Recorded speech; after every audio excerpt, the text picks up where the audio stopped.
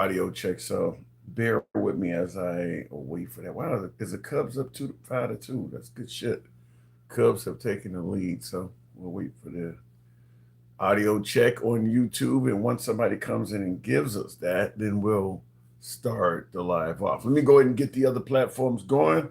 Happy Sunday to some of you viewers. We're going to be talking about which part, Attic Von Attic. I'm assuming you're saying that you can hear the audio. If so, give me a confirmation. Yes, I see that. Thank you for the confirmation. So I'll get the other stream up and we should be going momentarily.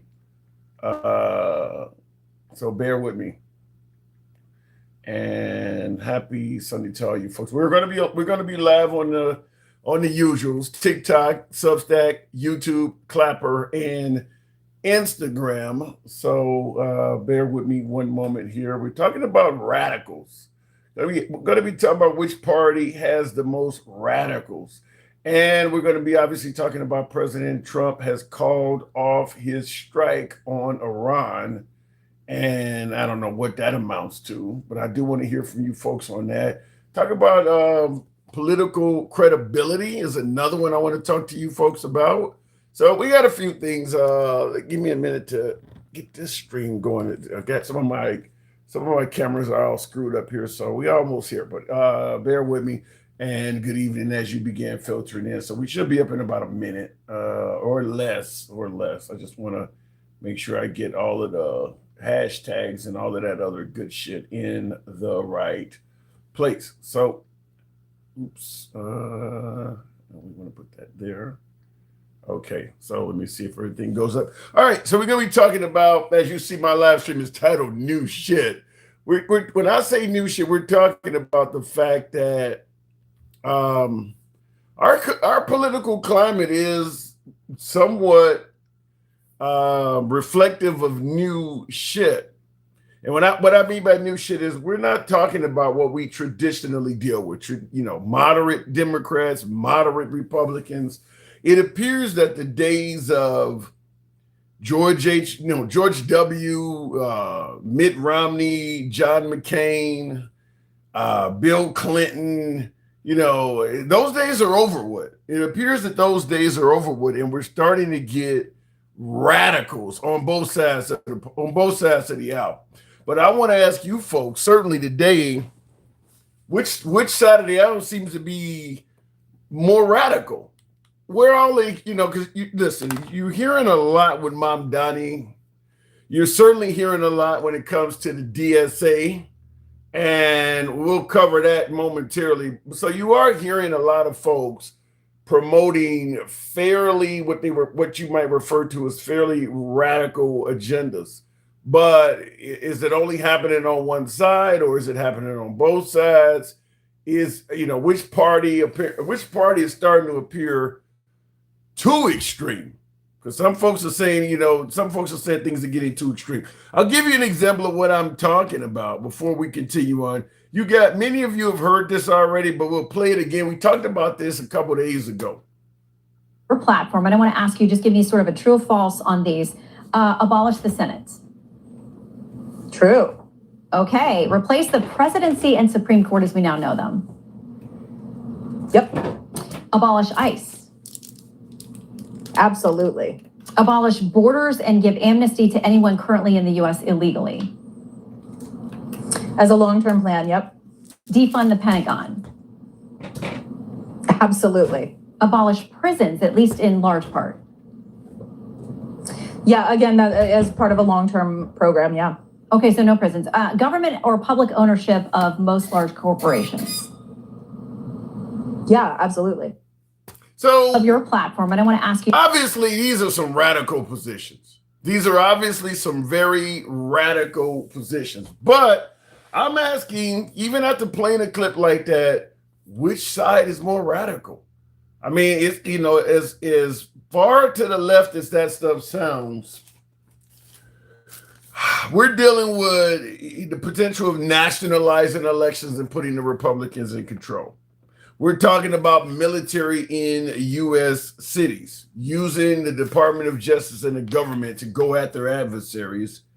Perhaps, having a commander in chief literally name everything they want after themselves all over the country.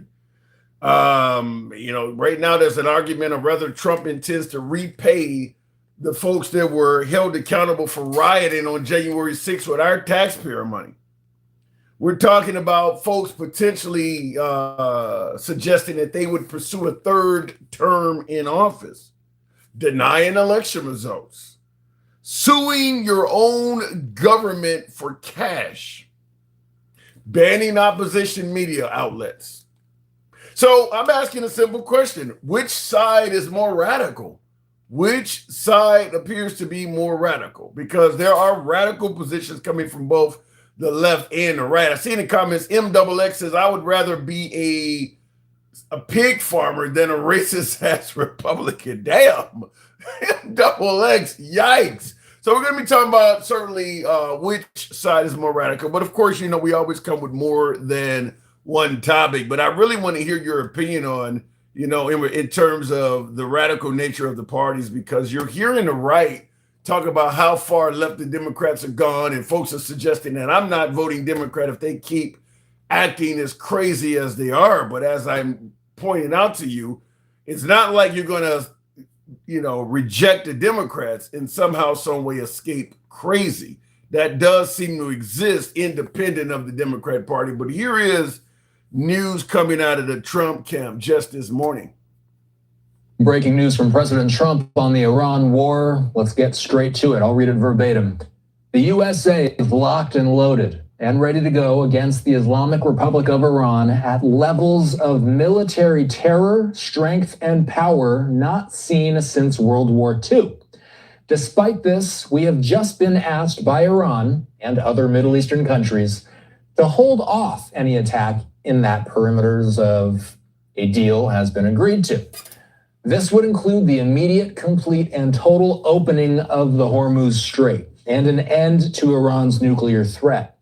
Based on this request, I have agreed, for the future benefit of the world and likewise the survival of a successful and prosperous Iran, to cancel the attack, subject to being able to rapidly make a deal. The country of Israel joins me in this commitment. Get to work, everybody, and get it done. Thank you for your attention to this matter, President Trump says on social media. So he starts by saying that the U.S. is locked and loaded, and surely there have been reports to suggest that there could be some sort of larger scale attack that the U.S. was. I'm going to ask you folks, do you take these threats seriously?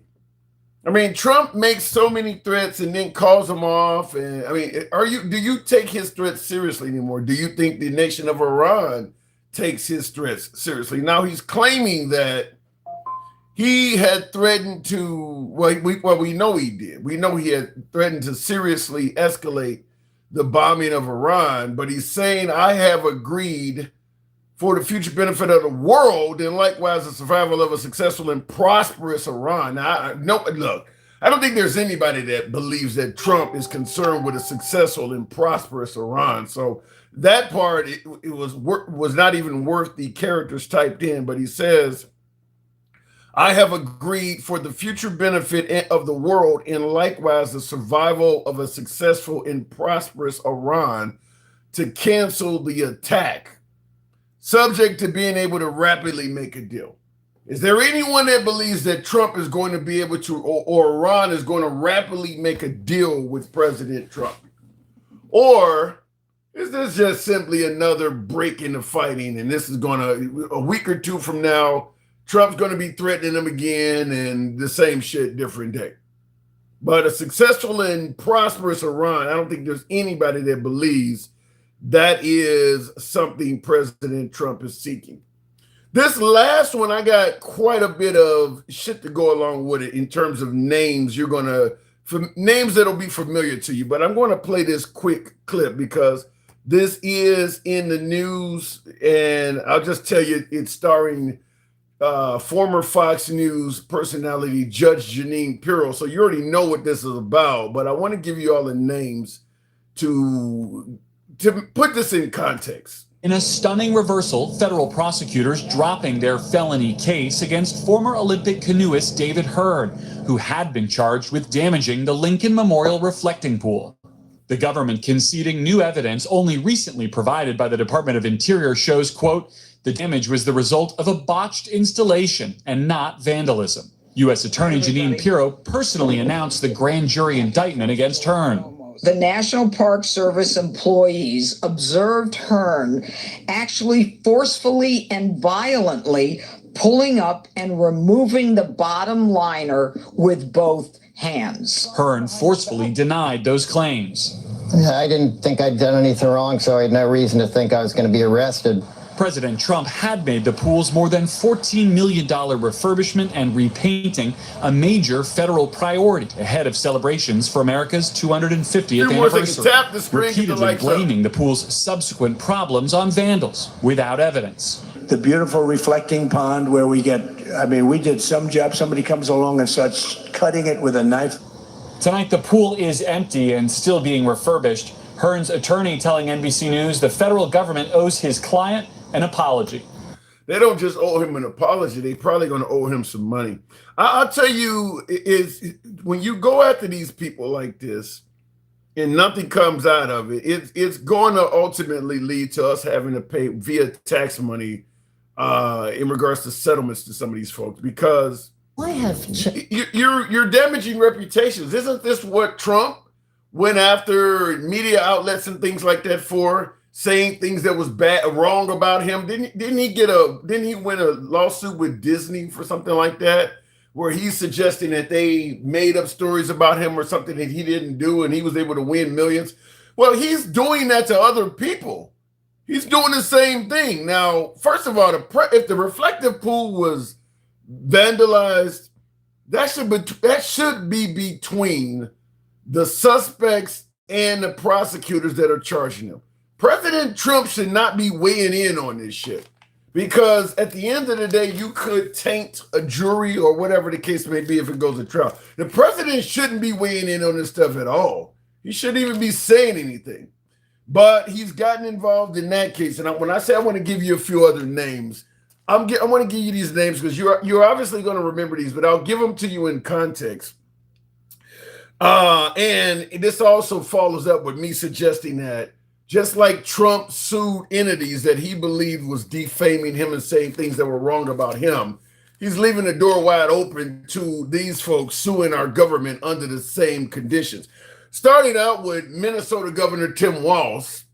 Now, whether we're talking about the Somali fraud that Trump is blaming Governor Tim Walz for, and I'm not defending Tim Walz on that at all. If it's happening in his government and he didn't catch it, he should have some culpability. But there is another thing going on right now, which is water treatment facilities are being hacked into. And they're being hacked into in a way where the treatment facility does not determine anymore, due to the hacking, whether or not the water is safe to send out to the public to drink. And this is not only, now originally the first state this happened in, and it became news, was in the state of Minnesota, where Tim Walz is still the governor. Now Tim Walz is not running for re-election, so after his term he's gone, but he is still the governor, and he was an adversary of President Trump in the last election, so Trump has no love for him. The minute this came out that their water treatment facilities were hacked, Trump blamed Governor Tim Walz for it. Somehow, some way suggested that Tim Walz was responsible. Since he blamed Tim Walz, this has now went on to happen in several other American cities. And the intelligence agencies are starting to suggest that it looks like Iran is doing this. Remember, Trump has been threatening to bomb Iran water facilities. So, hey, what goes around comes around. But Tim Walz had nothing to do with this. And yet Trump ran out and blamed him for it. Now, you guys are all aware of the clip I just played, Judge Jeanine Pirro, the Olympian charged with damaging the reflective pool. Once again, Trump publicly blaming that guy. We know Trump is blaming James Comey, this 8647 rocks or seashells laying out. He's suggesting that Comey wants to assassinate him. You guys may remember from years past, also involving former Mayor Rudolph Giuliani, Ruby Freeman and Shay Moss. Once again, Trump getting involved in that, suggesting that they were trying to steal the 2020 election. He's also made accusations against Jack Smith, former prosecutor. E. Jean Carroll still taking them. That's what the E. Jean Carroll lawsuits are for. E. Jean Carroll's actually doing that. She's actually winning because of Trump saying bad things about her, ruining her reputation. So those two lawsuits that E. Jean Carroll filed and won is because of this stuff. Kilmar Obrego Garcia, yet another individual that the Trump administration is defaming and making up all kinds of stories suggesting that he was involved in human trafficking and calling him a wife beater when all they really wanted to do was deport the guy. And last but not least, Letitia James is in this as well. So the point I'm asking is, does this hurt Trump's credibility? Since Trump became president, now the feds have had a very successful prosecution rate. You get charged with a crime by the feds, they have like a 90-some-odd% conviction rate. Since Trump came on the scene, it's dropped dramatically because they're going after so many people that is solely based on Trump's wishes or revenge, and cases are being thrown out. All of these things I just mentioned to you, just about all of these folks were at risk or have been officially indicted by the federal government. None of this stuff resulted in anything. All of those names I just gave, none of that stuff did. And this is happening with ICE all over the country as well. They're grabbing up people and suggesting that they were resisting arrest or, heeding an investigation or prohibiting them from doing their duties. And all of this stuff is getting thrown out as well. Our federal government is going after innocent people, apparently. But that's the question I want to ask you on the third topic. Do you believe our president, our commander-in-chief, would intentionally jail an innocent person? It's one thing if you think somebody did something. It's another if you know it and you still continue pursuing. Do you think President Trump is capable of intentionally jailing an innocent person? Because I just gave you a host of names of people that the government and the court systems are deeming innocent. And of course, Trump is saying just the opposite. So we're going to get into the show. I see a lot of you folks say, well, not a lot, but I see Dale usually says no. Okay, fair enough. Some folks are saying yes. We'll talk about it. But Dale, do not spam. We don't block, ban, or censor, but spamming is one way we do take folks down. In the comments, no, that's what the Constitution is for. Leroy Mather. What are you saying, Leroy? The Constitution jails innocent people? Tap the screen, get us up to 10,000. We'll take the first caller. Going straight to the comments, CBOG Kush says Iran does not want a deal. They want to expose Trump. You don't offer a country $300 billion and they just turn it down. Excellent point. They know this administration is struggling to get out of this war, and Iran is keeping them in it for as long as possible until the lies are exposed. Wow. I'll say this. I don't know if I agree with all of that, but I do agree with most of it.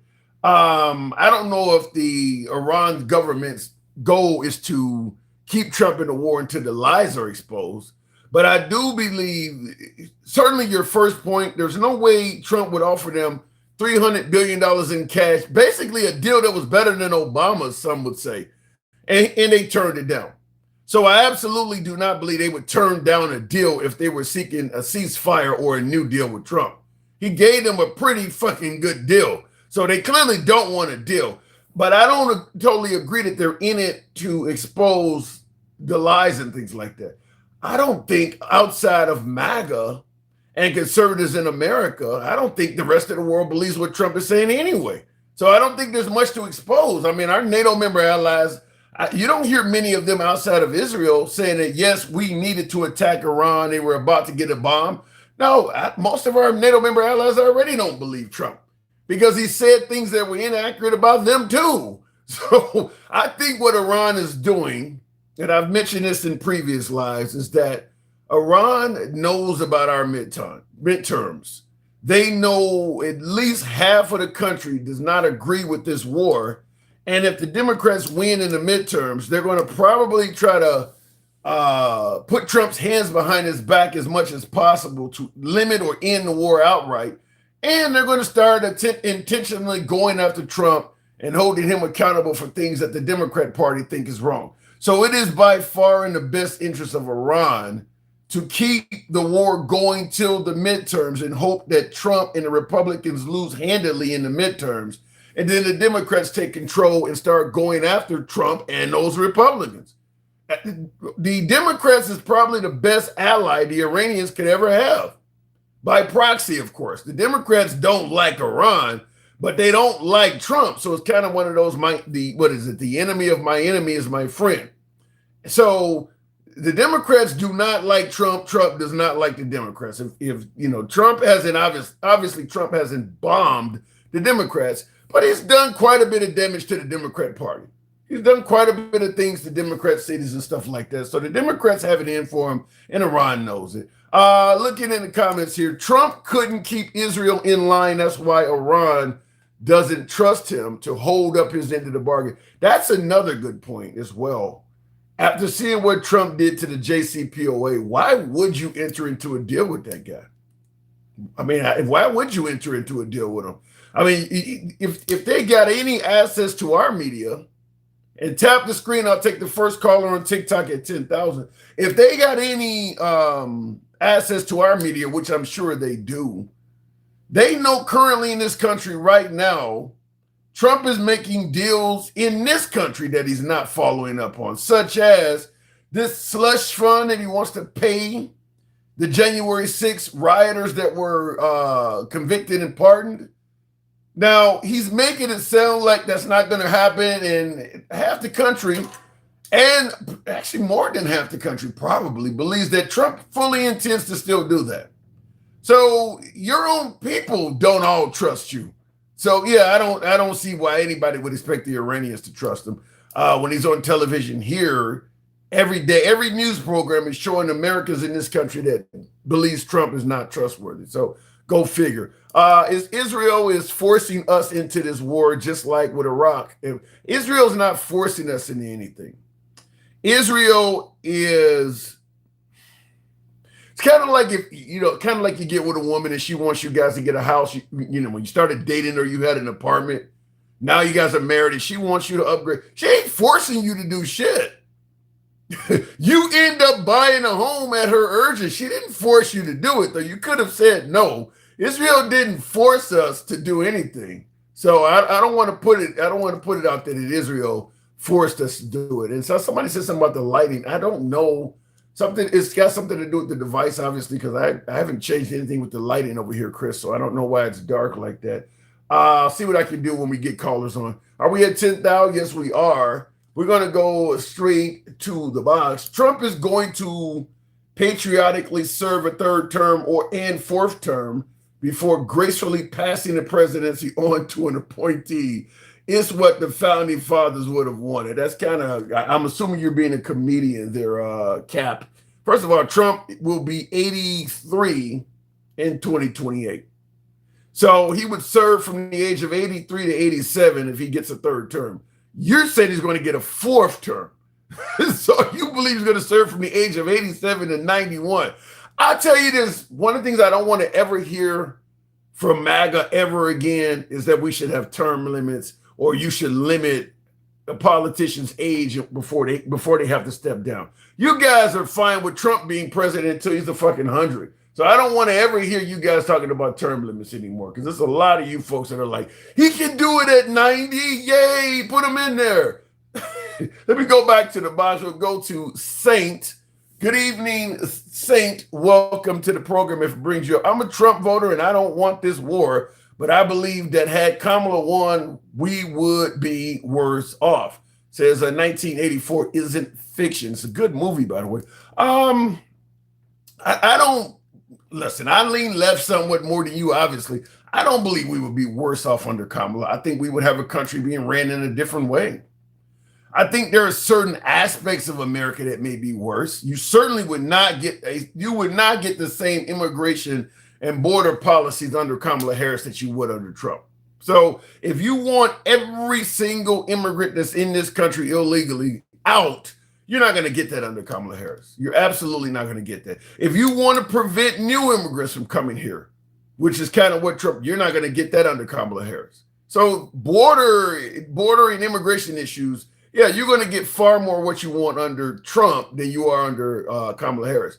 But in terms of sheer corruption, the president profiting off the backs of the taxpayers, Kamala Harris was not going to make $2.2 billion in 1 year. That was not going to happen. So it depends on what area of the country what do you want done? Kamala Harris was not going to take aircraft from foreign nations and try to fly around in them as her own. That was not going to happen.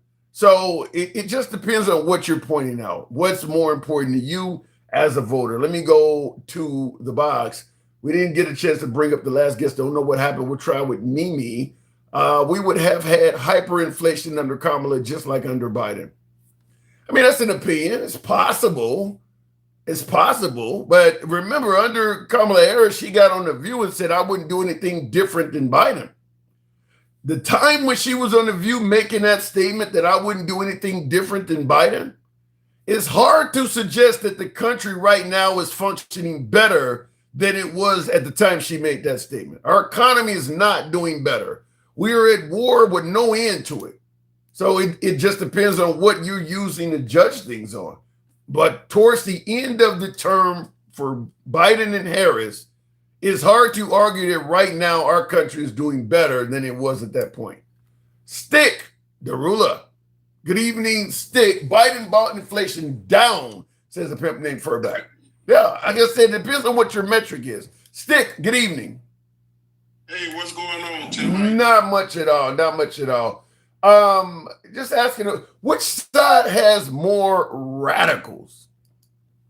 Which side has more radicals? I would have to say the right. I would have to say the right. And the reason why I'm saying that is because they're the ones doing all the mass pew-pewings and all of that shit. Yeah, they got the most radicals. Well, some would say the left does a lot of. What do you mean by they're doing the most pew-pewing? I mean, we did have another one in Idaho yesterday too. Was that a bleeding heart liberal out there? I don't know. I don't know about that one. I just know that for the simple fact, if you Google or ask Alexa, you like that? Ask Alexa. Well, what's the is it the right or the left that has the most fanaticals in it? And let me say this. When I say radicals, I'm not just talking about people who unalive folks in mass casualty events. I'm talking about folks like Mamdani and these folks who want to own businesses. You heard what the head of the DSA is talking about, getting rid of police, getting rid of ICE, getting rid of prisons. That's radical. Okay, yeah. Now, so I would just say this. You call it radical. You don't? I call it we've had periods where we didn't have police and humans were being humans, whether they were being violent or behaving. Wait a minute. Stick. Let me get clarity. Are you suggesting that you too would be willing to consider getting rid of police? Well, what I'm saying is, like, I think that I don't think we should get rid of them. I'm not going to say that. I don't think we should get rid of them. However, I think the concept of policing and the way it came about, is continuing. They were slave catchers. That's how they started. You don't think 2026 officers are operating under the slave trade, do you? What are you getting at? I'm just saying they're biased towards black folks. They act like they don't understand that all of us aren't dangerous, and we're people. And in this society and in this world as a whole, you have people that do shit and you have people that don't do shit. Y'all tend to, the police, not you, but the police tend to mix everybody as the same, and it's not that way. Yeah. I would submit to you, we can have an outcry for more police training. If you're suggesting that police are targeting one group, African Americans or whatever you want to suggest, then that could be solved with training. That defunding of police and abolishing ICE and all this shit. I vehemently disagree. You do disagree also with abolishing ICE, right? Again, I don't think they should abolish it. However, I think they really need to start doing background checks and making sure that the people that they got working at ICE is actually qualified and or not part of a neo-Nazi group or some shit. You know, they need to be vetted better.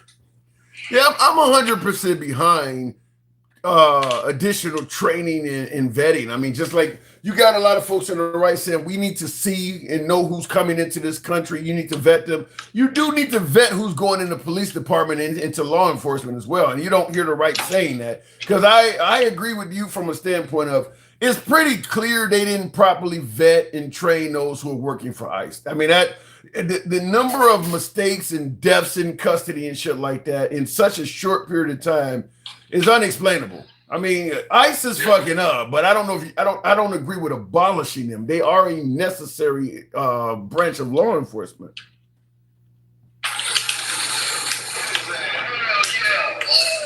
Did I lose you, Stick?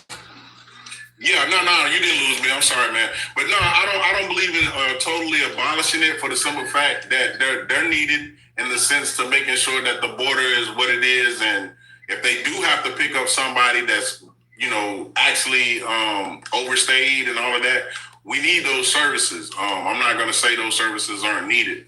However, the way that they do it needs to be revamped, and that's how I feel about that. Because at the end of the day, like, if you can't do your job and be correct in how you do your job without somebody having to tell you the whole time, hey man, you ain't doing this job good, you messing up. Not only that, this could be considered to be racist and or whatever. So yeah. So let me ask you this.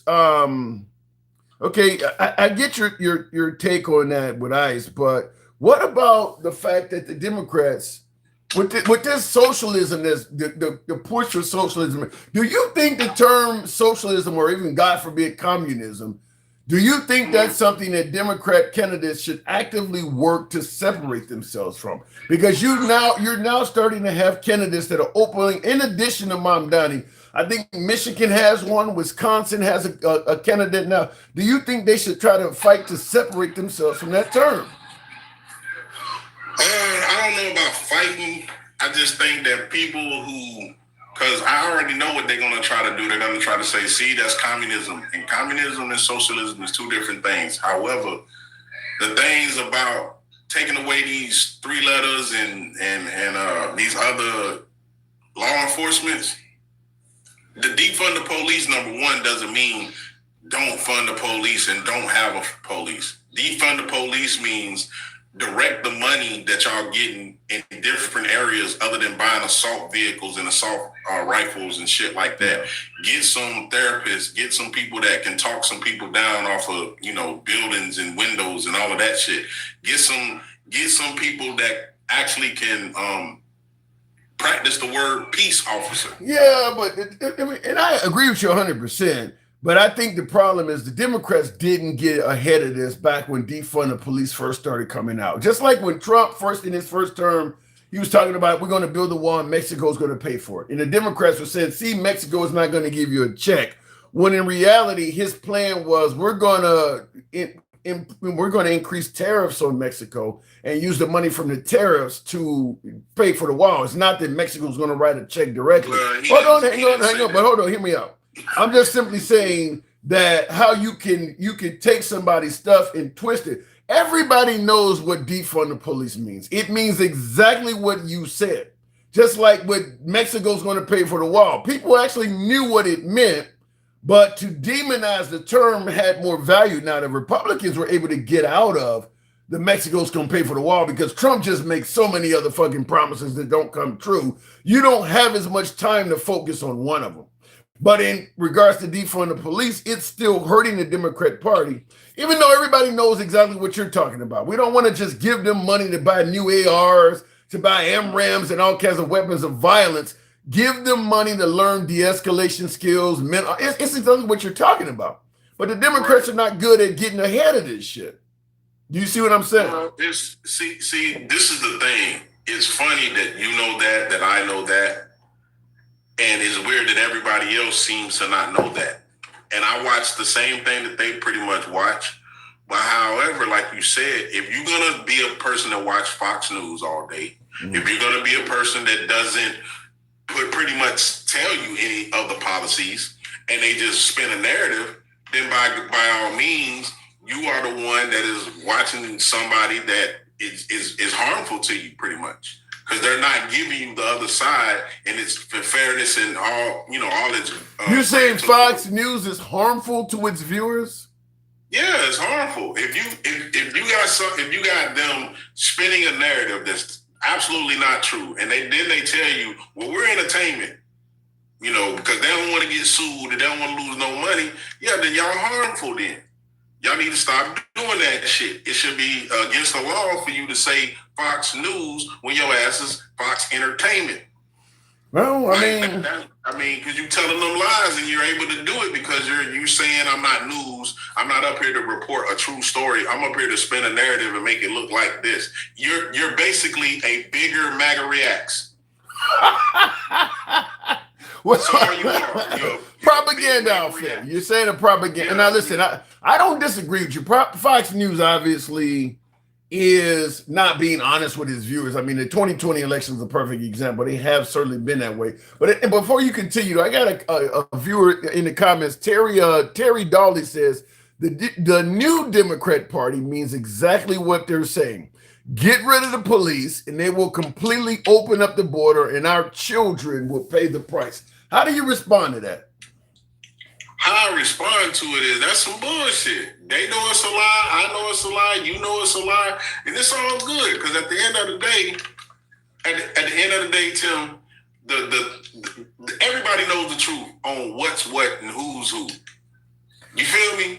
Like not completely. Stick. The DSA head made it clear there are Democrats walking around saying they would like for anybody, this is stolen land, we shouldn't have to be able to close the border. There are Democrats saying that. Okay, and there's some people also saying that they want to eat some monkey brains. But do you have to be one of those people to say you want to eat some monkey brains? There's nobody other than Kennedy that's in a position of power talking about eating monkey brains. There's a lot of Democrats. And then surprisingly, he's on the right. See what I'm saying? Follow those folks. Y'all go ahead. Y'all think that it was great that Donald Trump got somebody that eats roadkill booty and all sorts of shit. If that's what y'all want, y'all have it. But at the end of the day, I'm gonna stay with the people that like to at least go to Kentucky Fried Chicken and get some real, some type of real shit. I don't want no booty eating motherfucker talking to me, telling me I know his breath stink. Like you just ate booty. And at that you ate roadkill booty. It's crazy that Kennedy is the stuff he talks about. He is literally the head of the Center for Disease Control. Like I with no medical background or anything. If you want to talk about an unqualified candidate, to me, Trump appointing Kennedy to the head of the CDC kind of removes the right's ability to ever point out an unqualified candidate, at least for the next generation. Like, how the hell did he get that job? And the neurosurgeon that he was privy to, you put him over Hood. Wow, that don't make no sense. At least he has a medical background. You don't want Fauci, and you want somebody that was willing to take a job from you. Put the man that has the actual ability to at least know about infectious brain diseases. Goddamn it, it's something medical. You put goddamn, I don't wash my ass for a year. RFK in them. Man, get the fuck out of here. I do not know how that happened. To me, out of all of Trump's appointments, that's probably the least. I don't think Hegseth's qualified either, but I think out of all of his appointments, that is the worst one. At least Hegseth does have a military career. This guy is not even in medicine. He's a lawyer. Like, to put him over CDC is, there is no explanation for that. Other than, it was so bad. Go ahead. It was so bad. They told us that Joe was so bad that they was willing to pick up RFK. They was willing to have if I'm going to pick somebody and it ain't Trump, I would have to go with RFK. The same people that voted for Trump, if Trump would have had a reason why he could have, they would have voted him. And these are the people that we got to talk to, and you got to talk to, because you know they're your beloved MAGA. We like MAGA. We do like MAGA. Yes. Again, they don't think. They are mindless creatures walking around with no thoughts, and Trump got to tell them everything they think, and what's wrong and what's good and what's bad and what's not. And that's who we dealing with. That's the people that elected this president. Nimrods. I would never call all of MAGA Nimrods. I mean, there's some Nimrods in the Democrat Party. Let me ask you this. How do we get out of the Iran war? Trump is now suggesting he's called off a threat. Apparently, he's indicating that Iran wants to make another deal. Yet again, he's saying that. What is your take on it? Is this ever going to end? All he has to do is leave. That's it. Explain. Listen. If he leaves, who they fighting? Nobody. If he leaves, why would they put in the straits? You're not fighting us. So now that's really going to make them look like the bag. You're saying if you say, oh, you talking about Trump? Yeah, that's all he got to do is leave. He don't need to be over there. We don't get no oil from the strait. Let him tell it. Oh, it just affects the world market. Remember? So if we don't really have to be over there, just leave. You want the war to be over? You sound like MAGA. If you don't like it, just leave. You start to sound like MAGA. No. I'm saying, Tim, you asked how could it be over? Iran isn't coming at us. Iran isn't over here in the Atlantic or the Pacific. Iran is in the Strait, pretty much. Their warships, everything is in the Strait or wherever it's at, under sea, because he said he got rid of them, whatever. Wherever they're at, that's where they're at. They're not nowhere near the United States. Would you advise we do that now? I mean, because listen, the oil market, it's all connected. Despite Trump saying we don't need any of the oil coming through the Strait and all of that, and a lot of people don't believe that, but the fact is, because we're tapping into our own reserves, our shit will run dry eventually doing what Trump is talking about, but it's all connected no matter what. If you were to advise President Trump in regards to trying to end the war, would you tell him just pack up and leave that region? Just leave. Just leave. Leave him alone. Let it go. Whatever you was trying to do, it ain't worth it. We seeing it in real time that it ain't worth it, so just let it go. So you're going to allow Iran to not only control the Strait, but possibly re-energize its nuclear ambitions? I'm gonna do what's best for the country, and what's best for the country is we leave them the fuck alone. And then if they do get any type of nuclear material, we got our spies, we got our contingency. What would you advise? Okay, let's say we do what you said. We leave. Now, first of all, they are now charging a toll to get through the Strait of Hormuz, so that's going to permanently keep our gas prices high. We're going to pay for that forever. But in addition to that, you get intelligence, maybe from Netanyahu, but you get intelligence that they have restarted their nuclear program. What would you do? Well, I'm going to say it like this, Tim. I'm going to do what we've always done, which is make sure that doesn't happen. However, we never use military might.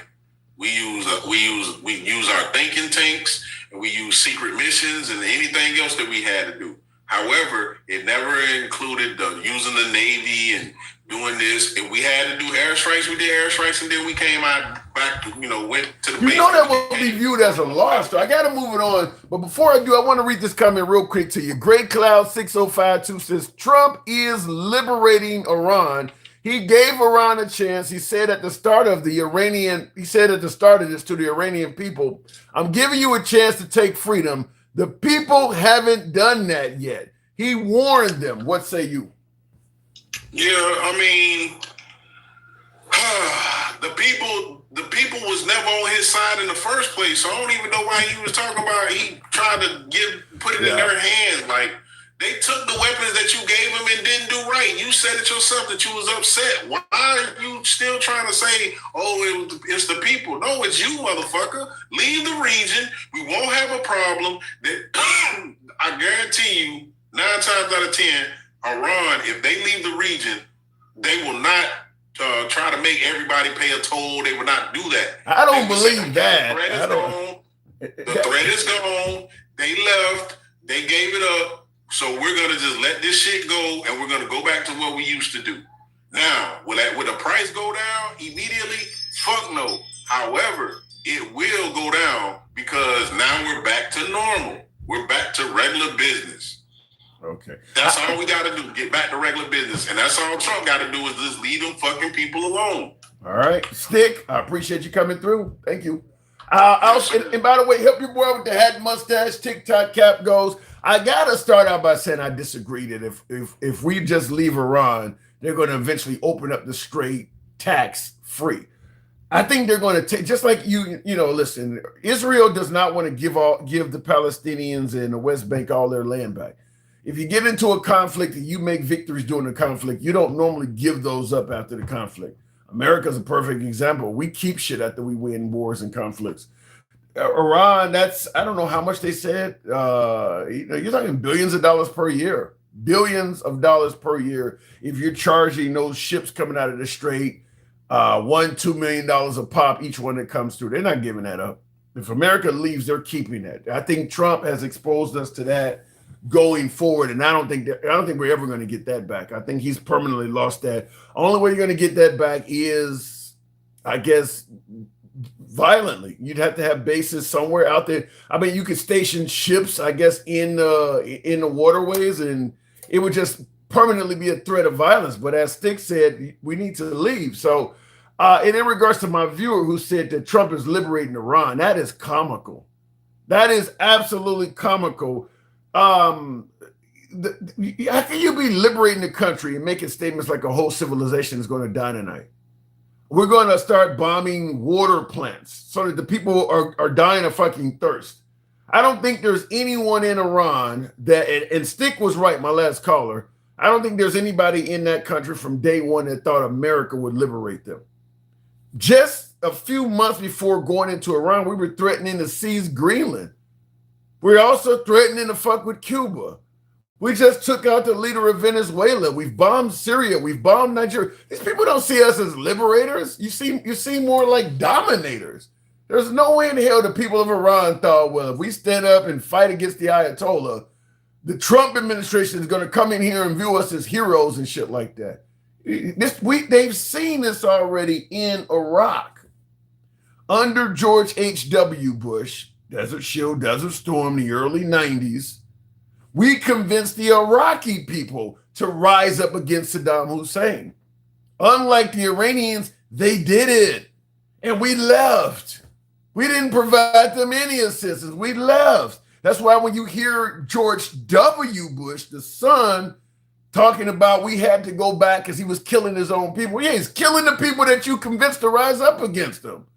So we've shown this already not to mention Trump just violated the JCPOA. Why the hell would the people of Iran trust him as a liberator? That's comical. That is literally comical to think that they would trust him. In the comments, yes, but doesn't mean you're native just because people came through. What are you guys talking about in the comments here? If we leave Iran alone, they will develop their long-range ballistic missiles as they develop their nuclear armaments for it. And they will continue to destabilize the region. This is a game ender, says David.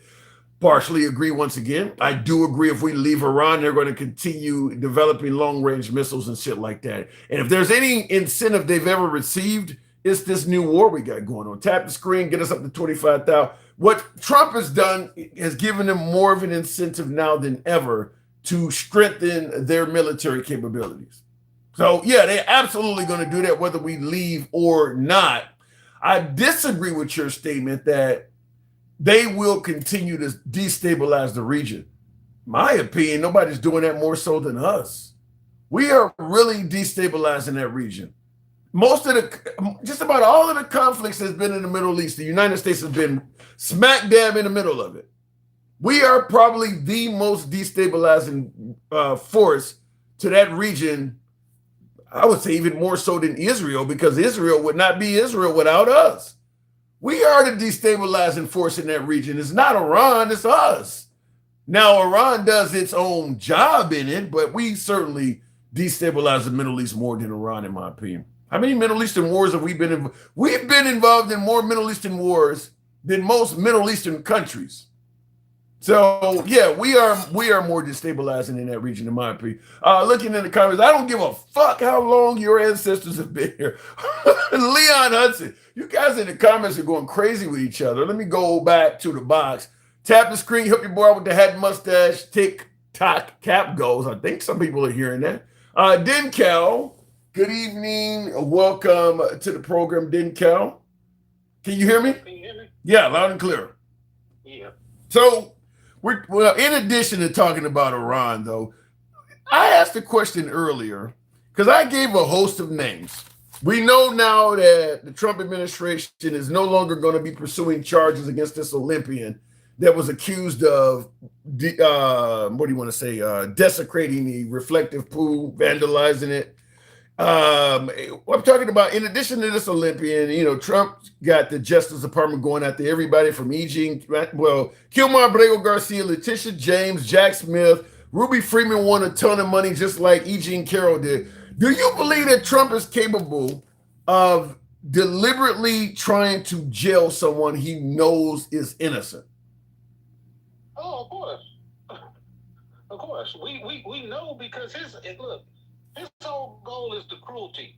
That's what he wants. He knows these people aren't guilty of anything. He just wants them to go broke trying to pay for lawyers and stay out of the system. Yeah, but okay, I get the cruelty aspect, but just to innocent people? You really think he's that bad? He knows that Olympic dude did not single-handedly reach down there and like Janine Pirro say, what did she say? Aggressively with two hands. It's some bullshit. Yeah. And he knows it now because she told him. She went down there herself and she got information from the experts, the FBI, the Department of Interior, and he's still saying, I don't care what she said. He knows he's lying. Do you think there's any possibility of any accountability? I mean, if he's literally directing his Justice Department to pursue indictments and charges against innocent, I mean, because the Jim Comey, former FBI head James Comey, the 8647 seashell thing, suggesting that indicates he wanted to assassinate the president, you would agree that's a stretch, right? Oh, for sure. We know. When them motherfuckers had to go get Sammy the Bull Gravano to prove that 86 means murder, that means you have no case. When you get a mass murderer to testify, that means you have no case. Well, but they're still pursuing it, didn't Cal? Yes, and the only remedy, unfortunately, the only accountability that will be had will be on the American people, because all of those people, when they fucking sue the government, they're going to be receiving our tax money. That's going to be the only people that are held accountable as us, the taxpayers. All of these lawsuits, all of this shit. How do you, and I agree with you that these folks like Kilmar Brego Garcia and some of these folks are going to have huge lawsuits against the government, but we can't go broke paying out wrongful, incarceration laws. I mean, do we limit how much they can get? Because sending Kilmar Brego Garcia to CCOT, that's got to be worth a ton of money. And then threatening to send the motherfucker to Africa where he's had no experience. I mean, that alone, the traumatization behind that, giving him PTSD and the amount of cold sweats at night he has had to endure, not to mention his wife and family as well. How much, if you're in the jury, how much do you award somebody like that?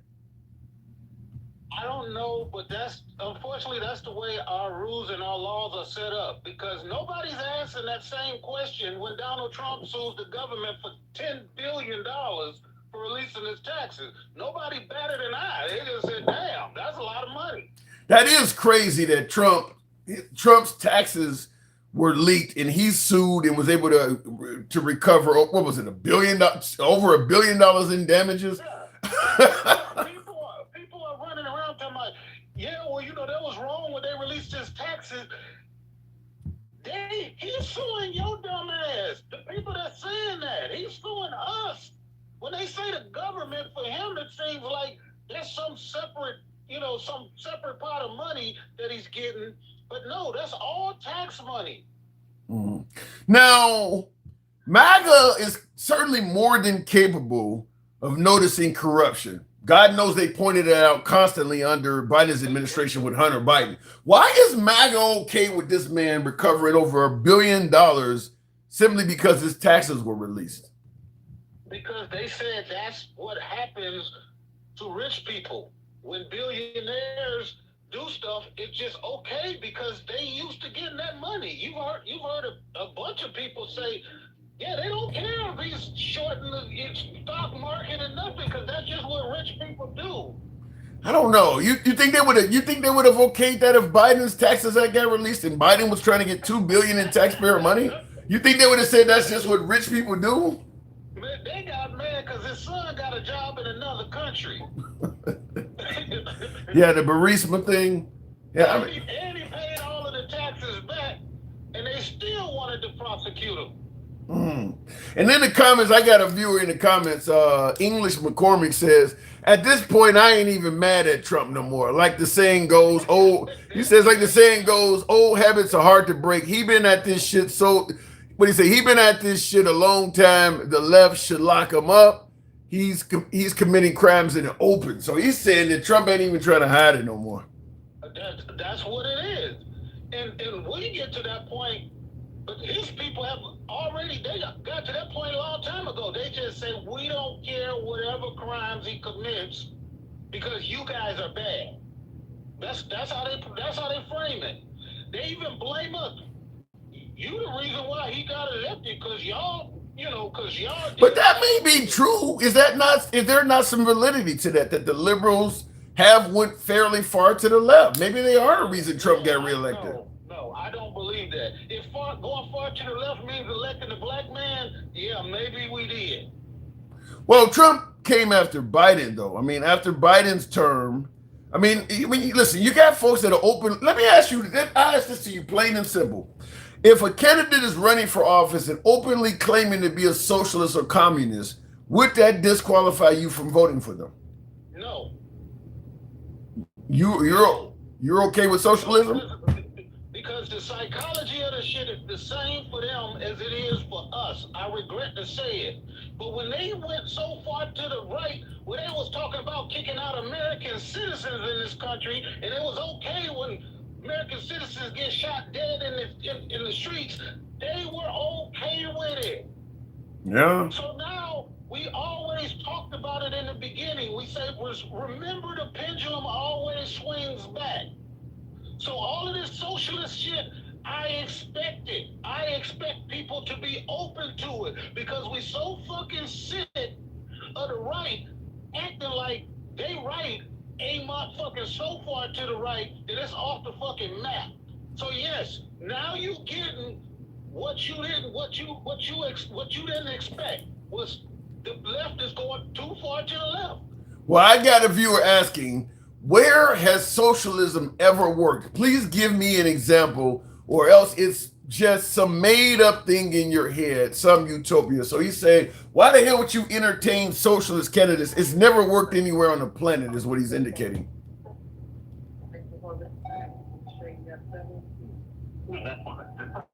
Okay, you got a call? All right. Okay, I have to move it. Okay, did you hear what I asked you? No, say it again. I'm sorry. He's saying, where on earth has socialism ever worked? Why would you want to continue trying, why would you want to support a socialist candidate when that's never worked anywhere on the planet? Because I want to try something different. I could ask them the same question about trickle-down economics. We've seen it fail by multiple presidents. We keep on doing it over and over again. They keep telling us it's going to trickle down to the normal average citizen. It never does. Now we want to try something different. They calling it socialism, but it's really a hybrid government, which is what we already have right now. We're just applying that theory to different parts of our country. You think it could work here? Like what? Look, we're going to find out. I'm saying what we've been doing is not fucking working. So we need to try something different. You know, try something different, and we're getting to see it play out. Will it work? I don't know. But the people in New York, if people around the country saying, shit, let's give it a shot. into effect. We don't like it because we keep on hearing these words before. The socialists, the communists, or whatever. They keep applying this label. We've always been a country with a hybrid government. We've taken different parts of different governments around the world and we've used it to our advantage. Yeah, but what about the shit that this lady gets on TV? I'm sure did you hear the head of the DSA? Did you hear the clip I played? Yes, I did. What do you do when somebody's talking like that? You're going to have extreme members of both parties. We got people in the Republican Party saying women should fucking vote. Yeah. And that's mainstream. We got the Department of War head. This spiritual advisor is saying that shit, and he's agreeing with him. We got people right now in mainstream America that's so fucking far to the right that they are taking away rights of people. Well, the folks on the opening up some grocery stores in Manhattan. Well, the folks on the right are going to suggest that that's Democrat propaganda when you say that. When you say that folks on the right, when you say that the Trump administration is taking away the rights of people, they're going to say what rights have been lost under Trump. If I got to explain this shit to them, then they don't want to fucking know. When they're taking away the rights of the black voters to have representation in the deep red South, where we know that they've been known to discriminate against people, they openly did it in our fucking face. And we know they did it is because they struck down parts of the Civil Rights Voting Act. I need to explain this to people who have a grasp on reality. They're doing this shit in our fucking face. And now, when somebody wants to go to the extreme, they want to say, see, but they're not looking at their extreme. They're not looking at their extreme. This motherfucker want to kick out a bunch of black people out of the military because they have a fucking ingrown hairs in their fucking face. It's funny, but it is true. They want, if you got because I've had those razor bumps and shit. Yeah. So what do you think is the goal? To have an all-white military or something? Look, we already know what them tattoos on that man's body stand for. You can say, well, it's not really been proven to be racist. It's white nationalist shit from a long time ago. It's all about cis white motherfucking Christian values that don't apply to every fucking body in this country. So you're talking about Pete Hegseth and his tattoos. Are you trying to indicate that you think Pete Hegseth himself is some kind of white nationalist or some white supremacist? Yes, I believe, yes. His actions say it. He's actually stopping black females from getting promotions in the military, not on what they've done to achieve those goals. Just because they're black or female, dude. Everybody knows the shit, but we gotta sit here and break down like whether he's this or he's that. It's out there in the open for anybody to see. If you want to say this guy is motherfucking, he comes in there, he tries to discredit the last guy who was the Joint Chief, who was the most decorated black motherfucker probably in the goddamn history, talking about, I don't know what he was doing in the job. Well, I got a lot of folks that think Hegseth is doing a stellar job. It's crazy that you have such a difference of opinion between. So let me ask you, with you being retired military yourself, what is the end game in Iran? How does this end? I mean, eventually this shit has to end. Do we eke out a win in this any way, shape, or form?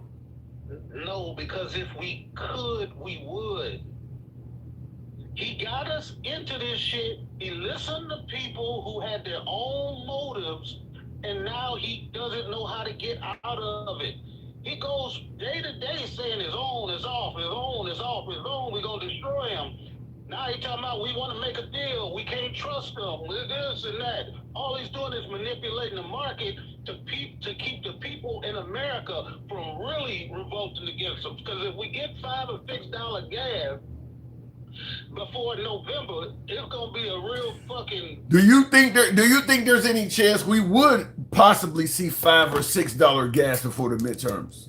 I don't know, because he's constantly manipulating it like he did today. Talking about we gonna call off the strikes and we gonna talk about How could the market, if he is manipulating the market back and forth like you're suggesting, why is the market still falling for this? because they making money. The market don't give a fuck. They just show Shell made record. I'm talking about the best quarter ever in the history of that company. They're making money. They don't care. They know that we're in a bad, fucked up situation. But they're cashing in on it. But they gonna keep on going along with the president as long as they can keep on jacking the prices up. They can keep on. They can jack the price up now on some shit that they bought 8 months ago. You're talking about they got crude oil. They can jack the price up now during this troubling time.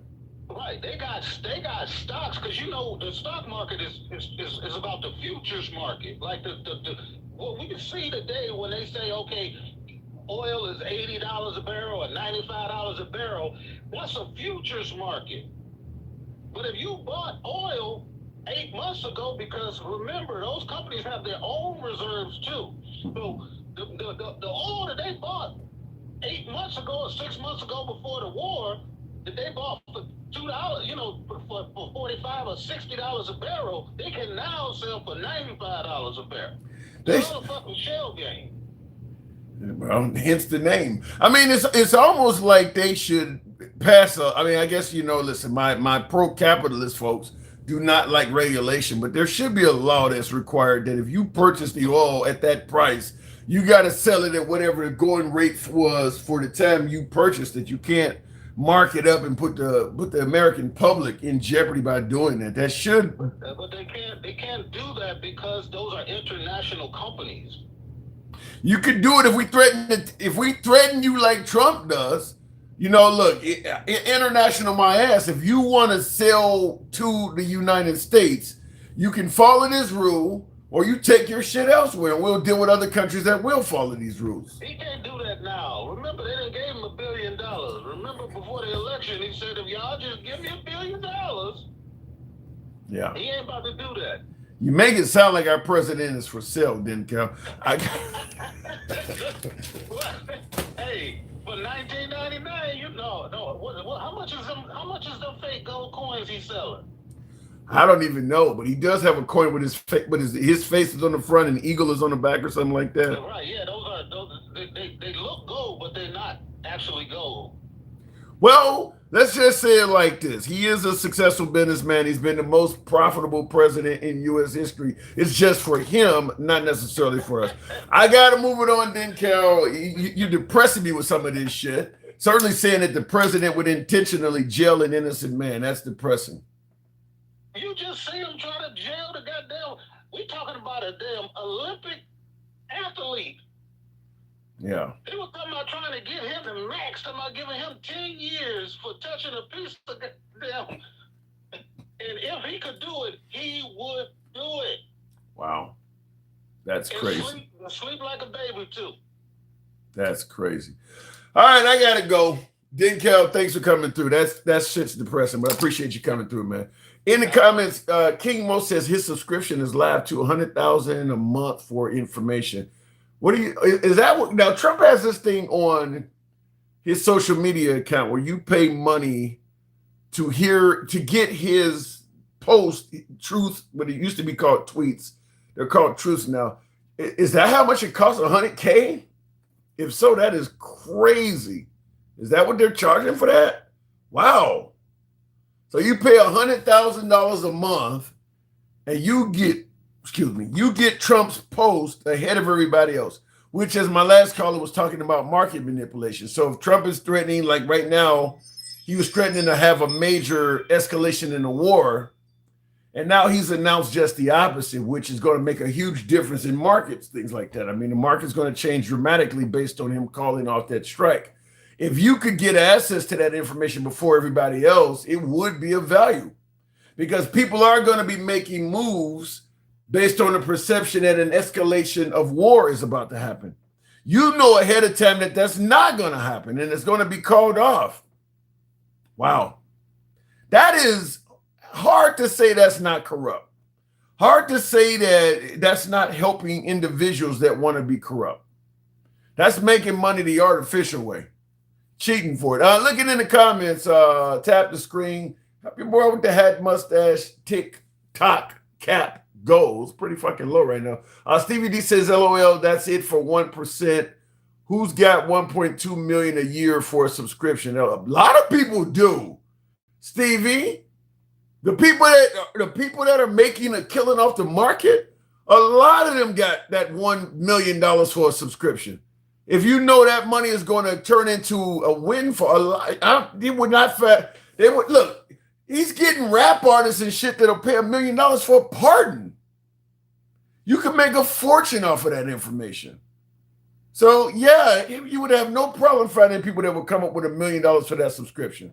So I don't know what are you talking about on that. A lot of the wealthy investors, that's pocket change to them.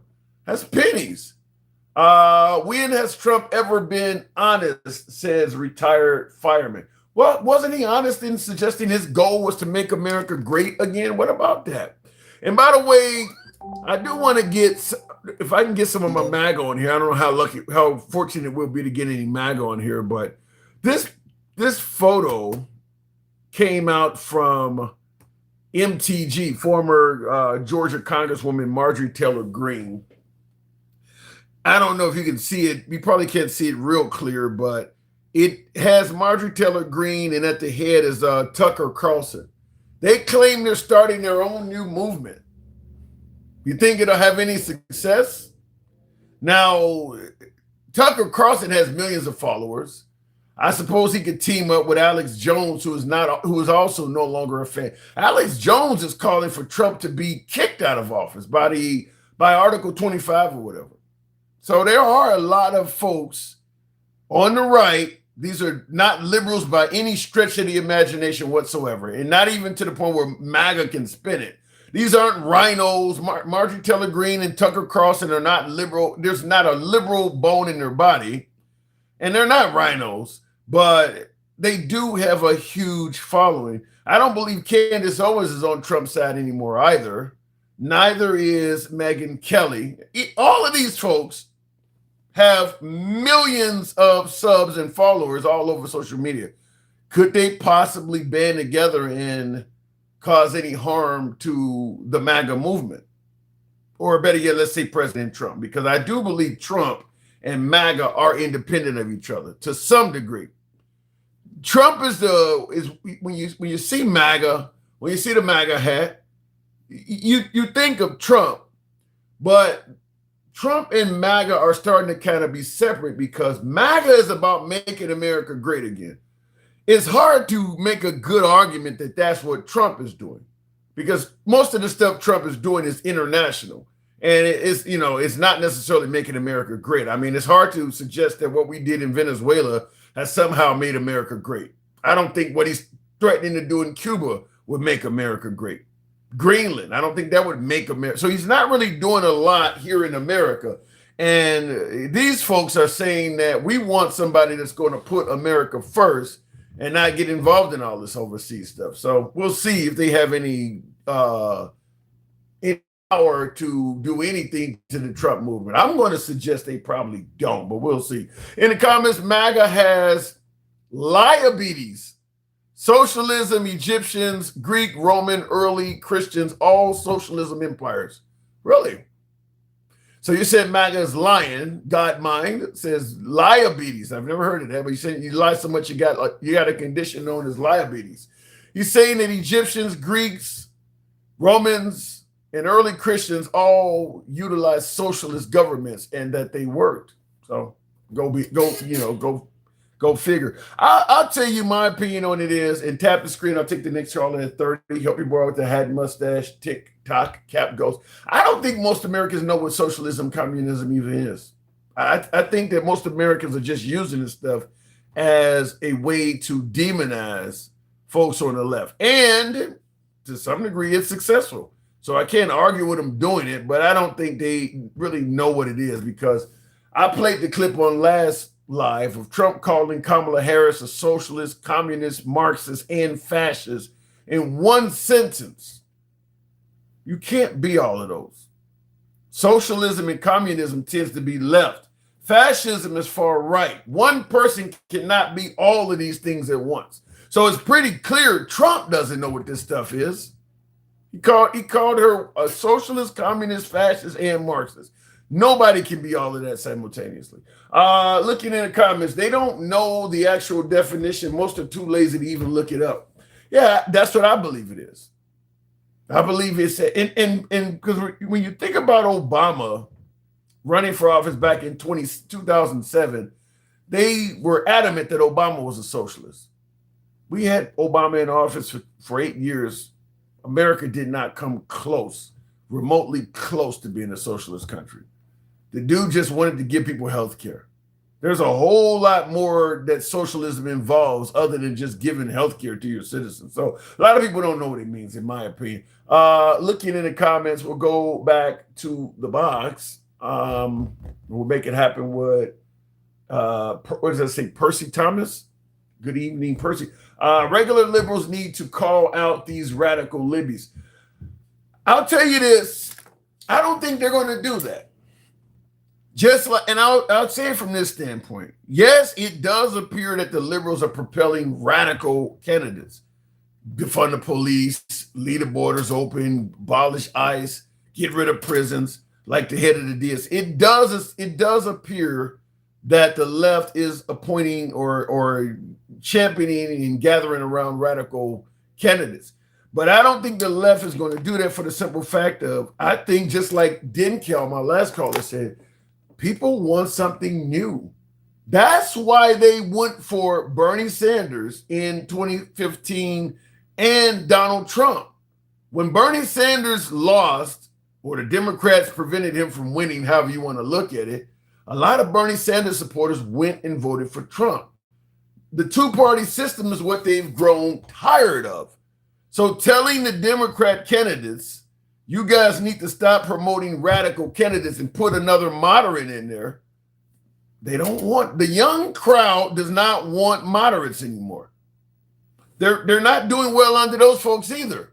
They're certainly not doing well under Trump, but they're not doing well under those folks either. And I'll tell you also a reason why they won't get rid of their moderate, their radical candidates on the left is because of the same reason the right is doing it. The right is telling the left, you need to get rid of all of these radical socialists and shit like that. Meanwhile, they're ignoring Trump talking about nationalizing elections, putting military in U.S. cities, using the DOJ to go after his enemies and shit, naming everything after himself in D.C., passing money, trying to give our tax money to J6 rioters that were on video beating up cops, talking about he should get a third term, denying election results over and over again, using his own government to sue for personal cash, and banning opposition media like outlets and stuff like that, media outlets and stuff. So the left is going to say, how are you going to tell us to get rid of a radical candidate when you actually elected a radical politician and you're happy with the guy? You're happy with the dude.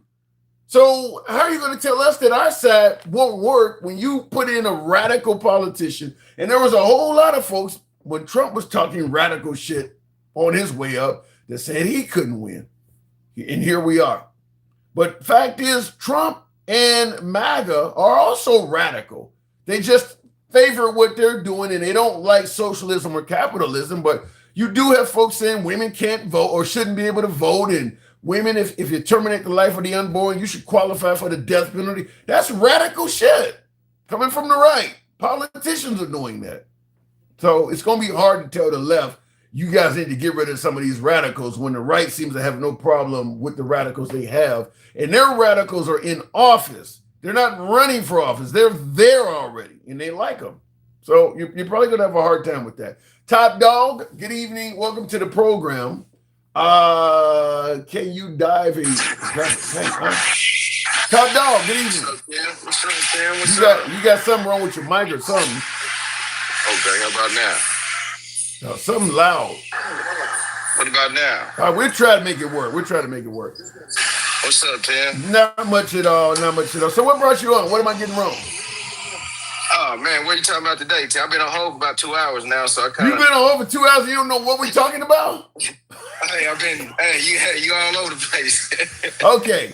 I mean, but seriously though, when you're saying like the radical left, radical right, I mean, yeah, that's what it's going to, because Trump went so far to the right, it only makes sense to go far to the left. Like your Madonna guy in New York, like you said, I'm liking what I'm seeing. You know what I mean? It's something different. I'm like what Dencal said, it's something different.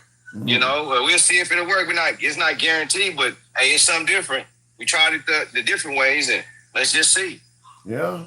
And because they're some of these candidates are starting to win or starting to reach the top. I think there's a socialist candidate in Wisconsin, another one in Michigan's running. They're popping up everywhere now. So that socialism and communism would not disqualify you from voting for somebody. Nah, man. Like I say, Tim, Trump made it where, hey, any candidate is hard. Trump have shown the worst a candidate can be, so it's not hard to be better than Trump. Damn. You think he's that bad? Oh, yeah. I mean, all the things he's done, the racism, the taking all the money he's doing right now, yeah, Tim. You know, so any candidate that's even thinking about trying to put some money back in our pocket, I mean, we got to see what they're talking about. You know, Trump got up there in 2024. I didn't believe shit he said, but, you know, some people did. You know, thought he was going to go in and lower the food prices, lower the energy prices, lower the gas prices, no wars, and he haven't done shit. But he still has 2 more years left, though. Well, yeah, you're right. He got 2 years, but he haven't done shit in the first 2 years, though. You're right. But the first 2 years, he haven't done shit for the American people. For the average American people, for the rich, the filthy rich, yeah, they're benefiting like a motherfucker. But the average person, your Joe the plumber guy, yeah, we're not seeing nothing. We seeing his high prices right now. I got a tough one for you. I want you to answer this question coming from a viewer. This is a tough one. Grandy's Garden says, will liberals ever admit to one thing they like about President Trump, or are they in a cult? How do you respond to that? I mean, I don't think I give Trump credit for it that he's decriminalizing marijuana. You know, he's doing certain things to to knock down the charges of marijuana. That's it. That's the only thing I give him credit for, Tim. What about the border? What about the border? I stay out here in Oklahoma. The Hispanics, it wasn't an issue for me, Tim. Yeah. You know, the border was not an issue for me. I did not. I mean, like I said, I don't live on the border. I live in Oklahoma, so I don't live on the border. But I didn't have an issue with the border. I didn't. It's not affecting my life at all. Getting men out of women's sports. What about that? Okay, well, first off, it wasn't even a lot in the first place. They just made it an issue, and they won on that issue. You know what I mean? You look at history, it's not a lot of men playing in female sports, Tim. I've never seen it nowhere in Oklahoma. They've even heard of it. Yeah, I haven't seen it either. I mean, I agree with Trump in the right. A biological male should not be able to play against a woman, but I agree with you also. I don't know if anywhere it's happening. Yeah, because if it was, guess what? It'd be all on YouTube, Facebook, TikTok. They'll be recording it. It'd be all out there, Tim. So if there was, after the Trump administration, it damn near went away after that. If there was 1 or 2 playing in female sports, after the Trump administration, he got rid of all that shit. No, I have no problem with that. I have no problem with it. Yeah, I don't have a problem with it either. See, think about the MAGA. They think we okay with that right there. No, a lot of liberals and Democrats wasn't okay with men and female sports. Nah, we wasn't okay with that at all. Yeah, and that's the whole thing is the Democrats don't know what a woman is and stuff like that. Is that they're taking which is to me is another extreme position where you don't know what a woman is. There are some Democrats that had a hard time answering that, and they're taking that and suggesting that applies to all Democrats. Okay, well, even the ones that had a hard time answering that question, they got to get over that shit, Tim. It's not hard to answer what is a woman, like you say, Tim, your mama, and move on. That's it. They ask you, what's a female? Your mama. And move on. I mean, that was when you said that made perfect sense. Your mama. Yeah. All right, let's move on. But if you're trying to, it's the same thing when they ask the MAGA about the 2020 election. They put themselves in a pickle. Like, man, come on, you're making yourself sound dumb as hell. I agree with that 100%. That is the comeback to MAGA. Anytime they say Democrats don't know what a woman is, I say you guys don't know what an election winner is, and you don't know what a war is either, because they're trying to suggest that we're not at war. Well, they going off what Trump say, but Trump's so damn dumb. He say it's war. He call it a war. He slips up and call it a war. So Thing about MAGA, they gonna always, like you boy MAGA reacts, he gonna always try to slip away or come up with an angle. He don't know how bad he make himself look. He can just say, you know what, Trump is wrong, and we can move on. But he tried to slip his way and tap dance around, justify. He make himself look more like a dumbass than anything, Tim. Well, that's up to the listener's opinion. And by the way, if you're watching on YouTube, I need you folks to tap this, to smash that like button. It helps out the algorithm. If you're watching on YouTube, tap that like button. I need you to give me that. But look, everybody has a different opinion. MAGA is just as passionate about their opinion as many on the left are.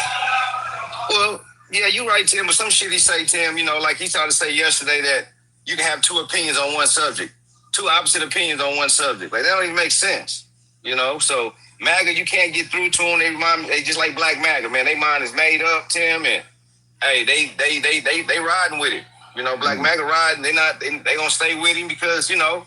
But you started out by indicating Trump is racist. If he's racist, how does he have so many black supporters? Just like my army friends that, you know, voted for Trump. I had one friend, Tim. He voted for Trump, and he admitted that. Yeah, he finally admitted after that video of, you know, the apes and shit like that. He admitted it. He said, "Bro, I believe Trump is racist." I said, "But you still vote for him again?" He said, "Yeah." So I'm like, "Oh, you can't beat that shit." I don't know what to say. He admitted this is a black guy. You know what I mean? It's a black guy. He said, "Yeah, you know, I voted for him, but I still, even though I know he's doing racist things towards black people, I still would vote for him." I'm like, I can't argue with that, man. Them motherfuckers is lost. Them motherfuckers is lost, man. What is he? Well, my first question to somebody like that is, what are you getting out of Trump that is so significant that you would be willing to accept him being racist to people like you? I mean, I don't understand. I would have to talk to him to hear that. That doesn't make a lot of sense at all. It was a lot. Well, from what I got from a lot of Black MAGA, they was looking at the money.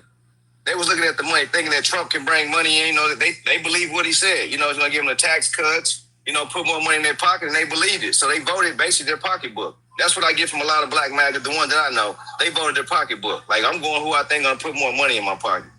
That's a legit reason to vote. I mean, most people do vote based on the economy and what they perceive a politician is going to do for their bank account. So that makes sense. I don't give a damn what it is, Tim. I don't give a damn what Trump say. I wouldn't vote for him. I'll continue to bust my ass before I go out there and support a guy that I know is a racist. I can't do that, Tim. I can't say, like I told my partner, you sold your soul for Trump. You know what I mean? And I believe that. You know what I mean? You sold yourself out just for an extra few bucks at the end of the year. Yeah. Listen. Black MAGA, they terrible, Tim. I don't know what them people is something very different, Tim. Black MAGA, them motherfuckers is.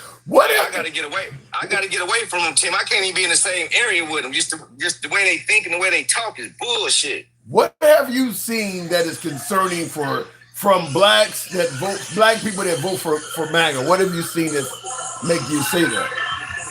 Well, it's like I said, he admitted he's a racist and he's still supported. Like, it don't get no more worse than that, Tim. You admit this guy's a racist, but you're still going to support him because you're looking at the finances. Yeah, that's crazy. It don't get no deeper than that. Now, what you believe? Let me ask you, what has Trump done? Because I get this from my viewers. My beloved MAGA is going to ask that question. What the hell has Trump done to make you think he's racist? Well, you know, just how he allowing a lot of things getting cut out of the administration. You know, DOD websites. You know, cutting back on Jackie Robinson, just showing certain little things, Tim. You know, the way he do immigrants and things like that. Well, here's a comment you often hear coming from Moachman in the comments says they are fellow black conservatives and they're not sheep like the rest of you fucks. They learned how to get off the mental plantation and move ahead with life. So he's suggesting that Black MAGA is doing better than black liberals. No, that's what they thought, Tim. That's what Black MAGA thought. They thought they was going to be able to get on that high horse and say, "Look what Trump done for me, and he didn't do. Look what you guys left out on. You guys went against him, and look what he did for me. But guess what? Trump left their ass out there in the rain too." Yeah, there are some folks who point out there's a lot of African Americans like Byron Donalds and Tim Scott and folks that have fought for Trump, and he didn't give any of them a job. So he didn't give them shit. So yeah. You know. Well, this is our president. People love the guy. So too, not me. So is there anything he can do to make you at least soften your stance on him? Nah, he already showed me what type of person he was, Tim. Once you showed me who you are, you know, there's no way around it. He already showed me. Kind of like the Maya Angelou quote, huh? Yes, sir. Yeah. All right. Well, it's got to be. It's like I feel like a used car salesman sometimes when I'm talking to you folks. Like, what can I do to get you interested in this car? I'm trying to sell you on Trump. Like nothing. I mean, nothing, Tim. He's preventing one of our most staunch adversaries from obtaining a nuclear bomb. Is that not an important job that Trump is doing for us? Nah, because I wasn't worried about that, Tim. I wouldn't, you know, they was under control under Obama. He just wanted to come in and change some shit and be a bully. Well, we'll have to try it on the next. You got a loud background. I'm gonna go ahead and move it on from you, top dog, because your background's loud. But we'll try it on the next one. Tap the screen. Bunch of Uncle Ruckus and Steve. What is a Steven fly insurance guy? I've never heard of a Stevens. What is that? In the comments, shout out to President Trump. He's the greatest hustler in American history. Shout out to him and his family, says Mr. Wise Guy. Greatest hustler. Is he? I mean, look, there's a lot of legitimate ways to hustle. Is he hustling legally or otherwise? Let me know in the comments. Socialism in the Bible, you need scripture. Matthew 19:22, Acts 2:44-45, and Timothy 6:18. Go look MAGA. So you're saying socialism. Well, look, the way the right talks about socialism, the Last Supper is socialist because Jesus was giving them free shit. Jesus was he took a loaf of bread. And I'm not very religious, but I know this fucking story. He took a loaf of bread and he gave it to them for free. That's socialism according to the right. They would have instructed Jesus to charge for that bread. They would have instructed those folks, or apostles or whatever the hell they were called, they would have instructed those folks to go out and work and earn that bread. There's no such thing as a free lunch even in heaven. So, yes, Jesus would have been a socialist. Even the Last Supper is a depiction of socialism, according to the way the right discusses it. So, I mean, I assume they would have probably voted Jesus out because, like they say about Trump, we like his policies. We don't like the policies of Jesus. We like the book, but we don't like his policies. So, unfortunately, Jesus has to go. And he's walking around in sandals and shit, and he's not checking in with immigration, so he's here illegally. So, unfortunately, Jesus, we got to send you back. Looking in the comments, Jimmy gas tax in Cali is $1. You guys talking about the taxes of no, you typically pay a combination of two main levels of fuel. So you guys are debating fuel taxes. Tap the screen, help your boy out with the hat and mustache. Please tell MAGA and Republicans and conservatives to stop pretending to care about kids when the Epstein files continue to be covered up. I can't argue with that one because that is the claim that the Democrats want to terminate the life of an unborn and the right is here to protect kids and stuff like that. They are not protecting the Epstein files. The best argument the right has about the Epstein stuff is, well, you know, Biden or Obama or somebody didn't release it either. But when it comes to the children that were violated in the Epstein files, the right has shown no desire to help them out at all. None. The best we can do is a deflection and suggest that somebody else didn't help them out either. But yeah, they're doing none of that. In the comments, the orange clump has already lost. He's stirring the pot and shitting in it as much as he can until he's forced to stop. I don't know if Trump can lose at this point. I think, you know, the tired of winning philosophy. Now, here's the difference, though, because Trump says you're going to be tired of winning if you vote for me. MAGA's not winning. Trump is. But I can understand the sentiment of MAGA because I often compare it to a victory of your favorite sports team. You know, I'm a Chicago Bears fan. When the Bears win, if they win the Super Bowl, who knows, this may be our year, but when the Bears win, we say, we won. I don't get nothing out of it. I still got to go to work tomorrow. It doesn't change my finances or anything. Even if I go to the bar or go out somewhere to have a drink, I got to pay for that too. So I don't win anything. So, but I feel like I'm winning because that's my team. So when my team wins, I say we won. I didn't win anything in reality. That's what I think MAGA's doing with Trump. If Trump sues the IRS and Trump wins $2 billion and they can't do audits on his taxes, MAGA says we won. You didn't get any of the money and you can still be audited. All of his victories are for him. Just like the sports analogy, the players are the ones that get the ring and get the money and the contracts and the endorsements and get to go on TV and say, I'm going to Disney World. They're not taking me. I got to go to work tomorrow. Yeah, we'll be at the job site talking about the game, but make no mistake about it, at any given time, our boss may come and say, get back to work. We're getting nothing. That's what MAGA, that's the comparison. Because the price of goods and services has not dropped for MAGA. Inflation is not good for MAGA. The price of fuel is not good for MAGA. Some of their kids are at war and may have died already.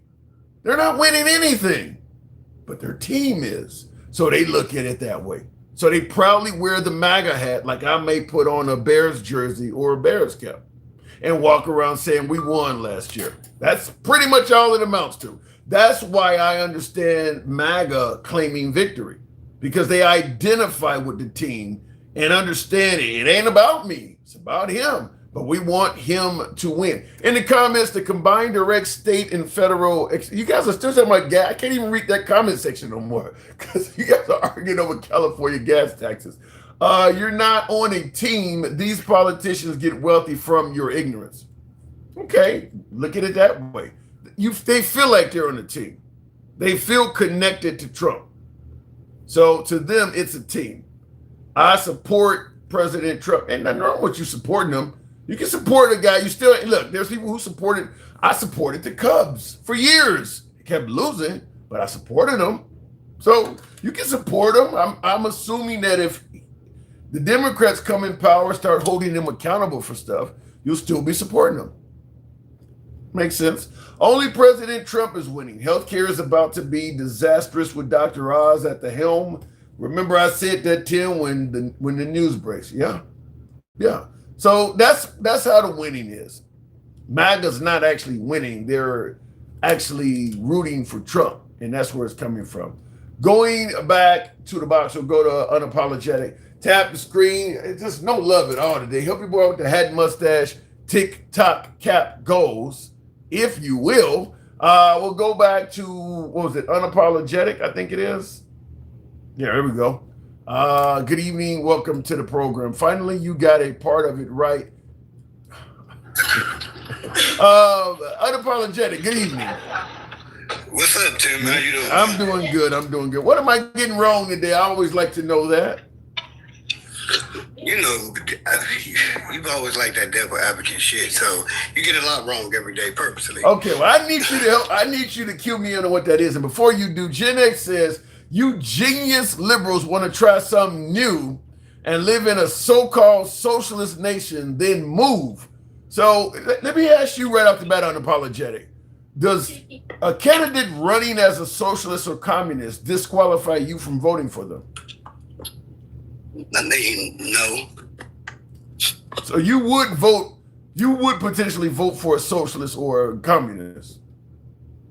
Yeah, Republicans have their socialists and communists too, right? Wasn't Elon supposed to be their socialist? He's supposed to go find all that fraud, find the wasteful money, and then send checks to people. Yeah, but Elon didn't run as a politician. You weren't voting for Elon. No, I mean, that's what Trump appointed him for. That's why he made a whole department. These are the people that say they want smaller government, but then Trump comes in and creates a whole fucking new department that says that they're going to go out the waste, and then they're going to get that money back to the people, remember? Yeah. Just like with his terrorists. Just like with all these companies that's supposed to be coming back to America. He lied to y'all last. Like, well, yeah, I mean... If like I told you, the first time I met you, it was like January 6th, a couple of days out of January 6th. And I said, this motherfucker's an illusionist, he's a magician, and he has rabid dogs running around him. He's good at that. I give Trump that. He know how to trigger rabid dogs. Well, that is your president. I don't know. I mean, You don't believe that some of this stuff, defund the police, open the borders, get rid of ICE, get rid of prisons. You don't think some of this stuff is radical? Well, nobody said that. So when really? when you pump lies into people, like if me, I'm running for governor, and I say that I think we need to allocate police fund. Oh, he's trying to defund. I didn't say shit about defund. I said we need to allocate. We need to stop wasting money on tanks because we don't need 6 tanks in our town, and we don't even have problems like that. What we need is better resources and programs so the recidivism rate can lower. What about you say that and people say, oh, you just want to let people out. Technically, if you don't do like a major crime, yes, you're supposed to be, that's what jail is. It's supposed to be a rehabilitation for most people. But what about like this woman here? I want you to hear this. Your platform, and I want to ask you, just give me sort of a true or false on these. Abolish the Senate. True. Okay. Replace the presidency and Supreme Court as we now know them. Yep. Abolish ICE. Absolutely.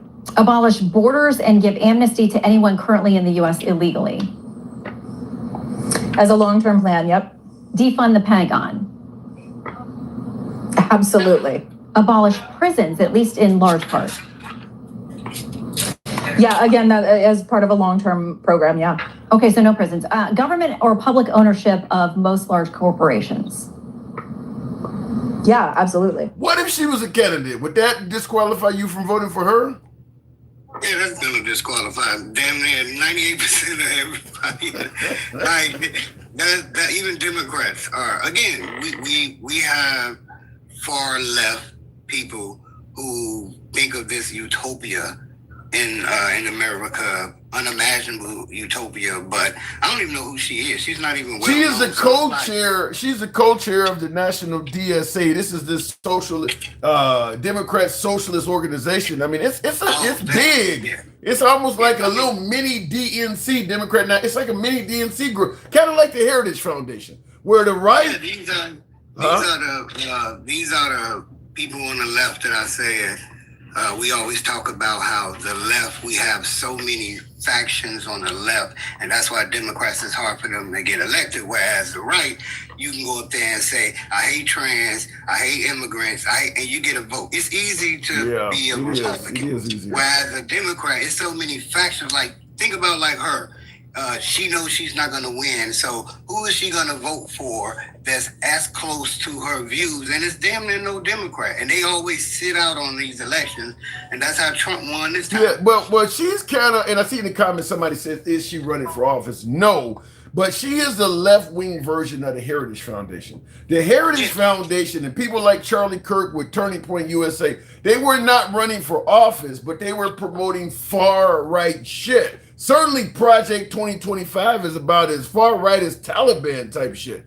And she is the opposing version of that. She is about as far left as the Heritage Foundation is far right. But the Heritage Foundation did not stop Trump from getting elected. And Trump was at the Heritage Foundation raising money and shit. Yeah, but again, it's like,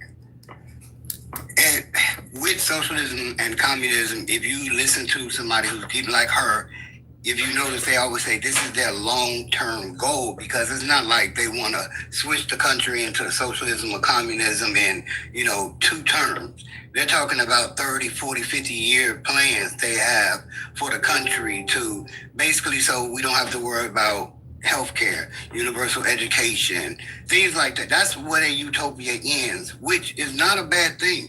Like, universal health care and education, I don't know why government doesn't want a healthy society to be a productive society. Because the people that make the most money out of society don't believe they'll be making, it's about money. That's all. It's a fall of the money deal.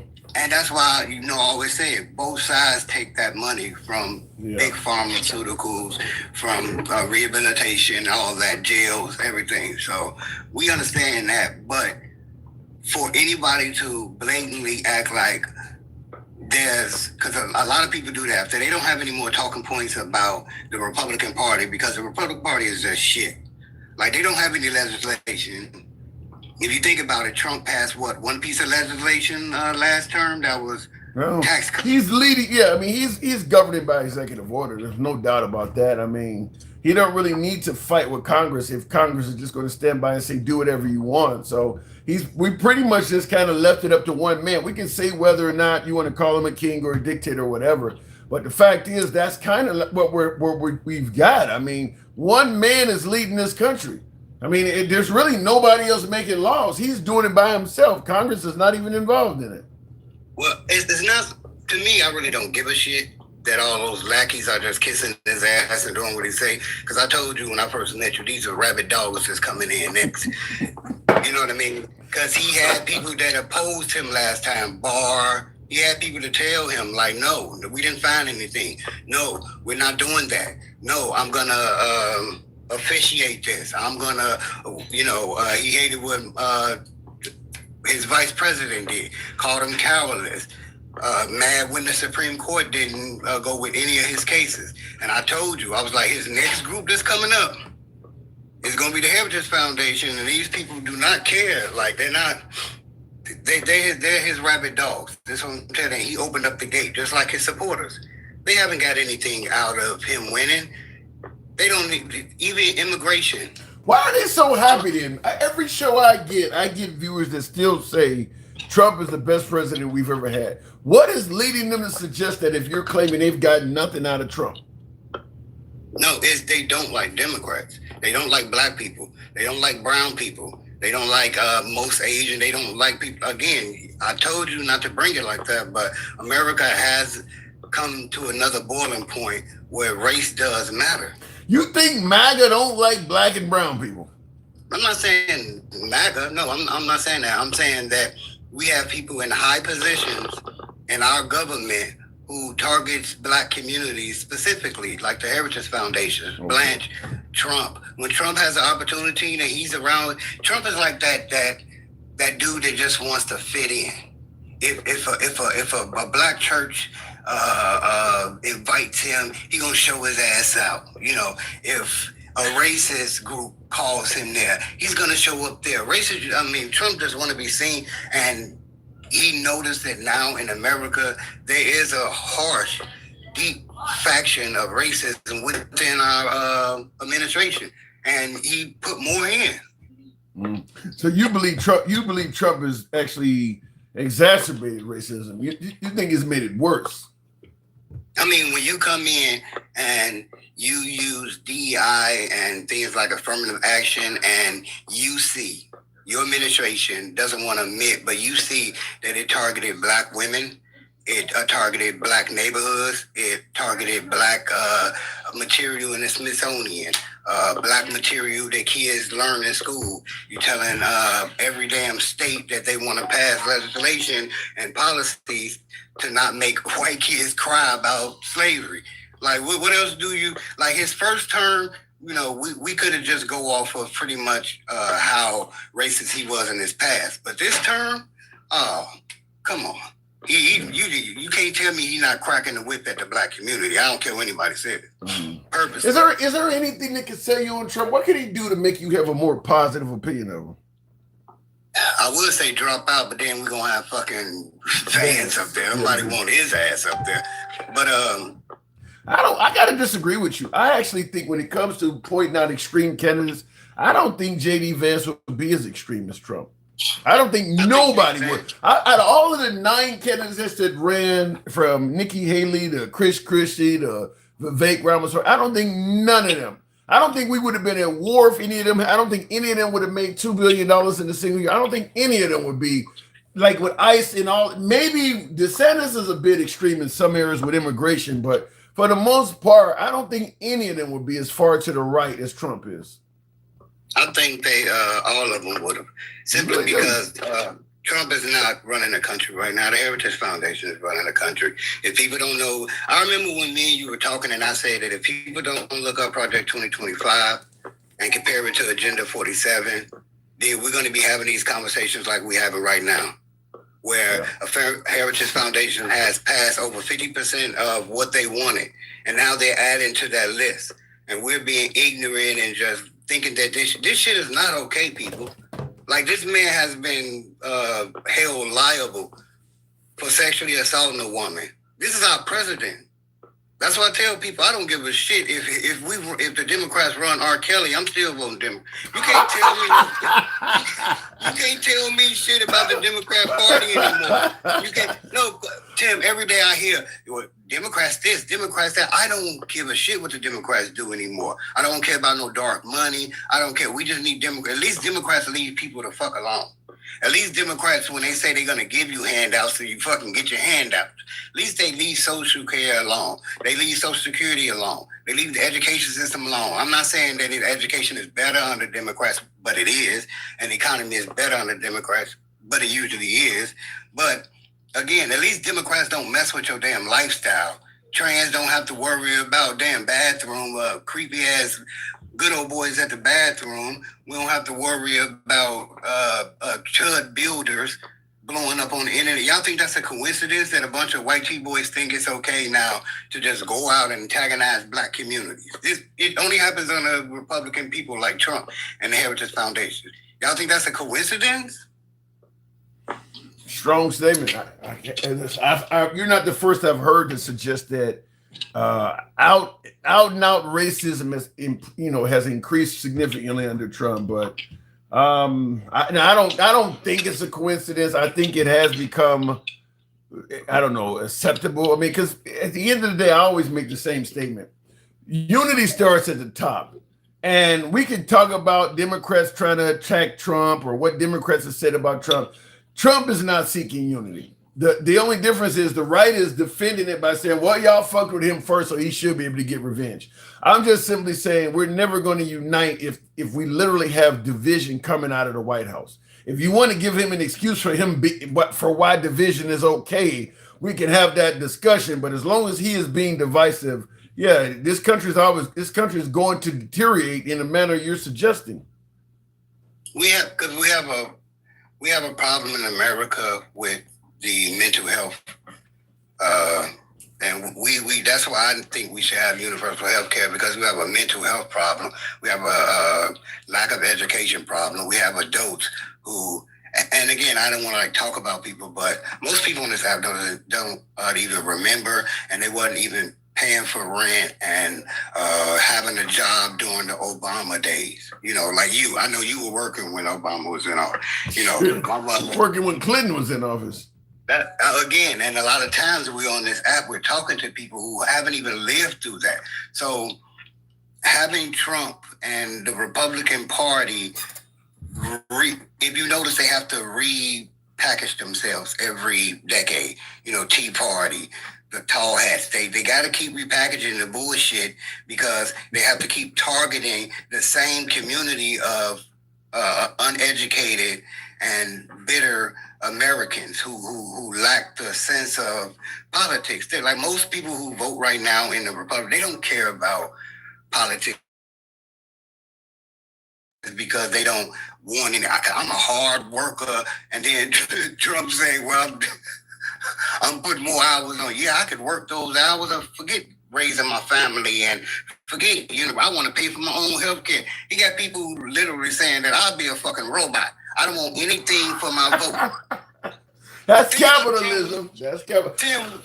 Tim, when you get on these, I hear you talking to these people and they be like, I don't want shit from. So what are you voting for? We forgot that these motherfuckers in office, they work for us. They supposed to do what the fuck we supposed to have better health care, better work conditions, better wages, and the Republican Party is like, I'm good with $7.25. You just some spoiled ass. Y'all just want handouts. It's like, what the? No, we were telling them as a black man, I'm really not a Democrat. I'm an independent. You call me a centrist, but even I care that Republican states like West Virginia, Mississippi, Arkansas, Louisiana, Wyoming, we can name them all. You guys got the shittiest fucking trailer park projects in the world, and we care about y'all. And then you come and spit in our face and say, I'm gonna vote for the red. Okay, go ahead. Vote until you red, until your teeth dead, and you don't got no health care. Go ahead. We don't care anymore. Shit. I'll leave it at that, unapologetic. You lived up to your name as always. All right, man. Vote until you're red and your teeth dead. Unapologetic. Thank you. All right. Good talk. In the comments, funk. What does this says? Funk the Lord for Lord means. Okay, I don't know what that. All conservatives need to repent before God judges you for the final time. I beg you to repent. Well, aren't the conservatives the ones that are mainly where your God-fearing crowd is? Isn't that where they normally located at? All right, go figure. As soon as Trump became president, white national racists thought it's open season on all people of color. Mass shootings happened under Trump.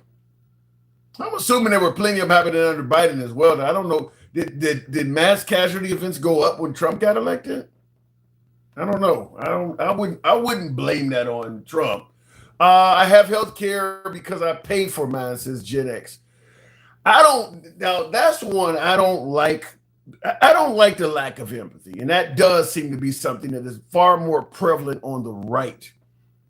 To me, I guess I refer to the Republican Party as the "don't ask me for shit" party. Look, if you fall flat on your face, either you figure out how to get up or you die laying there. I mean, don't ask me for shit. You know, if you got fired or you can't find a job, hey, I got one. I figured it out. You go figure it out as well. And you often hear them saying that I don't vote Democrat because Democrats want to give out free shit. So what is the opposite of giving out free shit? Giving out nothing? I mean, that's the opposite of free shit is, well, vote for us. We give you nothing. I don't know how that's a benefit. If things go wrong, are you saying that, if things go wrong, well, if you vote Republican and things go wrong, you can depend on us to do nothing to help you get back on your feet? I don't know, but that's what they often say is that the Democrat Party is a party to give you free shit. I see your comment there, handsome conservative says Clapper was down. I think it's back up. Tap the screen, help your boy with the hat, mustache, TikTok cap goals, if you will. What does that say? Bring up Mike at Maga React so he can pay that man. I don't think either one of them are in the box. Shit, this has been a slow program. Looking in the comments, you Trump backers are so stupid. You wonder why he said he loves the poorly educated. He won with the poorly educated. Yeah, there is some of that. There is absolutely some of that. The conservative project of the past 50 years is a demonic project to lead people away from the light. I beg you to see the truth. What do you mean by lead them away from the light? Don't get that one at all. Tap the screen, get the likes on up if you will. And in the comments, what does that say? I saw that already. I don't know if TikTok is playing games with it. What something's happening with the program today. Maybe it's a terrible topic. I don't know. Something of the sorts. So should we have voted for Kamala and had what's going on in Spain emptying their prisons into our country? Ronald Barham. If Kamala Harris was going to let what happened in Spain happen to America, no, you should not have voted for her. But you've got to first come to the conclusion that is what was going to happen, and that's not based on anything of accuracy. I mean, this sounds just like, if you vote Obama in, it's going to turn us into socialist Greece. I mean, people come up with disaster scenarios of what's going to happen if you vote somebody in. I don't think Kamala Harris is going to do that. I'll even go further and tell it to you this way. If I had told you, I'm talking to my MAGA side of the audience, if I had described to you what America's going to be like, and I gave you the scenario of what's going on in this country right now under Trump, I'm talking to MAGA in 2023 or 2024, and I tell them, if you vote for Trump, the price of fuel is going to be up in 2 years. The price of groceries and all this other shit is going to actually increase. We're going to be in war in the Middle East with no end in sight. You guys would have said we're fear-mongering. You would have said we're just making up this. No, Trump's going to go in there and he said he's going to get my rent prices cut in half. He's going to cut grocery prices on day one. He's already promised to end wars in 24 hours. You guys would have said we're fear-mongering. Fact is, where we are right now in this country, despite MAGA saying that it's not too bad, if you had told MAGA where this country would be right now 2-3 years ago, this would be a failure to them. What we're dealing with right now would be a failure to MAGA in 2023 or 2024. 2026 MAGA has changed what they view as success to come down to where Trump is at. But there is absolutely no one in MAGA that predicted right now this country would be doing as bad as it's doing after almost half of Trump's term. When he promised he would be doing shit really quick overnight, nobody thought it would be this bad.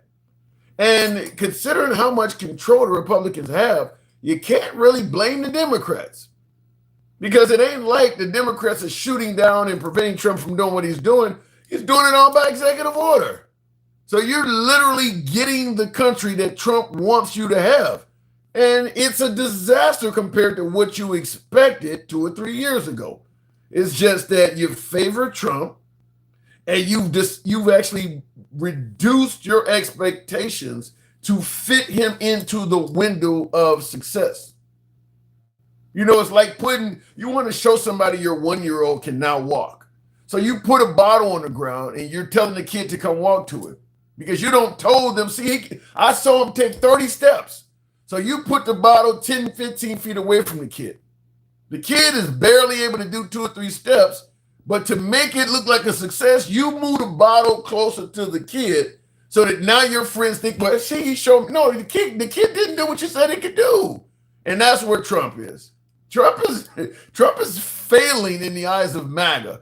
If you had to listen to what MAGA stated that Trump was going to do, and they absolutely believed him what he said he was going to do at the rallies, he's failed on almost all of that.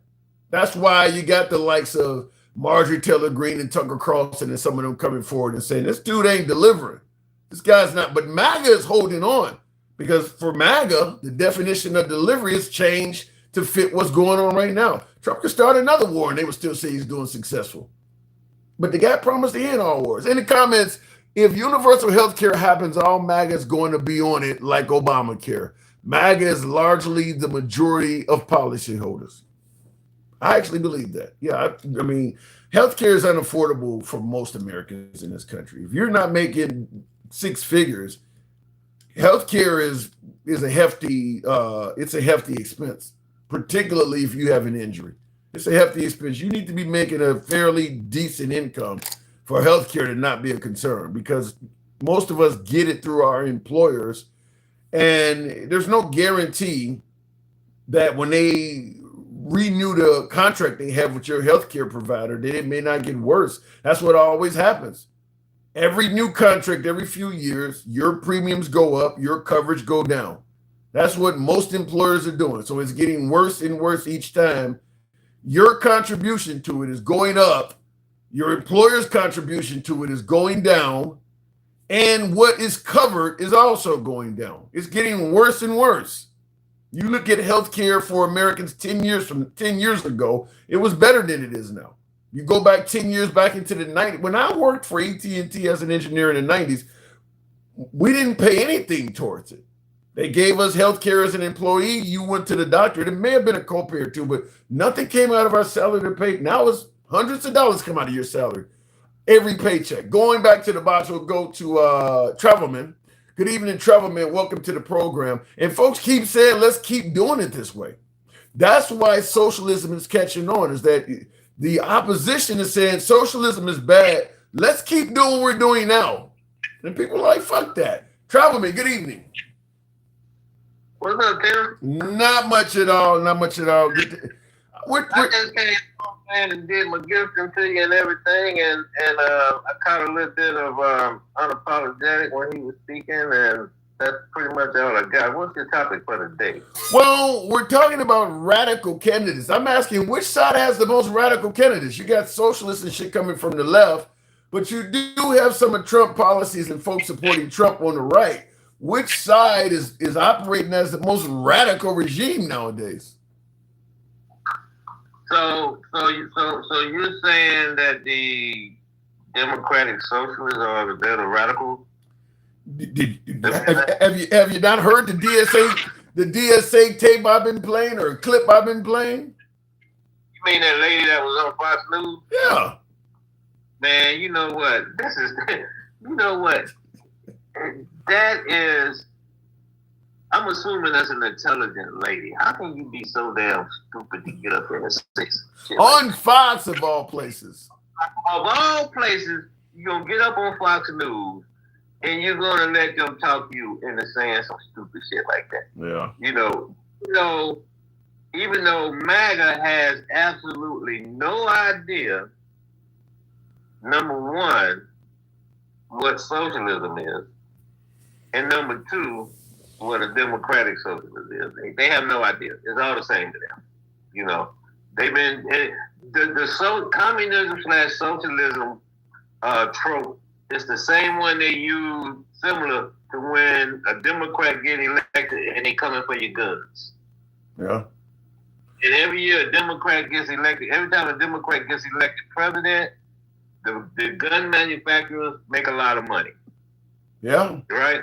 That is true. I mean, go ahead. No, I was gonna say you can kind of know, like, some industries benefit depending on who get elected. Like you mentioned, guns. You know, the if a Democrat gets elected, the Republicans have convinced everybody that they're coming to take your guns. So people go out and rush. Like when Obama got elected, people were paying 2 and 3 times the cost for an AR, 2 and 3 times the cost for it, because they thought Obama was going to take them away.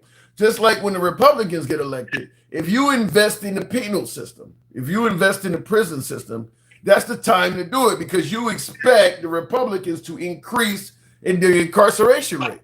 I mean, so you kind of know what they're going to do to some degree based on what they run on.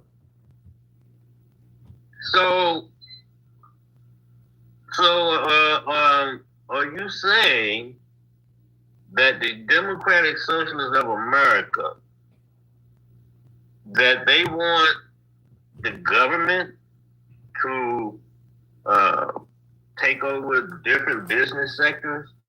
Well, this woman is the co-chair of that movement, and she said that. See, you know what? I just sat her to the side. I haven't listened to a lot of the Democratic Socialists or whatever, but I did go out and take a look at what they believe and things of that nature. And I think that she's like really out to the far left, right? I don't even think she's mainstream DSA, to be honest with you. Because she did more damage to the DSA from that one interview than anything that I've seen or heard. Yeah. And it just gave MAGA and some moderate Republicans a lot to go on, even though. But here's what I gotta ask. Why is it that when you get a kook, and that to me is what she sounds like, a crazy person on the left that says shit like this, why does this get all this attention? But when you get folks on the right that says a mom that terminates her kid should be put to death, or women shouldn't have the right to vote, there are plenty of folks on the right that says crazy shit like that. And some of them are actually already in politics. This woman does not hold a national office. There are plenty of folks on the right that actually hold office. And they don't get anywhere near the attention that crazy people like this on the left do. Why is that? Because the Republicans stay on point. They stay on point. Remember when what was that Trump was talking about? And next thing you know, they were talking about Olive Garden. You remember that? Yeah, you got to show an ID. Yeah. Trump said something about it, and then next thing you know, within a couple hours, every Republican that came on TV were talking about that, and they got so bad it went all the way down to the Olive Garden. That's how they stay on point. You could ask a Republican in Snatchback, Mississippi, something, and you'll get the same reply from him and from a guy up in Camelback Lane. You get the same reply because they read from the same stuff and they stay on point with it. At one point, I thought that we were actually starting to see the development of a third party, because they're winning elections, they're putting up people that is outside the norm of what the normal thinking is, okay? And they were making progress. And then you got this knucklehead get up on Fox News. They took 5 steps forward and she got on Fox News, and they took 10 steps back. She took a lot of steps back for the Democrat Party because Mom Donnie with the title socialism to him, or even Bernie Sanders before Mom Donnie, they never said crazy shit like this. This is the stuff she is saying is what the right was saying about socialism before Bernie Sanders and Mom Donnie came to power. Now, what she is doing almost sounds like if you don't like socialism and you think socialism is going to destroy America, but you think these candidates are lying about what their real intentions are, what she was doing is what you would almost call saying the quiet part out loud, where people would say that Bernie Sanders and Mom Donnie is not telling you what they really want to do to our country. This woman is actually saying the whole thing and saying it out now. She sounds like a socialist that's saying the quiet part out loud, which is what's hurting them. Yeah, but then I guess the Republicans didn't tell us what they were going to do either. They didn't tell us they were going to let the corporations run the company. Right now, we got a corporatocracy going on right now. Yeah. Because the major corporations are running everything. When they go overseas, who do they take overseas? They take the tech bros. Right? Well, yeah, but the difference is and this is where my MAGA side is going to disagree with me, but I think that the Democrats are voting to some degree. I think the Democrats are voting for the people and the policies. MAGA is voting for Trump. It doesn't matter what people benefit. It doesn't matter what the policy is, or if Trump changes the policy tomorrow to something else. They are voting solely for Trump. Yeah, right, 100%. 100%. And they don't realize that, some of the stuff that he's been doing, I mean, isn't that like a form of socialism when the U.S. government buys into corporations and then tell them, how they want them to do things? Isn't that a form of socialism? Isn't that what he did with the NVIDIA and Nippon Steel and some of the other corporations that they bought into? I mean, and looking to buy into even more, talking about we take over the Strait of Hormuz and charge a fee to go through it. Everything that the U.S. government does right now under Trump is a pay as you go. When you really think about it. I mean, and so what is so extreme? Take this crazy ass lady, set her to the side, okay? But when you look at what they talk about, which is what I think my caller got a call. All right, we'll go ahead and move it on. They're like Cowboy fans when it comes to the Cowboys. Really dedicated, huh? Yeah, I really do believe that, though. I do believe Trump voters voted for Trump. And when I say Trump voters voted for Trump, it's because Trump has made some significant direction changes on things that MAGA really, really wanted, like the Epstein files. They really, really wanted to get to the bottom of that. Trump took a complete 180 on that and actually became a staunch defender of keeping the Epstein files private, and MAGA really didn't have a problem with it to any significant degree.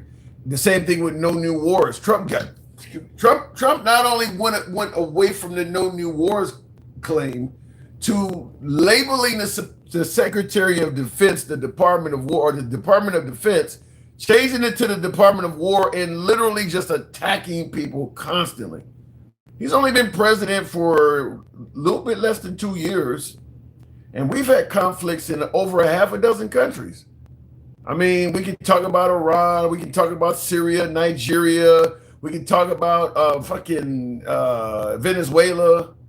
He's threatened places like Greenland, he's threatened Colombia, he's threatened Panama, he's threatened Canada, he's threatening Cuba. He literally changed it to the Department of War, and that's all that we've really been dealing with, is him threatening countries internationally and things like that, and not really boasting about a lot that's benefiting the American population. So yeah, the MAGA side of the aisle really changed their stance on Trump because, like I said, I believe they voted for Trump. So it really doesn't matter what he does because I voted for him. I didn't vote for what he is actually going to do. So as long as he's in there, I'm winning because that's what I voted for. I voted for him to win, and he won. So in the comments, and to answer your questions right now, the Democrats are very dangerous with this socialism. Says, dangerous in what way? How are they dangerous? I don't know if they're dangerous. You'd have to explain to me what do you mean by they're dangerous, because make no mistake about it, a lot of people are dying under capitalism as well. You think getting rid of universal health care is not killing people? You think that's better for the health of Americans? Getting rid of universal health care has been deadly. That's deadly for a lot of Americans. Here's what I don't understand. How can you think socialism would ever work in America? Because it's not to the levels of like what this woman just said. The average Democrat is not talking about getting rid of the police, getting rid of the Pentagon, getting rid of the Supreme Court and all this other shit that she said. The average Democrat is talking about a few social programs that helps out the downtrodden. That's it. I mean, all of the other stuff is things that the average Democrat never wanted, never intended. This woman here is well left of the average Democrat, even the ones that are promoting socialism. She's well left of that. So she's certainly an extremist. To me, she would be the right-wing version of saying, all y'all need to go back to Africa. She's like that. And there are people on the right that say that. You don't send them back to Africa. She's like that. In the comments, America has never had universal health care. No, they have not. No, they have not. But the problem is the health care we have has degraded so much that people are calling for, like, if I go back to my father's days, working for Illinois Bell, they just when you got the job, they gave you a health care card. You went to the doctor, you showed them you had insurance, doctor did whatever they had to do, and you left. There were no co-pays, there were no deductibles, you didn't receive bills in the mail, they didn't take anything extra out your check for it, nothing. Healthcare was just another part of the job. It was just like you get 2 breaks and a lunch. You also get healthcare. That's how it used to be. Nobody was crying out about socialism back then because it was the capitalistic system was working back then. The problem is in our capitalistic system, we've let the upper class capitalize, and that's what you do in a capitalistic system. You capitalize off opportunities. We've let them capitalize off the downtrodden to the point where there's very little more to squeeze out of them. Now, unlike my father's generation, where you just went to the doctor and showed them a card, you go to the doctor now, you have to pay a certain amount out of every paycheck you get toward that health care. And then when you go to the doctor, you may have a copay. And then when you get home, there may be bills that follow you home from that visit. And in addition to that, your coverage is less than what my dad's generation would have got. So you're paying a significant amount more to get significantly less from your coverage. And every single time they renegotiate a contract with your healthcare provider, your employer does, it keeps dropping. It just keeps on dropping. I mean, to the point where if you're working at a job that's only paying $40,000, $50,000 a year, you cannot afford to get sick. If that salary you're making is barely allowing you to pay rent, food, maybe, have a car or whatever, you don't have any money left for deductibles and all of the co-pays and all that shit on the side. You can't afford to get sick because the cost is too much. That's what's leading people to ask for socialism. It's not that capitalism there's nothing wrong with capitalism. You can let capitalism go too far. It's went too far. So there you go. And if we don't change that, the outcry towards socialism is only going to continue to get stronger. I submit this to you with absolute certainty. Trump is not trying to make the system we have better in that area. He's doing nothing to improve healthcare to any significant degree at all. So he's for the status quo. So if you like the current system you have, then he's good with you. If you don't, you want to get rid of him. The system works if you're making, $150K or more. It's not that bad. But considering the average American doesn't make $150K, there you go. Looking in the comments, why should I pay for my child on insurance why should I pay for my child on my insurance when her is 18 and as an adult? Maybe because you love your child. You're saying why should you pay? Because I think it's up to 26. So why should you have to pay for your child to be on your insurance after they're an adult?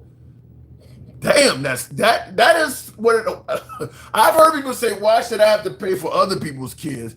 But to say that about your own child, God damn, you guys really don't give a fuck about kids, do you? God, maybe because you love your kid. God. Fuck. Oh my God! Why should I have to keep it your mind?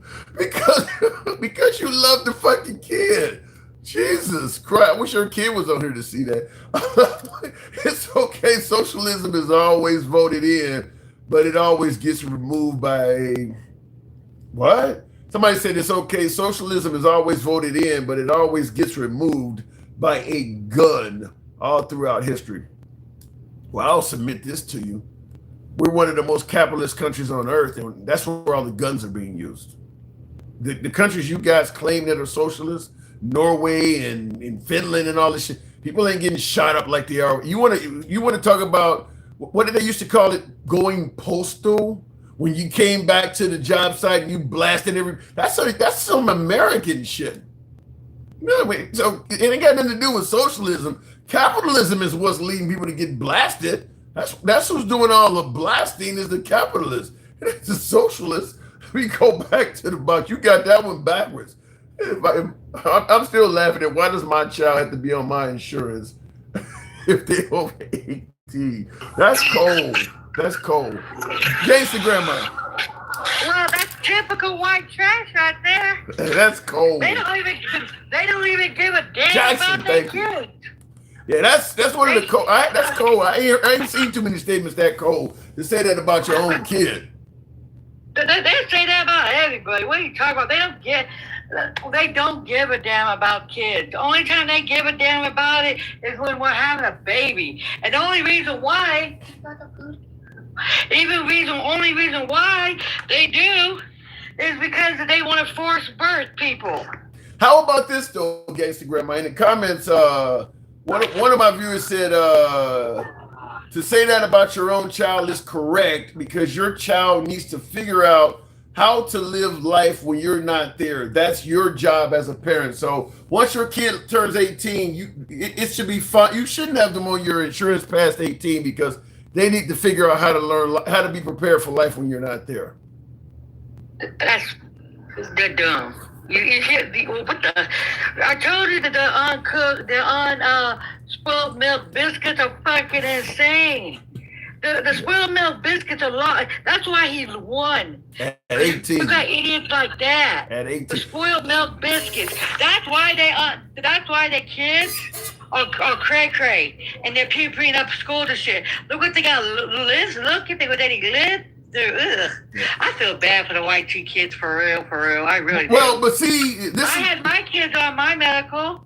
This is what I just stated. This is what I just stated earlier, where I said the Republican Party comes across as a "don't ask me for shit" party. If you fall on your face, you need to stay down there until you can figure out how to get up, or you just die. I mean, his comment is almost in line with that. Alter ego, you and that shit.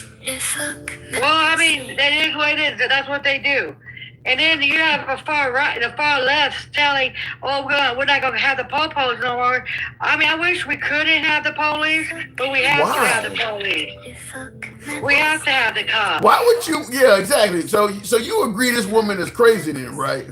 He crazy right along with the damn, whatchamacallit, the right.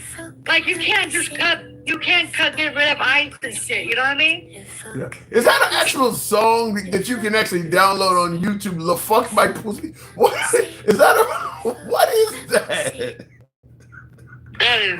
That is hilarious, but is that a real song? And in the comments, Jay Sid says Trump is now selling previews of his own tweets to Yep, traders. he I is. heard about that. We talked about He that. is the most corrupt individual we have. And they don't see it 'cause they don't care. He is screwing the American people over left and right. Know what? Next year, the elders ain't gonna have help on their prescriptions. How crazy is that? How crazy is that? What is it about Trump that if he can sell his own tweets ahead of time to traders, which obviously is corrupt. There's no other reason you would pay money to get his tweets ahead of time other than you gonna profit. Why is MAGA not? Why do you think MAGA's not outcrying about it? I mean, that's obviously corrupt. Because look what his base is. Look at his base and how uneducated they are. The uneducated white tea people voted for him. The uneducated black and brown folks voted for him. Our schools and stuff put these people out here. It's insane. You know what I mean? What about maybe we're not getting it right? Because in the comments, Live Your Truth said Obama, Bush, and the Clintons and Biden did something similar to selling their tweets ahead of time. He's saying that he said they just did it differently. Oh my God. They always got to blame a Democrat. When this motherfucker does something, oh, Biden did it. Oh my God, Obama. Oh, he did it. I mean, come on, bullshit. Like he just, what, this past year he just made $2 billion? So what are they talking about? You can't blame the Democrats for everything, Pookies and Ray Rays and your Uncle fucking Fuds. You can't. You uneducated biscuit. You guys got played at empty ass without lube, dude. Well, he's taking your food stamps away. He's taking your grandma's Part D away. He don't give a damn about your people in the retirement homes and the nursing homes. He's stripping that shit away. Do you really think he gives a damn about you? And if you think he's only hurting the blue, sweetheart, he's hurting the red states the worst. Well, I'm still getting comments that he's the best president we've ever had. I mean, that's how dumb these people are. What are you saying? Are you trying to say that all MAGA are? Are you trying to say that all MAGA are dumb? Hallelujah. Walk like a duck, you talk like a damn duck. That's not you true. Quack like a damn duck. They are Tim. Shut up, Tim. I know you like to flow. You like to calm down your all MAGA are not dumb. I'll repeat that. It's the truth. They are that dumb. When he tells you the first time he goes around. When he tells you the first time he was in office, he wants to take everything from you, and he wants to leave the poor and the poor. You have to know he was telling the truth. And then the second time around, we're gonna do the files and all that. I mean, he milked them. They let them sucker up and every damn thing else. Let me tell you, he fed you guys a damn wet dream, and the wet dream is not a wet dream. He's effing you guys without lubing your own damn asses and your uncle's asses and your little boy's asses and every little ass he can find with your unbred looking ass. He's screwing your whole family over, and you guys are like, oh, he's still good. What is he good at? Well, you may have an ally. Gen X says, I'm reading some info on that Trump API, and that sounds a lot like insider trading. Well, yeah, to me, it should have been obvious. Why would anybody sell their post ahead of time? There's only one reason anybody would pay money, and Trump is asking for a lot of money to get access to that. So the only way you're going to spend that kind of money is just got to be something advantageous for you to do it. He's a billionaire. He's so hard up, he's making all this money. And all the little maggots, oh, yes, massa. You know what I mean? He's screwing them. They're the ones that's going to get hurt the worst. Of all this shit, the big, beautiful bill, the red states are going to get hurt the most. Well, they must don't believe it. But it's not due to kick in until after the midterm, so that'll be in January of next year when all of those healthcare subsidies and stuff go away. So I guess we'll. All this, and you know what, Tim? They thought, oh my God, screw the libs, and all this shit, screw the libs. They're screwing the damn selves. Because the blue states are the donor states. We can live without it. You red states, you guys screwed yourselves. Well, I don't know if any state can live without it. I mean, it's going to hurt all 50 states. The blue states give to the red states to fix that. Yeah. So we can live without it. But they're not going to let you stop giving, though. If we cut this shit out and we take care of our own damn people on our state, hey, let the red states fend this for themselves. You guys voted for this shit. Maybe a little lesson will get learned that you don't believe a con man and listen to black women when they told you, motherfucker, that he wasn't giving two F's about you guys. Well, they think Kamala Harris is going to destroy this great nation. Huh? They believe Kamala Harris is going to destroy the country, so they didn't have a choice. Because she's a black woman and she's an educated woman. That's the only reason why. All behind all this shit. All this is behind hatred and racism, and she's a woman. And I guarantee you, all this shit's gonna come to an end. I promise you. And ugh. Come to an end in what way? What manner? Watch, the blues coming. The blues coming. We're gonna do the biggest tsunami ever. The biggest tsunami ever. We're gonna get it. I had Ronald in the comments asking, so should we have voted for Kamala Harris and what's going on in Spain? You see them. Oh my God, shut up, man. That's all you guys got is fear mongering. Oh my God, what's happening in Spain? Get over yourselves. You guys want to fear monger everything. And look what's happening now.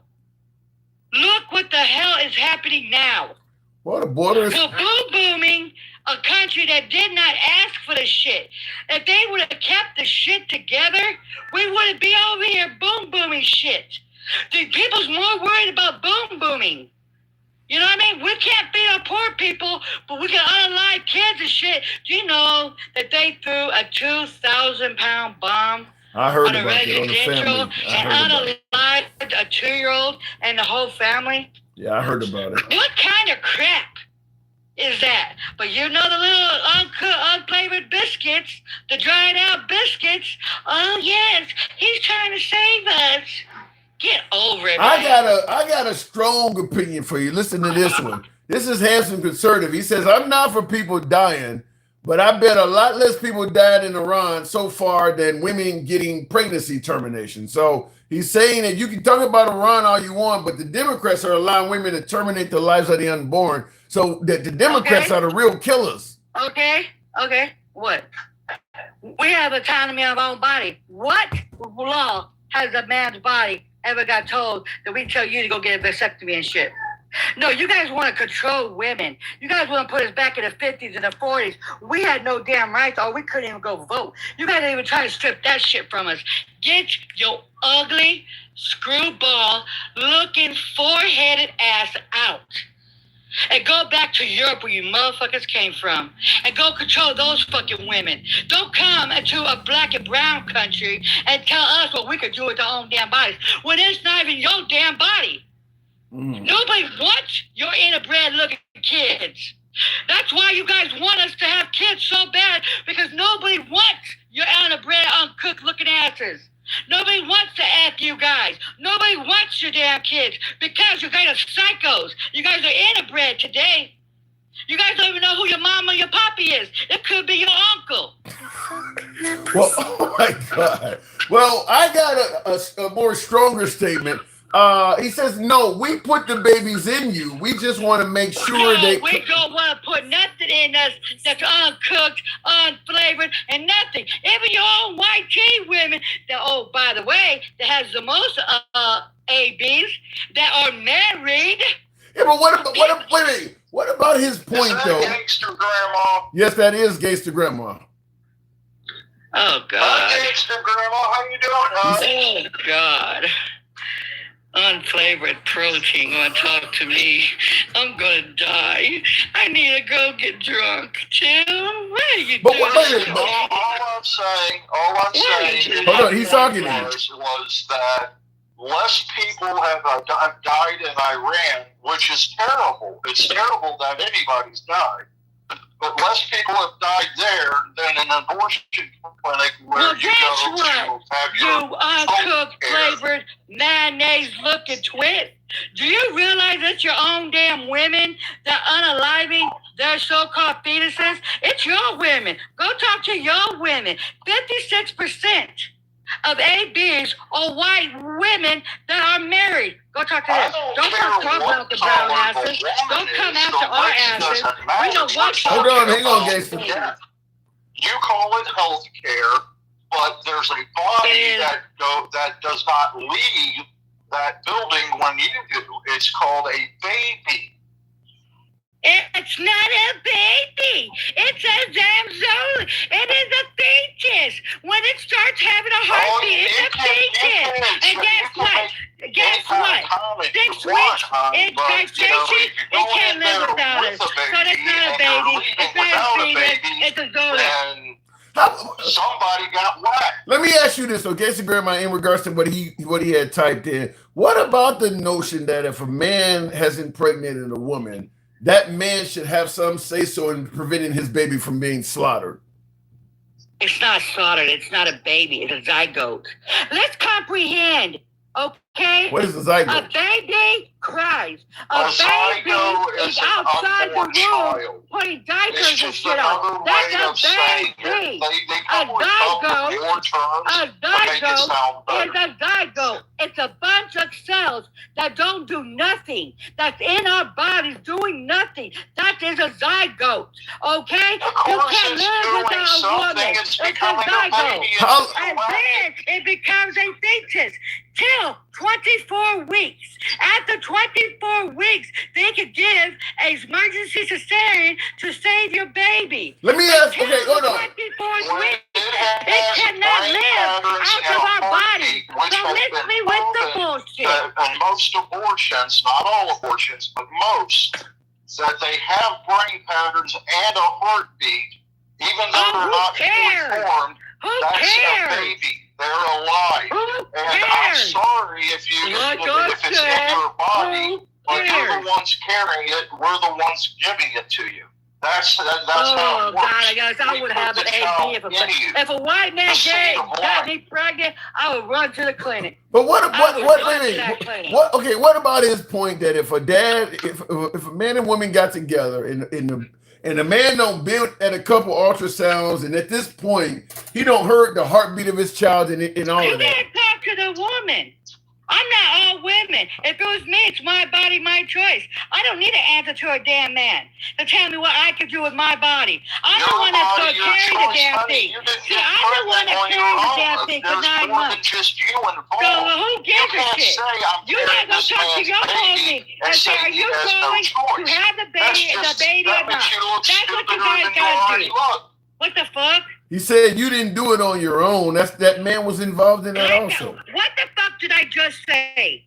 You numb nuts? What did I just say? Go talk to the woman that you fucked. Now, if she doesn't want the kid or whatever the fuck you want to call it, if that's a zygote, if she don't want it, that's on her.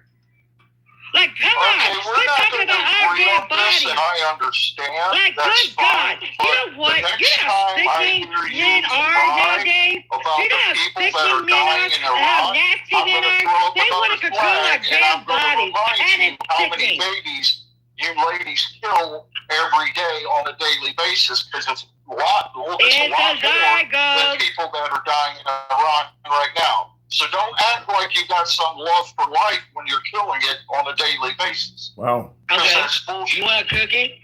You want a cookie, bitch? I mean, I got, chocolate chip? I got vanilla. What do you want? But you're talking about AB, there's nothing for you. So worry about women's bodies and go get your fucking woman. But he raises a point, Gangsta Grandma, about let's say a man and a woman have got together and they've created a child, and that guy don't been to a couple ultrasounds, as I mentioned. He don't hurt. Hold on, can I say something? Hold on. You said this 3 times. I haven't. No, I have not. I have. You have not let you ain't let either. You have not let either one of us. Low as fucking hell. You have not. White boy. You have not let asked either. it 3 times. Neither dog. one of us has gotten to complete a sentence since we talked to you. You've interrupted each one of us. Everything. You're still doing it. You're still doing it. Tim, I shut it up. And No, you answered it. didn't. No, you Okay, didn't. I get it. Go ahead. I'll do it again. You fucking numb nut. You're like a. You know what? You truly are fucking white because I answered that question. I even told him to go do it. To shut up. Yeah. Go tell your mama to shut the fuck up. Go get swallowed. Okay, and here comes the fuck my pussy. Okay, what I was saying is that man don't got attached to that baby he's seeing on the ultrasound in that woman's stomach, the heartbeat and everything. And all of a sudden, the woman has made it clear that she's decided she's going to kill it. You're telling me that man? You're telling me that's still a zygote? I guess is what you're saying. They can show that the thing is moving in her wound and stuff like that. And he done already got attached. So what is your question? I'm saying, should he have some say so? No, it's not his body. Sorry, but it's not. Is that not He's true? not carrying the damn thing. See, this is what you motherfucking man gotta do. You gotta go and you gotta find a woman that doesn't want it. You didn't do nothing but spread your legs. He did the work. He put the life in you. Oh my God! It's her body, her choice. You numbnut. If she doesn't want it, she don't have to carry it. This is why, right? You go and you vet your women. If you want kids and you want her to be anti, you know what? So if she does get prego my ego, then you might have a baby. Don't just go and every single bitch you make, and then expect people to have an AB. I mean, you have to have something. Golly, it doesn't take. I said this 3 out of times. the federal government's hands because we're tired of you killing our kids. This is why Nobody wants your white kids. You say you're against Nobody war, wants you say your you're against killing, uncooked and then white you go kids. kill our kids. Nobody wants That's them why because you they go lost. shoot up schools. Who wants that shit? I mean, look, I'm pro-choice, so I'm probably closer to Gangsta Grandma's opinion on this. But he makes really good points about if it's a father that's in the child's life and wants to be there, and just It's telling her that and choice, telling that okay? father you're still doing it, telling that father It's your choice. He's not carrying the baby. that ain't what I'm talking about. You have the child, and The child is not a child. It is a zygote and a fetus. Then we don't have to pay child support. Do you know what's crazy about this shit, though? You know what's so crazy? They sure do want to keep a kid, right? A baby. But they take away food stamps. They take away Medicaid. They take all the help away from women. But yet they want them to have kids. Why do you think the birth rate is really fucking down? In the United States, the birth rate is fucking down. I stand for children's Medicaid.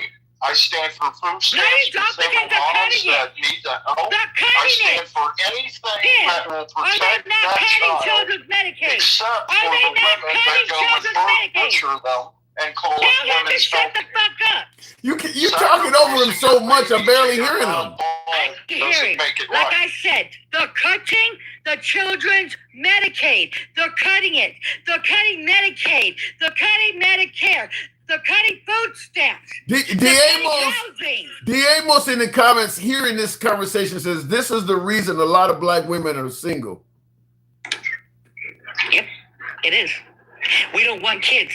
The birth rate is down. Now let me tell you, that's telling you something. When the birth rate is going down, the women are tired of the shit. You're taking all the damn things. You're taking food stamps. You're taking everything away. So you expect women to give birth, and you guys don't give them help. You guys fucked yourselves. FASO. The birth rate is going down. With the father, and that way the father can help support. Oh my God, the father. Shut the fuck up with the father. Let the man do his job and provide for the family. How about that? Or is that too complicated for you, huh? Do you realize that 56% of white people, of white women, are single parents? 56%. You know, there's more white men that don't give two fucks about their kids than black men. Do you realize that black men, 76% of black men are in the homes or they are co-parenting with their baby mamas? Shut your fucking mouth up. So you go talk to your white people about that. This isn't a thing. This isn't a white and black thing. You need to get yes, off it the really racist is. shit. Our We're talking people about is taking care of our kids. We're talking Your about people children. are And not. I hate to break it to you, there's just many black women that get their babies Our black men and are taking care of so our don't give me kids. this white and All black the bullshit. niggas.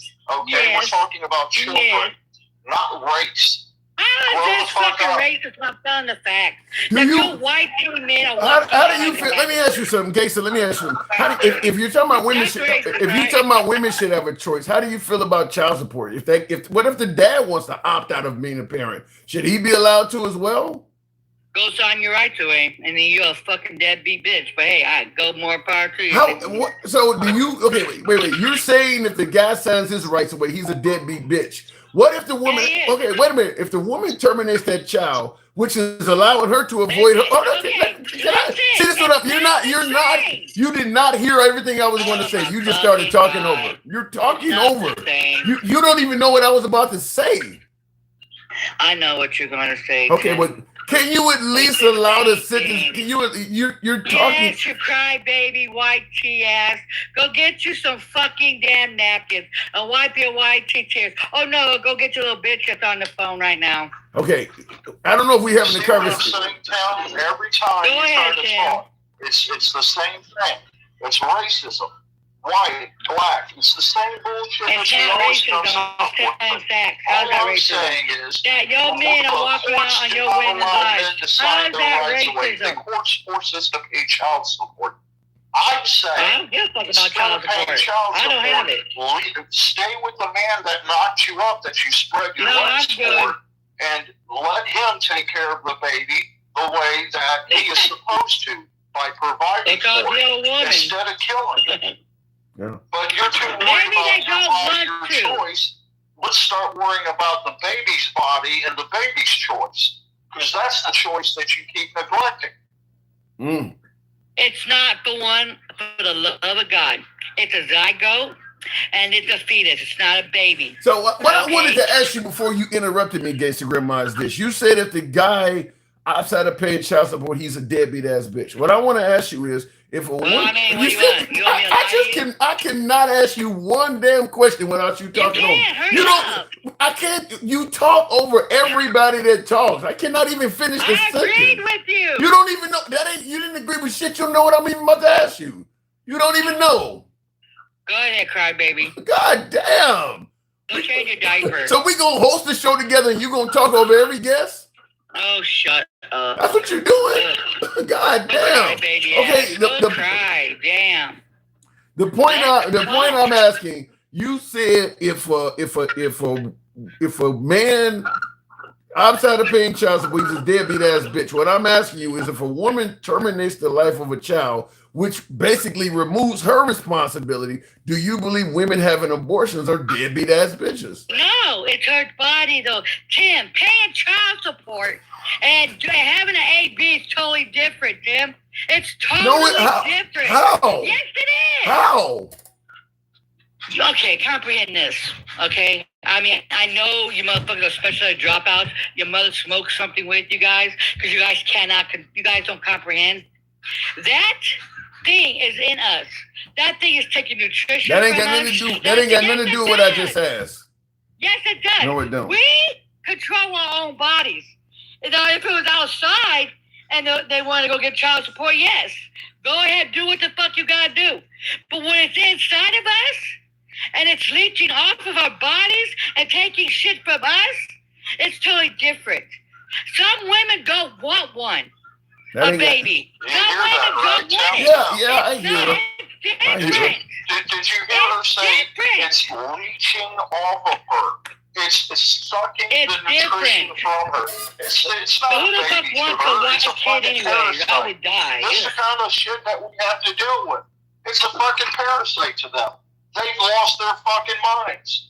They want Do you this. realize They a want lot their of freedom so ABs? bad they're willing to kill as many You babies know a as lot they of can ABs is and medical call it though? healthcare. You guys It's realize that, right? ridiculous. Well, I'll just say this: in you know, rest in peace to the late Sonia Massey. But Mike Hawk in the comments said to Gangsta Grandma, "I rebuke you in the name of Jesus." Don't even use God when you guys voted for a fucking rapist and a fucking felon. And a guy that did blasphemy. You guys are such hypocrites. You guys are not even real Christians. You guys are Christian nationalists. Okay, I gotta move it on for time. I got one more thing. I got one more thing. That's I got one more thing. I got one more thing. It doesn't say nothing about ages and things. Let me tell you guys something. You guys are such Christians, right? Sacrificing your baby to your false god on women's health care, then we're Of not the course, ones that God. are Who the hell Christian. did It's you. blasphemy? Who did blasphemy twice? All right. Back to stuff looking like Jesus. All right. Who did that? I gotta, all right, I gotta move it on, folks. The time, handsome Hold on, conservative. let me say Thank my you. last word. Let me say my last word. Real To quick. all the so-called fake-ass Christians. Thank you. All right, Your thank you, day conservative. is coming. Because Christian nationalism isn't real. You guys are hatred, and God. If God was here today, he wouldn't be voting with you guys. He'll be voting for blue. Because God did say this in Matthew 25. God said, you deny my people food, you're denying him food. You deny him clothes, you're denying him clothes. See, you guys are such fake-ass Christians. You guys don't even read your Bible. You guys like to pick and choose everything. And if one more thing is, God did breathe into Adam's nose, and it was the first breath. So preach, you stupid fucks. You don't know your goddamn Bible. It's that first Okay, I gotta move it on. We'll leave it at that. Thank you. And real quick, what I was trying to say, look, this is not guaranteed to be popular, certainly among female viewers, and certainly without not to Gangsta Grandma. But I was making the male versus female comparison for this simple fact. Let's say you got two people. You got a woman that is had irresponsible sex, unprotected sex, and now she's on the way to being a parent. The mom says, financially, I'm just not in position to have this child. I'm not ready. I'm not with the father, whatever the case may be. I'm just not mentally ready to be a parent right now. She goes and terminates the child. Now let's say a man, same thing, irresponsible, unprotected sex, same thing. He creates a child. Says the same shit. I'm just not mentally ready to be a parent. I don't have a job, or my income is very low. I'm not with the baby's mom. Literally the exact same excuses as the mom. I'm asking the question: why do we treat one as if they're making a respectable decision, and the other as if they're being a deadbeat? I am asking that question. I'm not talking about people who terminate children because they've been raped or because their health is at play. I'm 100% behind allowing a mom to not be forced to carry a rapist baby or somebody, or if her life is in danger. I'm pro-choice, period, to be honest with you. They don't have to be a reason. I do believe in her body, her choice. I believe in that 100%. If she don't want the kid, me and Cancer Conservative differ there. But I do have to ask the question of, why do we treat a woman doing something equally irresponsible to the man, and we treat the guy like he's public enemy number one, and we tell them, well, it is your body. I mean, in both cases, they are being irresponsible. They both are. Now, obviously, it's her body, so I'm not saying she should be forced to carry it to term. I guess I'm probably making a closer argument to suggest the guy should be allowed to opt out as well. If you understand that a woman can have reasons that she just does not want to be a parent, why don't you understand it when a man says it? What is the argument to a man? Well, if you don't want a kid, you should use a condom, or you should use birth control. You should have kept your legs closed. Why don't any of that apply to her? That's all I'm saying, is that why is one gender being treated differently than the other gender when everything is the same, other than she has to carry it to term, and I'm fine with that. And by the way, even if she decides to not have an abortion, they'll let her use a safe haven or something. She still can opt out of it. She can opt out of it with a live child too. It don't have to be terminated. They'll let her take a live child and get rid of it. Why do we treat the genders differently on that? I don't understand that. I mean, there are plenty of women, you know, I was only 15 at the time. You know, I wasn't able to, I knew I wasn't mentally there. I got pregnant at 15. So me and my mom took the baby down to the police station or handed it over to a priest. Or what if the guy's at 15? We tell the guy, man up, go get a paper route. Why do we treat them differently? That's all I'm asking. Anyway, looking in the comments, and I see the comment, Mike Hawk says, let's not even talk about the court system. Yeah, well, it just gets worse there. But I am asking that question. Why do we treat them differently under the exact same circumstances? Because like I said, even if we take abortion out of the picture, that safe haven option still exists. So she could even do that to a live child. She can still opt out of it. They'll tell, like, I don't care if that dude is hooked on heroin, never had a job in his life. They will tell him, you need to figure that out and man up and take care of your responsibilities. We treat it like there is no out for him at all. And for her, well, we kind of understand you got options. Why is that?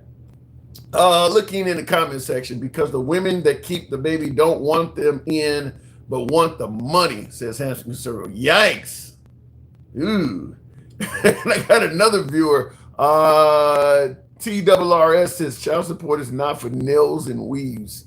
Eesh. Stop fornicating since you are so religious. It's a sin, isn't it? Some people shouldn't have kids. They can't even take care of a dog. Damn. It gives no one the right to take a life that has no voice, says Thurston Cheek. Fair enough. Let me go ahead and move with the program. Americans just need to mind their own business. What are you referring to, Captain Howdy?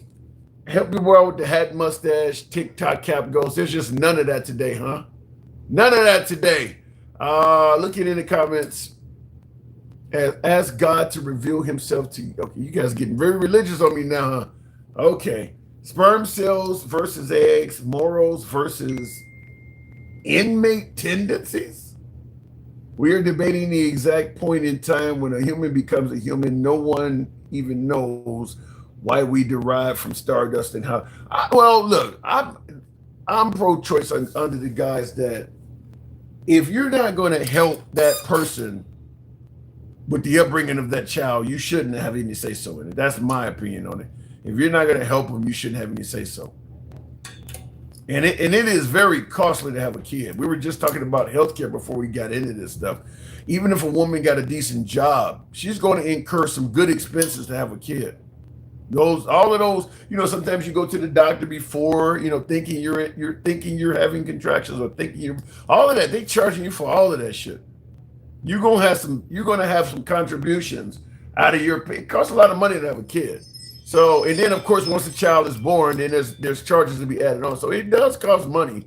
I'd say that'd be the first thing. If you want to really promote people having children and carrying them to term, reduce some of the cost, because that is probably the number one reason people don't have kids. It costs too much.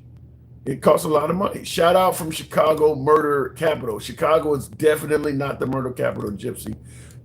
Just that comment alone shows me you lean right, far right, to suggest that Chicago is the murder capital. Chicago is not the murder capital.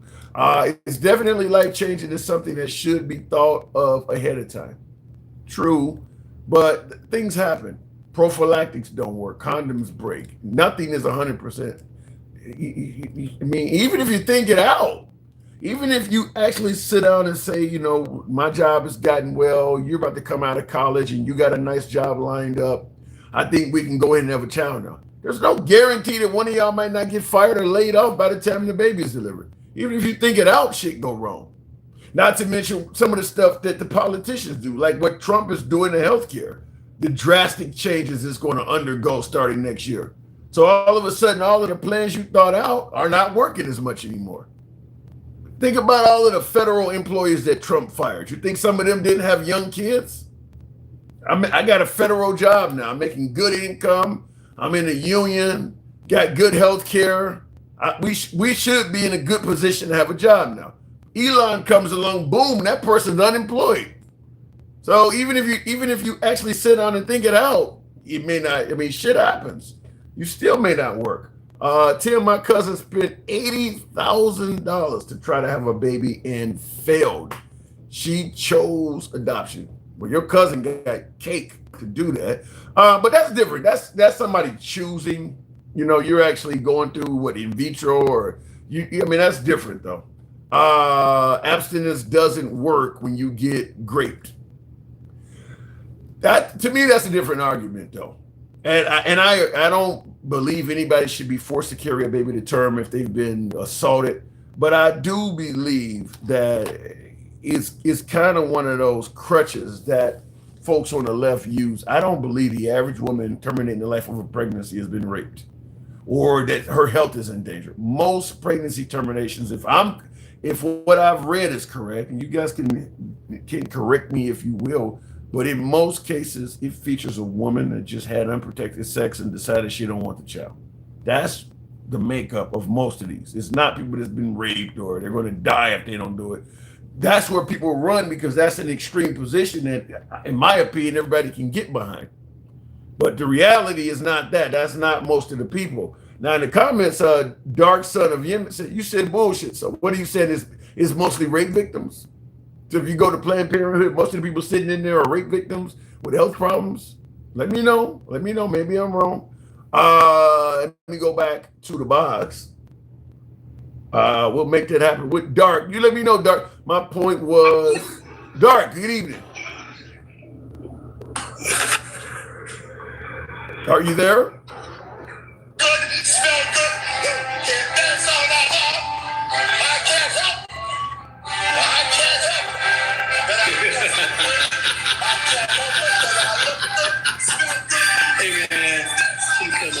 For a second. Now I saw you in the comments. You said it was bullshit. You said it was.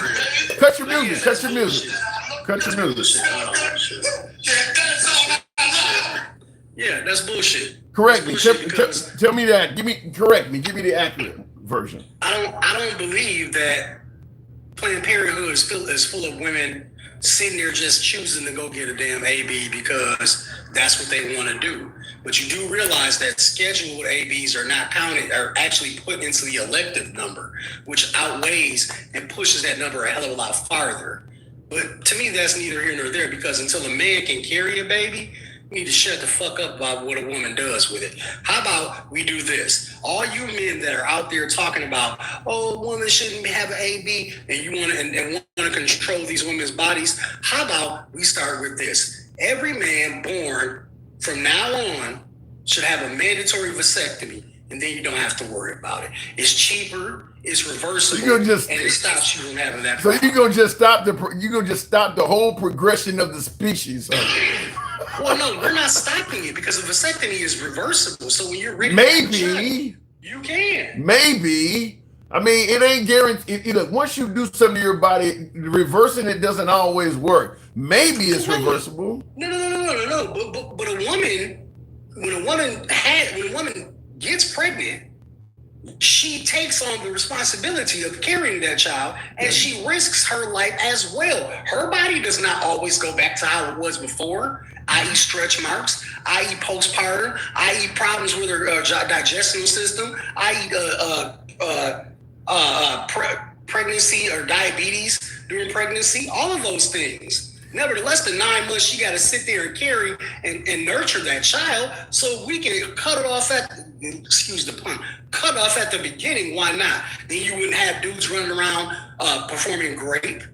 That would cut that off, because there will probably still be happening, but there wouldn't be. Okay, you gotta hold on. Let me explain. You got a guest cross-platform. I want to say before I bring him up, Handsome certainly wants to talk to you. For you folks, just like on TikTok, if you send a galaxy, you can come up with a guest. Hold on, hang on. Don't be gangster grandma. But let me just say this. Let me finish this. What I was saying is, Also, folks, you can come on Clapper and send a flag, and that's because that's what he's doing. Okay, conservative, what did you want to say to him?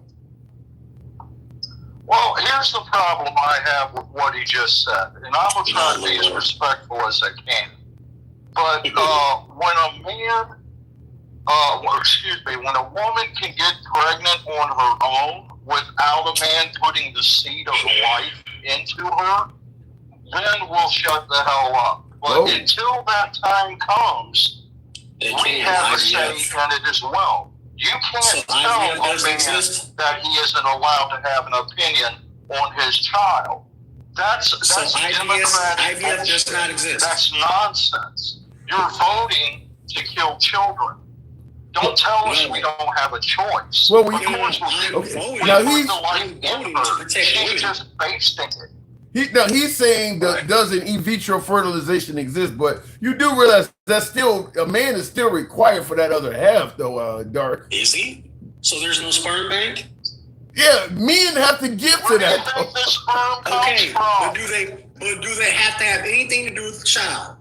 A sperm bank requires pretty much 100% anonymity until that child is ready to find out who the father is, right? Am I wrong on that? So at some point, a woman can get pregnant without a man. See, the problem is you old white motherfuckers need to stop trying to take over women's bodies. Stop trying to do that. That's your problem. Your problem is you want to continue to listen, dog. Listen, dog. I don't care about your old bullshit. Show somebody else I'm not gay to grandma. If a man gets a woman pregnant, a man has a right to say something about it. And that sperm in the sperm bank came from a man. A woman cannot get pregnant without the seed of life, which comes from men. We have the right to have cut that shit off, chop it off.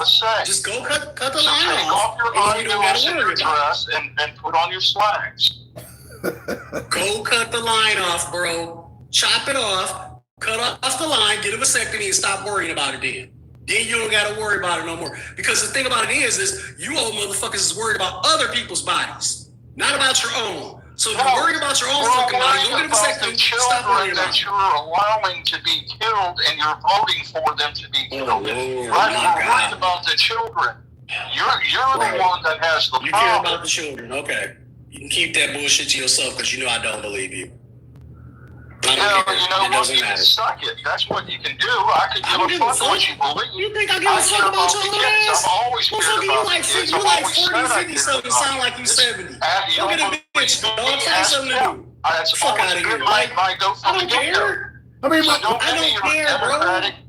You mad because you can't control women's bodies. All I'm doing is telling you stop trying to do that and worry about your own dick.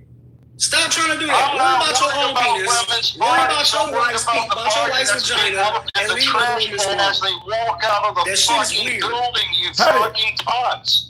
That shit is mad weird. How do you feel about him? I mean, what he's saying, though, King, is that he doesn't care about the woman's body. He actually does care about that baby that they're just executing. Okay, so if he cares about the baby, then make sure that your president funds fucking SNAP. Make sure your president funds food stamps. Stop running out here talking about we don't need any of these entitlement programs to help women and children. Stop trying to cut off Planned Parenthood because Planned Parenthood does more than just fucking abortion. Planned Parenthood does all types of shit that you don't know about. So stop worrying about it. Don't worry about your own body and your woman's body, bro. Worry about your own body and your woman's body, player. That's the problem. The Iran war. He says he does. He does favor that stuff. King, he says he does favor all of those social programs, post-birth social. He does favor that healthcare for the kid and all that. He says he favors then that. why is he worried about other women's bodies? Worry about your daughters, your worried about the and her baby kids. in Don't the worry about body, nobody not else. the woman. I'm worried about the baby that's going to be cut in half, slaughtered, put in a trash can while the woman is in the grocery store afterwards. You antinomian motherfuckers kill me with your fucking moral superiority complex. Ain't none of you motherfuckers it's not superiority. Y'all run around here talking about God and Jesus, but don't adhere to no moral law. Stop trying to get head from every woman because you're taking her side and standing up for the babies, man. What kind of man are you? Are you done yet? I'm the type of man that want to make sure my daughters and my fucking cousins and my fucking aunts have something to say. Let me interject, folks. I'll say this, even though I'm pro-choice and not me and conservative had these conversations, I understand his side from this standpoint. If you knew your neighbor had let's say your neighbor had a daycare and he was, he or she were keeping a bunch of newborns and infants in the house, and you knew they were slaughtered, you would feel some kind of way about them slaughtering these little 7-8 month old kids in this house, even though they're not your kids. You're not doing them for them or anything. You would still feel some kind of weight knowing that person is taking the life of 3-month-old kids and stuff like that. The only difference is he sees them children the same way you would see those 1-2-month-olds and toddlers being slaughtered. He sees the ones in the womb the same way. That's the only difference. Is you just see children in the womb differently than you do. And I'm the same way as you on this, but he sees them the same as in the womb as he do out. I'll say this then. But stop your president from touching on kids. Stop the Republican Party from being pedophiles. Stop them from protecting pedophiles. Stop the shit from happening. Stop the fucking grape artists. Stop the motherfuckers that's out here doing way more dirt than women that are just trying to have. Why are you talking, bro? He says he agrees with you. He says he agrees with you. If your party can stop going and supporting women going and getting abortions and having babies killed, I'll do your thing. Is that your body? Is it your body? Every time a woman gets, I'm gonna just leave it at this and we can move on because I don't give a shit about his opinion, right? Every time a woman gets pregnant, she takes her own life in her hands. You do realize that, right? Every time a woman gets pregnant, she risks death. So whatever the fuck you are talking about, it does not matter to me, bro. It does not matter to me. Okay, I'll let him talk to you until you get done, bro. Get over yourself, dude. You're not going to win this argument. Are you done, Papa? Are you done, Papa? All right, go take your medicine. Like I said, beyond that, I got some medicine in my foot for your ass. How about that? Okay, Papa. You want some medicine? All right, Papa, you ain't going to do shit. I'm not as old as you think, son. Yeah, okay, Papa, whatever you say. My gray hairs is longer than yours, and I'll fuck you up. Any day you get ready, let me know. Okay. Any day. I'm ready right now. If you're feeling strong, jump, bitch. Right. Whatever, Papa. All right, okay. Maybe we need to move on. Okay. All right. However, so like I was going to finish saying, this argument, so you might as well take your ass. Can you please stop sundowning? Come on, man. Stop sundowning, dog. We tired. Papa, go take your medicine. However, so. 2 minutes. The men are talking, son. Why don't you go back to your room and play with your truck? Wow, bro. You sound so tough. If Manny Bro was a boxer, I would believe you. Okay. I'll let him finish, dog. Whenever you get done. All right. Well, we'll go ahead and move back on to the topic. Conservative. I didn't expect you to come so hard. Answer conservative. I will move it on for time. I got more money to spend. If that little prick comes back up here, I got credit cards. I can max this bitch out. Thanks. Go take your Geritol, homie. Bye-bye. All right, conservative. Son, why don't you go play with your wiener in the bathroom? Make sure you get that pudding cup. I hope you got some applesauce, Papa. All right, you still got, okay, I got to move it on conservative. You got 2 minutes of time left. Okay. Like I was about to say, I don't even give a fuck about it, man. Fuck his old ass opinion. I don't give a shit. The truth of the matter is, every time a woman gets pregnant, she risks her own life. You motherfuckers need to stop trying to take control over a woman's body. Is it fucked up that women have ABs? Yeah, it is. I'm not saying that anybody just so roguely, flatulently running out and having an abortion is doing that shit because of a solid reason. It is some women out there that be doing that shit just because they can. Okay, sure, I'll agree to that point. But is it everybody? No, it's not. Women have fucking problems. Should you wait? Let me ask you. You admit some do it, and then it's not everybody. Should you separate the some from the everybody? Can you? That's the question. Can you do that? Yeah. How would you separate that? Explain that to me. How are you going to separate that? They would be required to show either. Okay, if you're saying that you have a medical, Why don't you ask a question and you want me to answer it? Finish it. Okay. Go ahead. I mean, and I don't look. I'm 100% pro-choice, so understand it. But I do understand his side. What I'm saying is, okay, if a woman is saying I need to terminate the life of the unborn for medical reasons, we can obviously have a medical professional figure out whether it's mental or physical. That's obviously something you can document and diagnose. If she's saying she was sexually assaulted, okay, did you file charges? I mean, if you're saying you're sexually assaulted and you want to take this life, then by law you have to have a police report on the record. I mean, so there are ways to do it, as opposed to some women that just decided I don't have enough money to raise a kid right now and I want to get rid of it. Tim, I want you to realize something as well. Who are you going to put in charge of being the moral authority to make those decisions? Same people that's in charge of making moral authority decisions now. Fucking government. And that in sense is the fucking problem. Because who's making the decisions right now? A bunch of old white motherfuckers who want to keep the fucking population of people going, right? But are they truthful? Are they just? No, you don't know that. And this might blow your mind, but don't you think if we're making decisions about all of the women's body in this fucking country, that maybe, just maybe, there should be more women making these decisions than there are men? I gotta vehemently push back on you from this standpoint of, if you believe there should be more women making decisions than men, goddamn it, you need to tell more women to vote that way, because there's more of them than us. They're more educated than us, and yet the men keep winning. Women are voting based on their husbands and shit. You actually have some MAGA women on the right saying women shouldn't even have the right to vote. So you can't blame that on men. Women are falling in line with that shit. You know what? I wish it would all just be totally just and everybody would just do what the fuck they're supposed to do. But unfortunately, here in this world, in reality, it doesn't happen like that. But what I will say is, I'm not about to sit around with a whole bunch of old motherfuckers make a decision for my daughter, make a decision for my sister, make a decision for my mother.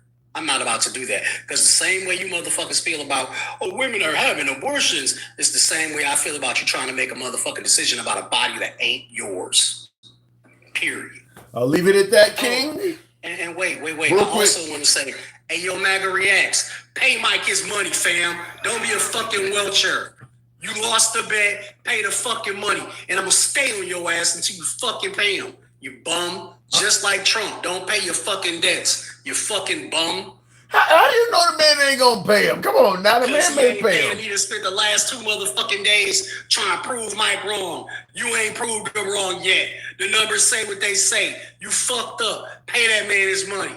Fucking welcher. Right. Sad as shit. All right, King. You can't fucking pay it. Thank you. All right, moving on with the program. Tap the screen. I gotta actually because the bet was made when they were on the program talking together, but I got so much going on, I didn't hear the terms of the bet, the terms of the deal. So I almost need to get both of them on together and hear them hash that out in the comments. Amen to that. Limit the age of the House. What is it? Amen to that. Limit the age of the House, Senate, Supreme Court, presidency, and all politicians. We shouldn't have old, senile, corrupt, evil assholes providing precedents for another 4 decades. Well, you got to get MAGA on board with that, because MAGA is talking about Trump can do a 3rd term. So MAGA is not on board with limiting the age of politicians. I mean, Trump 2028 sounds really delightful to MAGA. So Trump will be 83 years of age being president until he's 87. And you got a lot of MAGA saying they want that.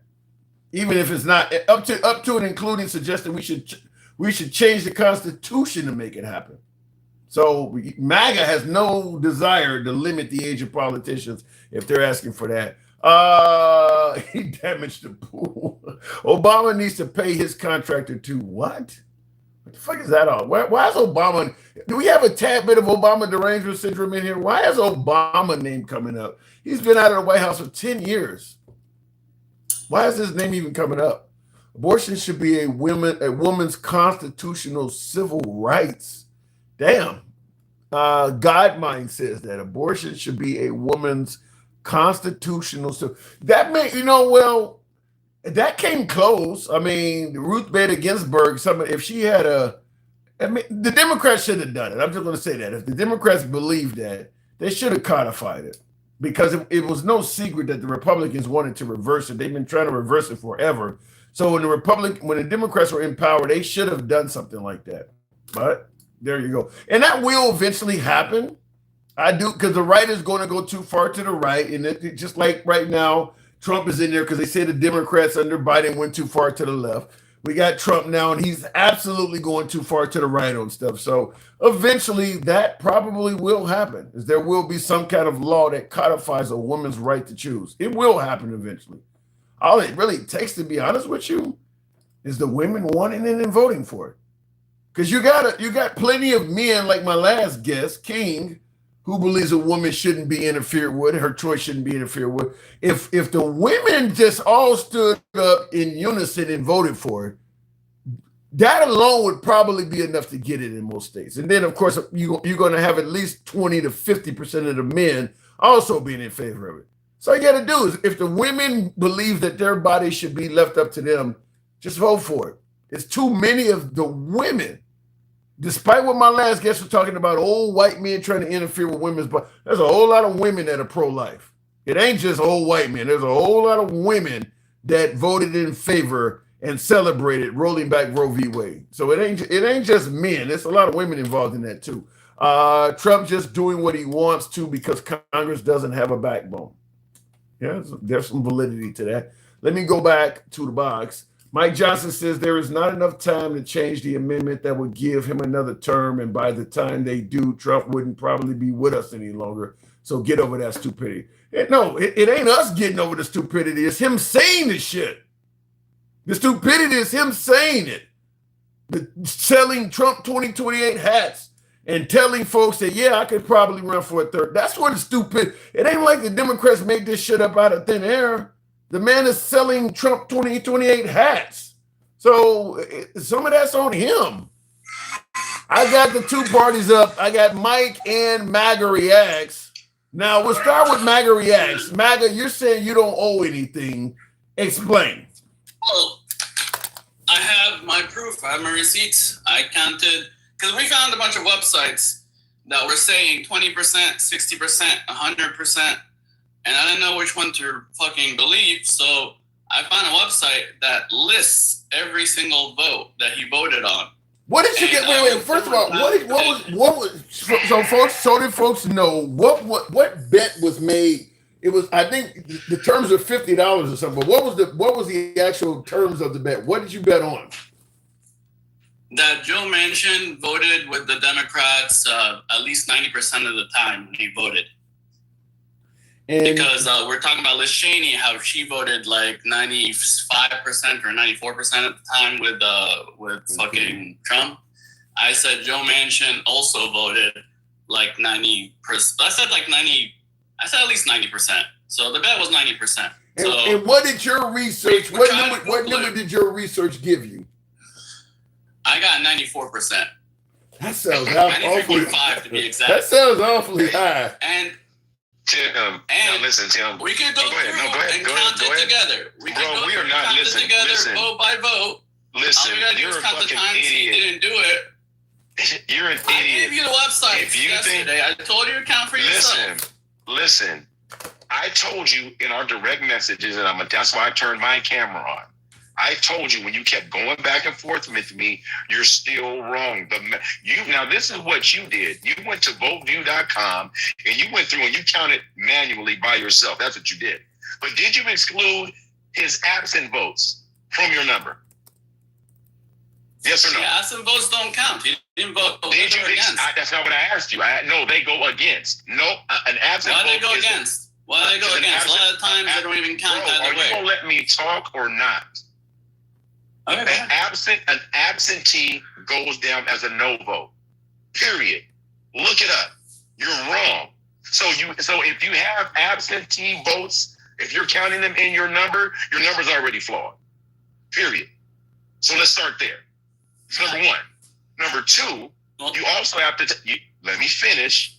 You also have to take his yay votes and find out how many of his yay votes went against or for a Democrat or Republican legislation that was put forward. The website tells us that.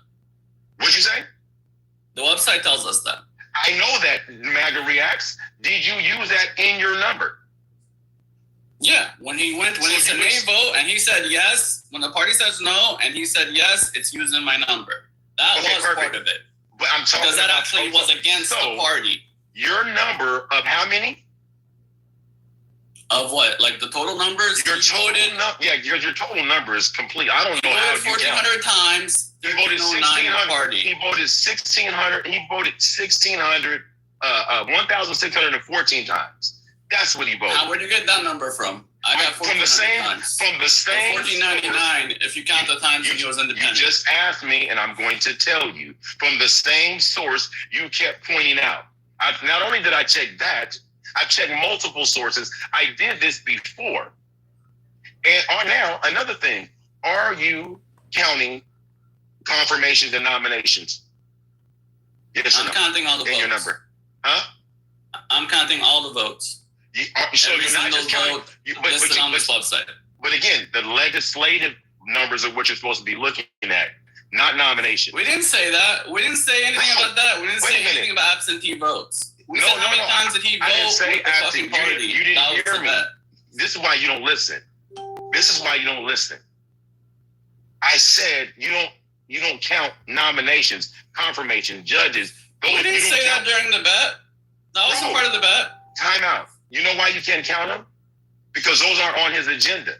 Those aren't Biden's agendas. Those are people that are nominated, and either they get nominated, confirmed, or they don't. It doesn't go to the nomination. Let me ask you guys something. Hold on. Let me ask you guys something. Hold on. Let me ask you this. I'm going off what's listed on this website. What I want to ask you guys is, are the terms of the bet, how many times Biden voted with the Democrats or Biden voted with, Manchin voted with the Democrats or Manchin voted with Biden? Manchin. The Democrats is Biden.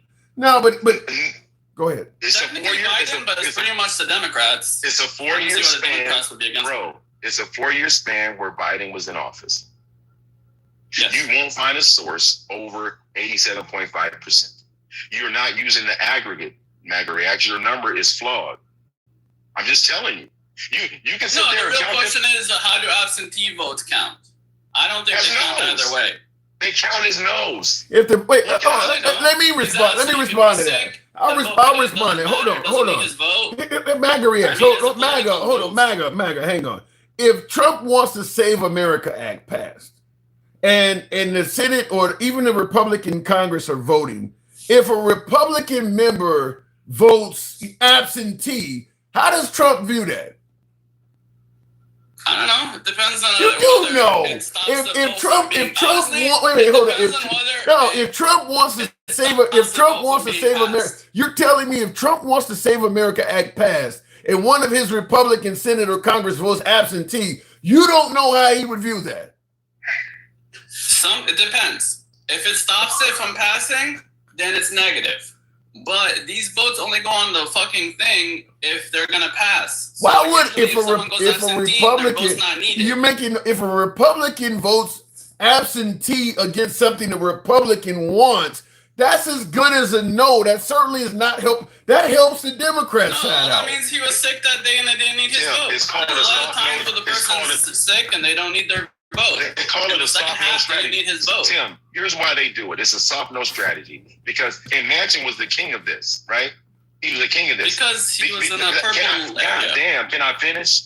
He's in West Virginia. There were some things he didn't want to vote on. He didn't want to upset the party, and he didn't want to upset his constituents. So they're absent. So they never have to record it as a yay or no. So they don't have to own it when it's an absent ballot. Yeah, but the only time he's going to vote absentee is when he is trying to please Republican voters. He's never going to, just like I mentioned on Save America, as a Republican,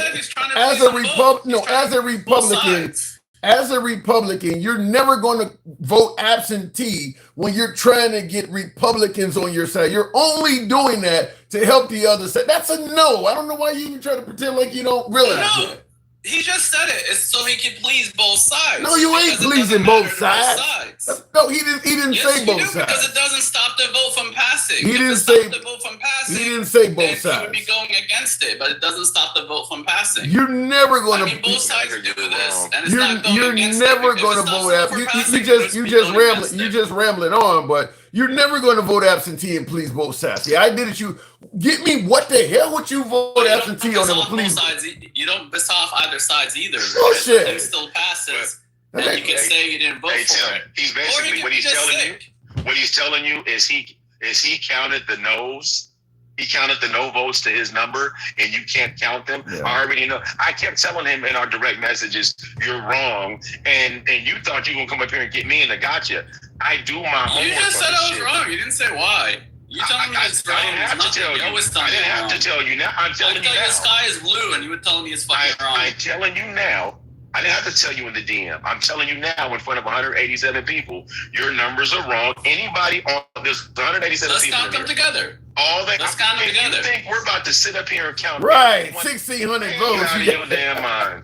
You're out of your mind. To You me, gotta count the negatives. you gotta lost. To count the me, number you that lost. goes against the party, and it fucking hurts the party. And it's only 91 of them. I did it in fucking To 5 me, minutes. you lost the argument the minute you started talking about that. You don't know what an absentee vote. If you got a Republican boss, a Republican politician, a Republican president, and you're a Republican senator or Congress, and you vote absentee to something your side wants, that's a negative. You try to make. Well, I don't know what that is. That might please everybody. Him getting reelected.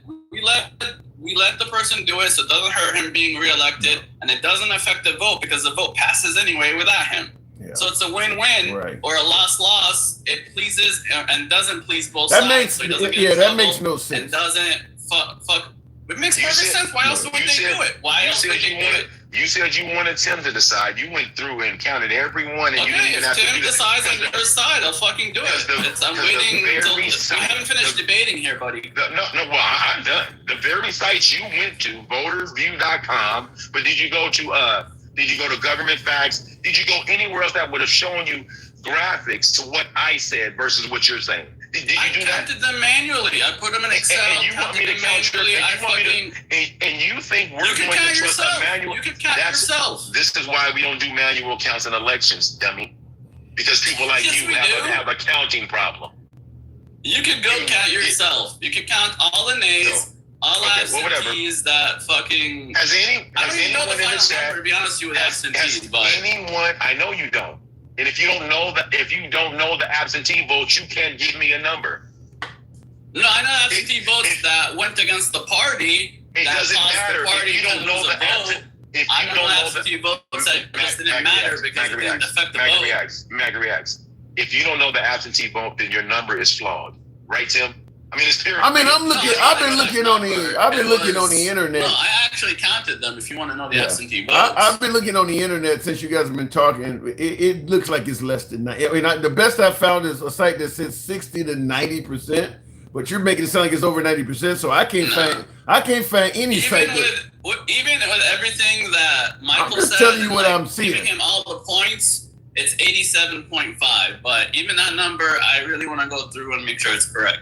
Well, based on what I've been able to, based on listening to you folks, hearing what you, because he's absentee okay, votes. based on what I've been able to find, based on what I'm hearing you folks say, and you sound like you lost, Mag. I mean, I don't see a case to be made. One more problem. Okay, I don't see a case to be. One more problem. I don't see a case to be made for how you won. Let me finish telling the whole story. Let you finish. Is that what you? Let you finish now, huh? No, let me tell you before you fucking make your judgment. Let me finish telling you the last part. The last third or the last year, you fucking switched to independent, so it threw the numbers off a little bit. When you look at the numbers it give you on the website, him becoming independent threw him off. So I gotta go in there and look at all the votes that he did as independent and add them to all the numbers. I just noticed this as I was waiting for the live. It's going to make your number worse because the year that he voted against the party the most was this last year. It's going to be worse. That's what I was trying to tell you. Well, he didn't really vote against the party. He just was fucking absent. I don't understand. Hold on. Let me just say something. I don't understand how you could have a Democrat president and have a Democrat politician voting absent constantly, and you don't see that as negative. Well, he became independent. He became independent. It's still negative to that. Anytime I want to pass something, anybody who votes absent to me is just as good as somebody who voted no. I mean, that's negative. It doesn't stop him from passing it. If it doesn't stop him from passing it, no. It doesn't matter. Let me give you a street explanation. Let's say, for instance, you out with 5 or 6 of your boys, and you getting jumped, and 3 of your boys jump out of the car and start helping you. The other 2, they're voting absentee. They just sit in the car. How do you view them? Because the 3 that jumped out is enough for you to win the fight. How do you view the 2 that sat in though? That they're fucking smart. That they're waiting to come in if I needed them. As long as I win the fight, I really don't have that against them. I won the fight. And again, well, what if you lost? He said they if I lost the fight, I would be pissed. That's my whole point. If I lost the fight, I would be pissed. Okay, perfect. And it would count toward you. So if I won the fight, I wouldn't care. So how many times did he vote? How many times did he vote absentee in his 4 years? God. Tell me. 1 second. You said you did the number. I have 52 and 39. No, the total was 146. He voted absentee. Sorry, 137 is mine. 146 in his last year. I have 137, but it doesn't count his independence. The votes he did as independence. I have 137 without that. You have to. I know. I haven't counted them yet. It's not like I was trying to do. I just found out about that. So let me tell you the number. It was 146 times, and in 2024, he was absent 90 times. 90. How many votes were cast? How many roll call votes were cast in 2024, Mag Reacts? 387. 387. And he was absent 90 times out of 387.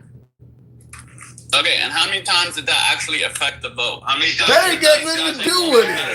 That ain't got nothing to do with it. Because that's where it hurts the party. Oh That's where my he's God. going against the party by fucking them over, by making them lose. Are you done with your evidence, Mag Reacts? Yes, I'm done. Although I don't have the final numbers, even with the absentee and all that shit. But I'll take your word for it. As a defense, I'm not going to say anything else. I'm going to let Tim decide. Yeah, so Tim, if the party still wins the fight and these absentees are just sick or just not there, does that count? Well, first of all, unless you're I mean, the party's winning the fight. You got one guy that's sick. Hey, I get what you're saying. Rested already. Well, you rested already, Magda. Unless you rested. I didn't fucking rest. You said you were done. You said you were done, and then I said I'm done. No, you said you were done. I still have to fucking finish. I have to close. See, you never listen to what I'm saying. Can I finish? Go ahead. So, you have to fight this guy. One of your guys is sick or out of town or something. Okay. And you don't need to wait for him. Would you wait for him, or you just fight with the guys you got, knowing that you're gonna win? You just fight with the guys that you have. But if that guy not being there causes you to lose, then he's fucking you over. But if he's just not available and you don't need him, I can't hold it against him or for him. But if he fucks me over and he's the reason I lost, that's holding it against me. I mean, holding it against him. I think only the ones where they lost should count. And then the ones where they still won without him, which was most of them, because they got an extra vote and they didn't need him anymore, and they fucking kept doing it without him. Okay, are you done yet? I thought you were done.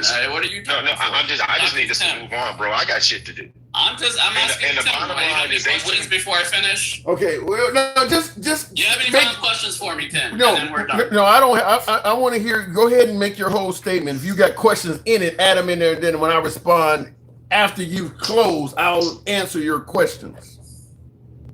No, that's basically it. Where it really matters is the absentee vote. This is where you have to decide. The absentee vote. If it's absentee and it doesn't hurt the vote and the vote passes and you're not fucking over the party, does that count as against or with? Okay, if you fuck over the party and they lose the vote, then I think it counts as against. But if it doesn't affect anything and you're just not there because they've been assholes to you, I don't think it counts for or against. Okay. All right. Now, that's basically what you have to decide. Based on what you decide, I win or lose. Okay. If an absentee that ends up the vote passing anyway, and they don't need him, and they do this on purpose. You're saying the same thing. Oh, I get it.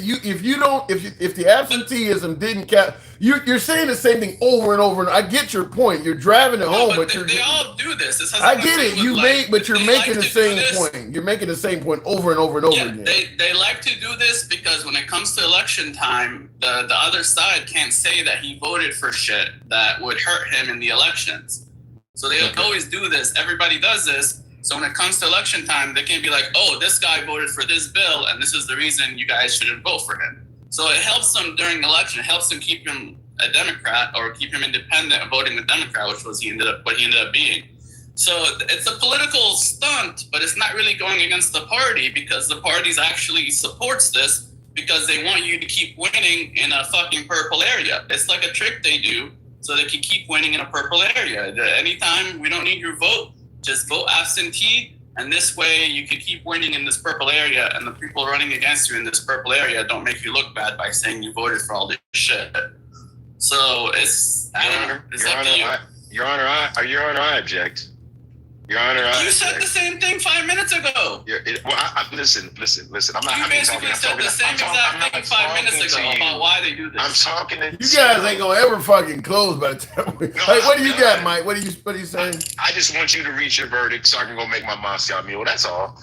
Okay. I'm just trying to, pick a couple of key limes off my tree and go make me a beverage on Sunday. He wasted all this. I got guava for you if you want. I got guava. When you pay me my $50, I'll go buy my own. How about that? Well, I gotta figure out what one of these little galaxy things is worth $50. Okay. Now, you guys ready for me, or you guys got some more to drop out? No, go ahead. I think you understand everything. Yeah, I not only did I understand it, I took notes and I'm gonna respond to it. Okay, so you're done, MAGA? Yeah, unless you have a question for me. Okay, I don't have any questions. I gave you everything. Okay, first of all, you mentioned people pleading, not pleading, but voting no contest or absentee rather, voting absentee because they might be sick. Unless he's Mitch McConnell, there's no way he was sick that many times in Biden's last year. So I'm going to toss out any notion. I don't know. He wasn't sick. I don't know what time he's sick or just you don't miss that many votes under being sick, and we would have known about that. For him to miss that, I mean, he missed dozens and he voted absentee dozens and dozens of times. There was no rumors that he was that sick or ill. So unless he's Mitch McConnell, he did the same thing. He did the same thing in Trump's years too. Okay, but he's doing it for. The point I'm making is you're done. No. You finished. You don't argue back. It's over. You gave your statement. You argue back now. That time is done. I'm making my decision. When it was 50-50. Okay, you're done. When I asked you, are you finished? You said yes. Okay. You were done. Hey, you're the one that brought up new shit.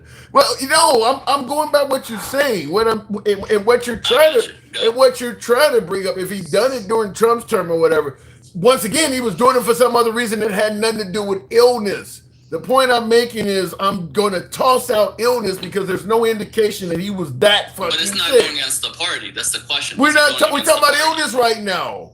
We're talking about, I'm getting to all of that. You're trying to get ahead of me and ask questions that I'm not even answering. He wasn't ill. So that's the first thing you said that I'm throwing out.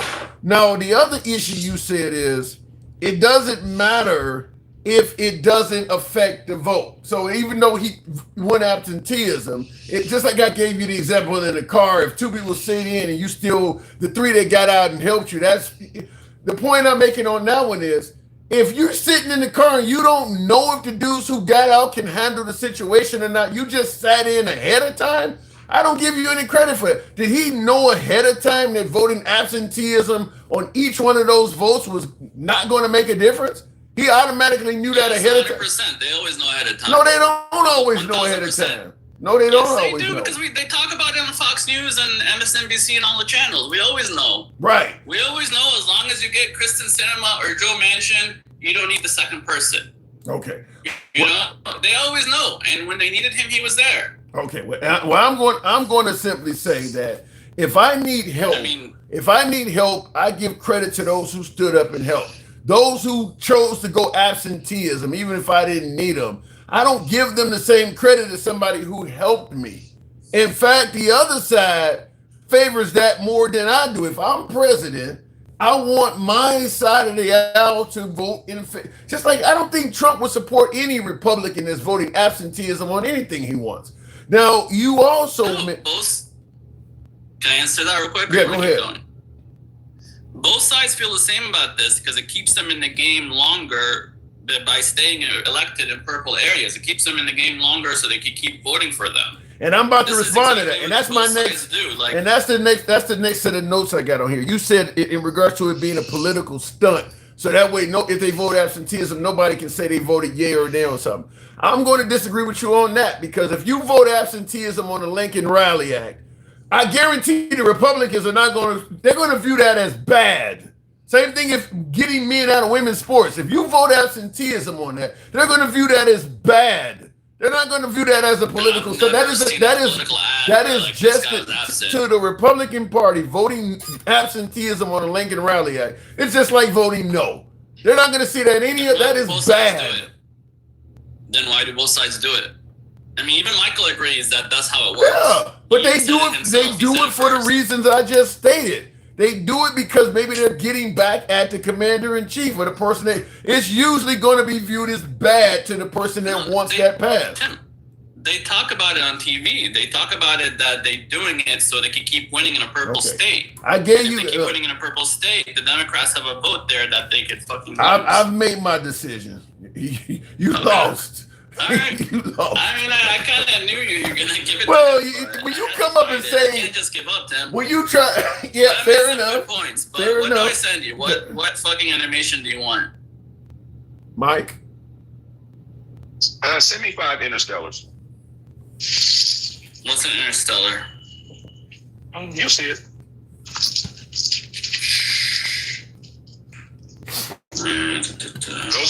Those are 10,000 a pop. Send me 5 of those. All right, you can break it up any way you want to. Yeah, $50. Yeah, I just don't know what. I don't use TikTok like you do. I don't know what equals $50. I don't know what equals what. Until I reload. So send you 5 galaxies. Say again. So send you 5 galaxies. Yeah, whatever. All right. Make sure it goes to you too. All right. Custom one out. Do not show again. Try right now. It's 50,000 coins, bro. I don't think I gotta fucking buy the 50,000 coins. I don't sit on TikTok all day. I'm sorry. No. I'm sorry. A galaxy is 1,000 coins, so you'd have to send 50 of those. No, I think it's 5. Man. No, I'm sorry. I think I was. Am I right? Am I right, Joe? I think it's 5 of them. I think a galaxy's 10. I think it's 5. It's 5. It's 5. I was thinking about my bet with Kidder. He owes me $500. My bad. 500? Yeah, this dummy made a dumbass bet. Fuck you. I need to be in with. I've never gotten 5 galaxies in a single show. Shit, I need to be doing what you do. Shit. Yeah, well, sometimes, Tim, less is more. I've never heard of that before. Yeah. I got 1,000 out of EK. Jeez. If y'all see EK in these TikTok streets, yeah. These motherfuckers really be trying to prove you wrong, huh? I guess. They're the stack on politics, huh? Wow. Yep.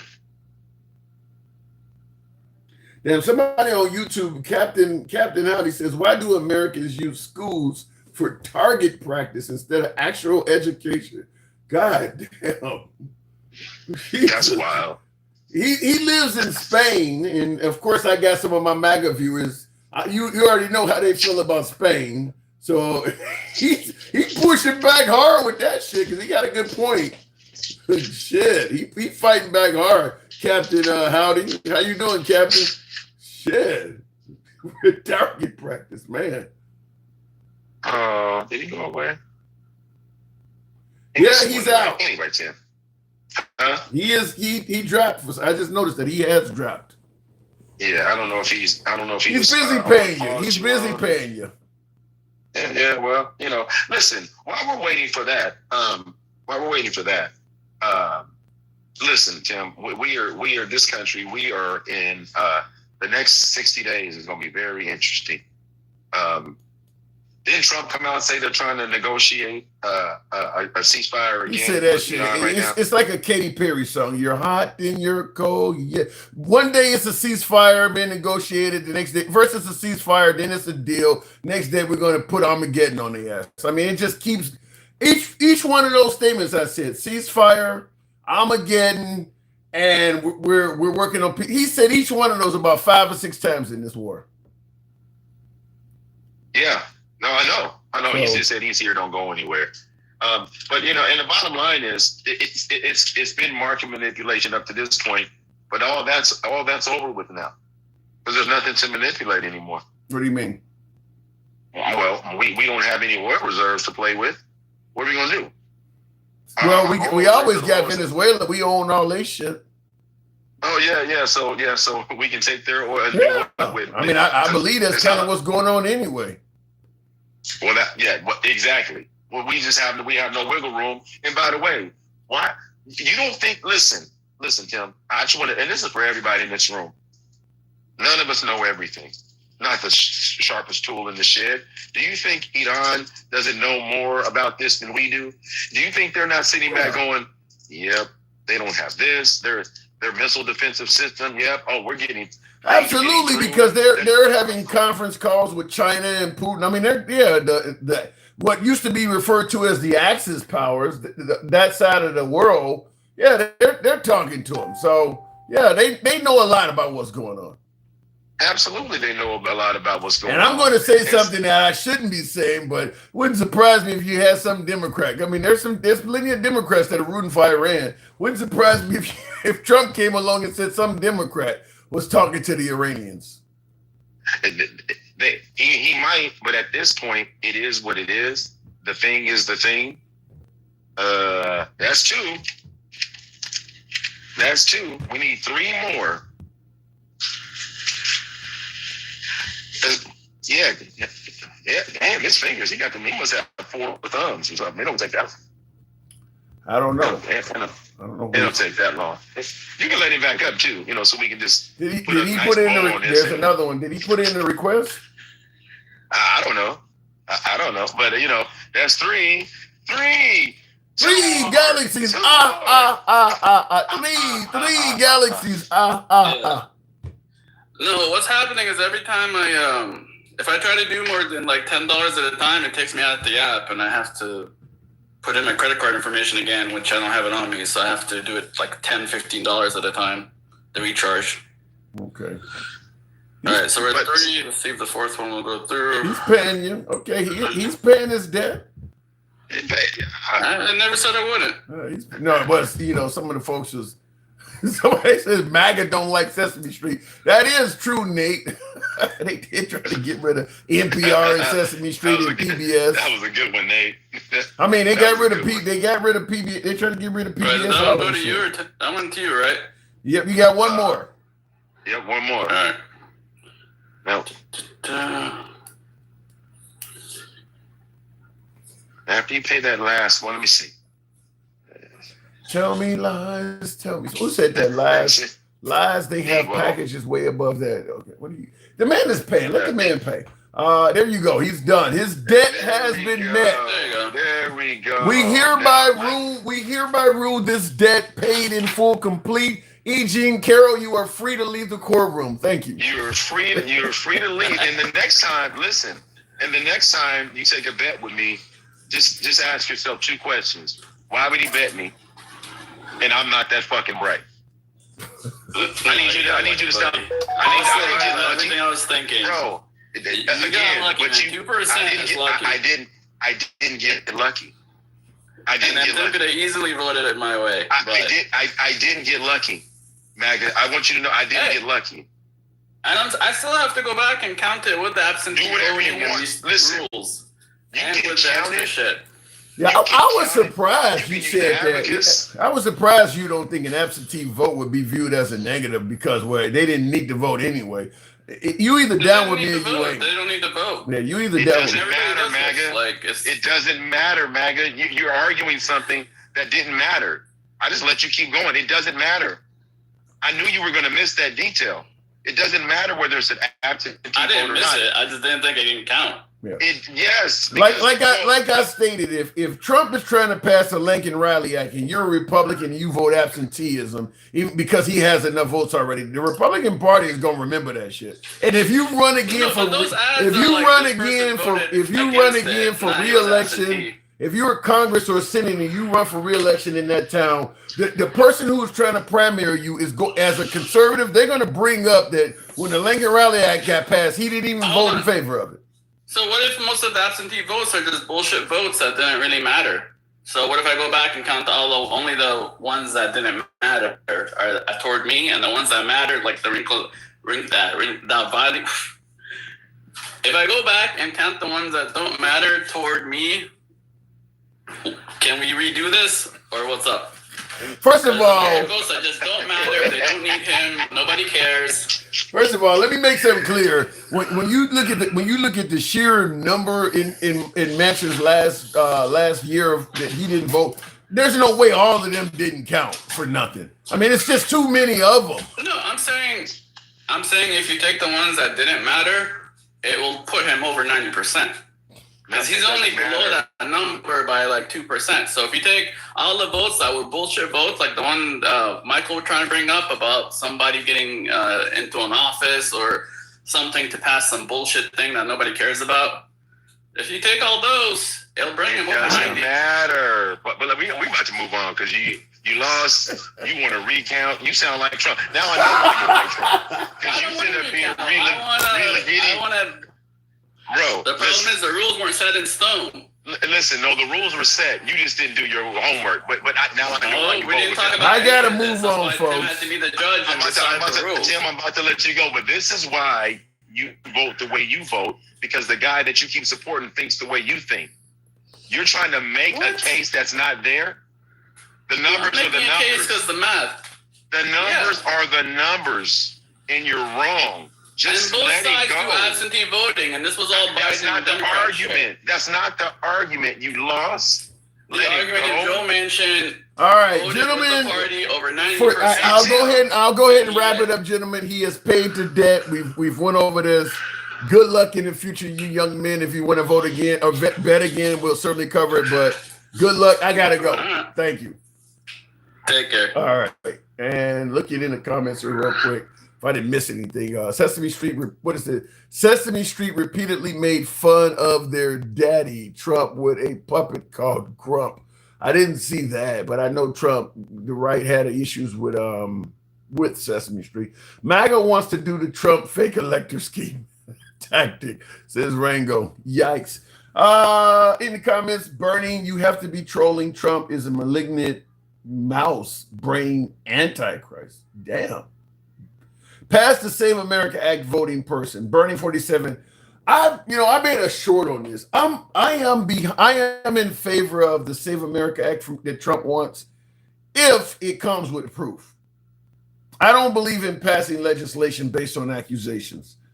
If Trump can prove the statements, the stuff that he is saying, and I'm not talking about this one is too many shit.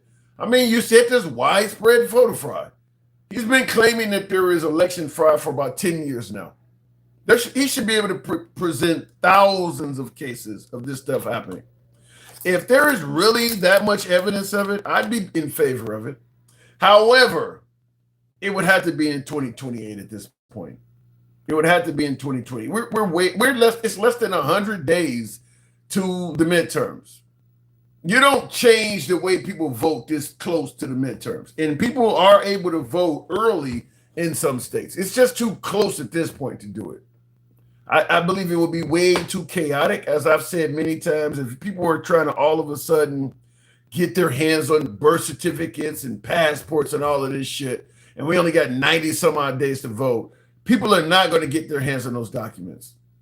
What would end up happening is if you pass the Save America Act this close to the election, you're going to ultimately prevent more legitimate people from voting, then you're going to have illegals voting in the election. It's going to affect a lot because there are millions of legitimate voters.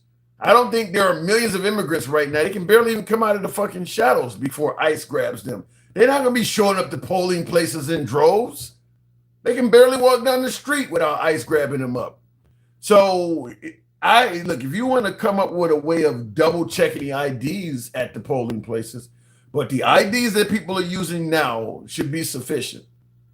And as I've said many times, that going forward, the government should just give you the ID you need.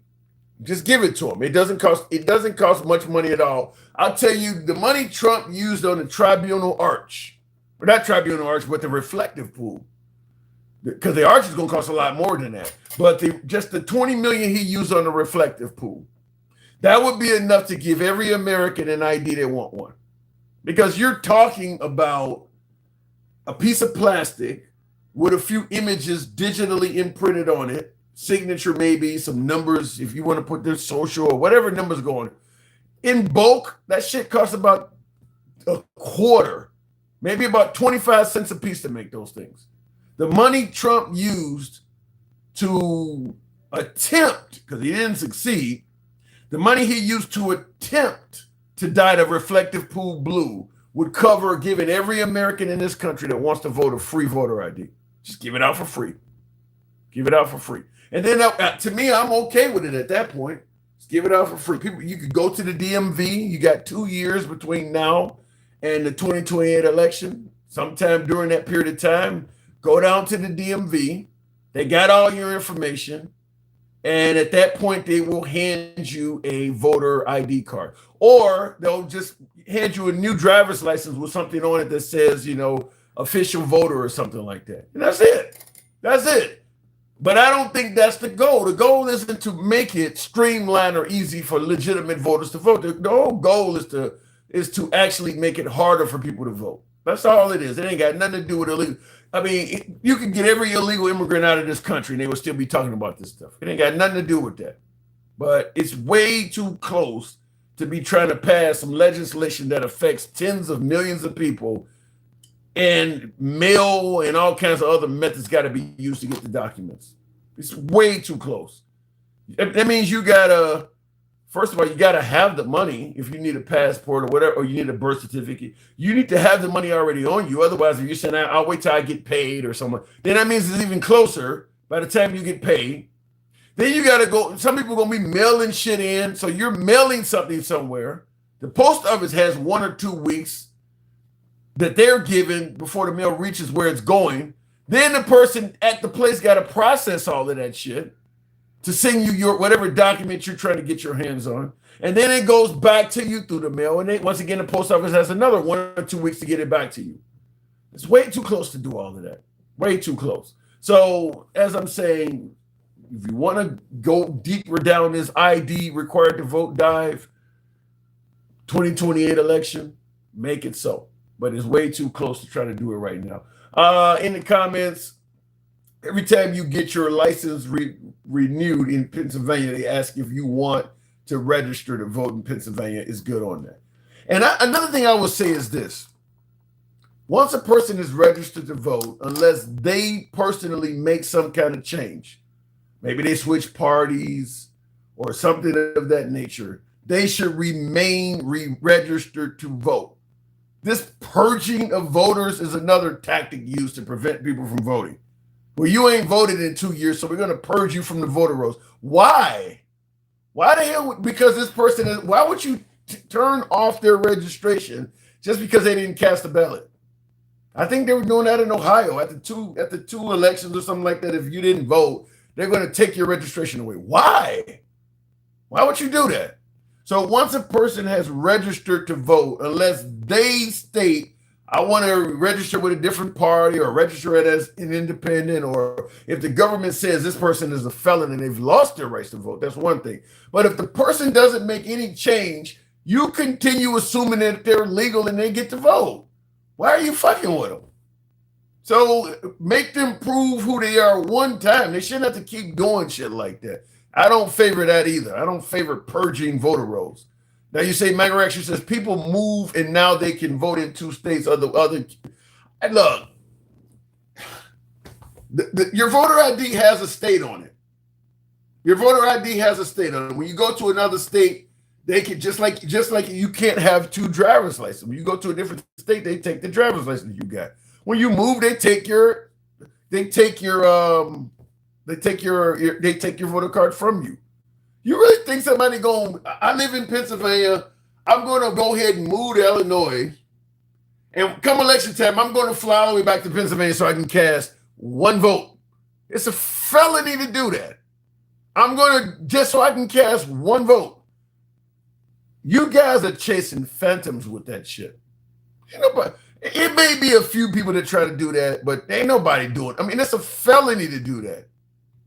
You're going to go out and risk your freedom to cast 1 single fucking vote? Ain't nobody doing that. I don't look, I'll just say it like this. There's not enough people doing that to even be concerned with that. People are not going to be trying to go in multiple states and vote, knowing that there's a very good possibility that the computers may show that. It just ain't worth the risk of doing nothing like that. What do you get out of that? Because casting 1 vote doesn't really affect an election much at all. But your risk is you get 1 vote that you shouldn't have got. That's your reward, rather. Your risk is you could do years in prison for that. That you got to be crazy. To me, that there's just not enough of that. The good example. The good is an example of public work surprise. The Democrats are against government-funded work projects. I thought I don't know what you mean by that. You said the reflective pool is an example of public works. You are surprised that Democrats are against government-funded work projects. I thought that was their jam. Well, first of all, the no-bid contract to a campaign donor is one. Second is the economy sucks right now. Yeah, we're okay with government-funded public works, as you're pointing out, but not why everything sucks. I mean, what's next? You're going to say they should be okay with the Tribunal Arch? I mean, there are government employees that got paid to put his picture all over D.C. They should support all that, because they like government-funded programs. No. Good, nice try, though. I do appreciate the effort. I'll go ahead and wrap it up if you guys will. Thank you for the 171,000. I see some of you folks are a little bit lazy on that. Which party is more radical? Democrats 100% example, open borders. Trump is talking about killing immigrants coming in illegally. Which one is more radical? Leaving the border open so anybody can come in, or trying to find out if you can shoot and kill anybody that does it? So I don't know if I agree with you, Tony Rivera, that the Democrats are more radical. There's a ton of radical shit on the right. You guys just favor it. Trump talking about nationalizing the elections and putting conservatives in control. That's very radical. That is very radical. That one side is that he actually stated, "I want to nationalize the election and put Republicans in control." Military in U.S. cities. That is incredibly radical. Using the DOJ to go after his enemies. Very radical indeed. Cat. Thank you very much, Cat. Appreciate that 2.0. That's very radical. Naming all kinds of shit after himself all over D.C. Radical. Trying to literally pay our tax money to January 6 rioters that were caught on video beating up cops. That's not radical. Talking about serving the 3rd term, which is literally a violation of the Constitution. The only way you can do that is to change the fucking Constitution. How more radical can you be than that? Denying election results without proof, and then trying to change the law to measure up to what he stated while proving none of it. I'm just simply saying I don't feel confident just saying that the Democrats are the only ones putting up radical candidates. Trump is doing some fairly radical shit. You just favor what he's doing, but it's pretty damn radical. Suing your own government for cash? How radical is that? Banning opposition media, going after TV stations and shit because they said something you didn't like. So And by the way, he says talking is not right. We're not talking about talking. That's doing. Suing police stations, giving rioters that beat up cops our tax money. That ain't talking, that's doing. Putting this picture all over DC and shit, renaming memorials that are named, something you typically do for dead people. Using our tax money to name memorials after themselves. It's not talking, that's doing. Most of the stuff I mentioned, using the DOJ to go after his enemies. How much money have we paid for him to defend himself against E. Jean Carroll and for him to try to prove that he won the 2020 election? We are paying for that stuff. You as a taxpayer is paying for him to try to prove he won an election that is 7 years ago. That ain't radical. So, he's not just talking, he is actually doing. And now you talk about the difference between talking and doing. The Democrats are the ones talking. They're not in power. Mamdani is about the only Democrat that's far left that's in power. All of that shit that this woman that's the head of the DSA or whatever, coach, she's just a person talking.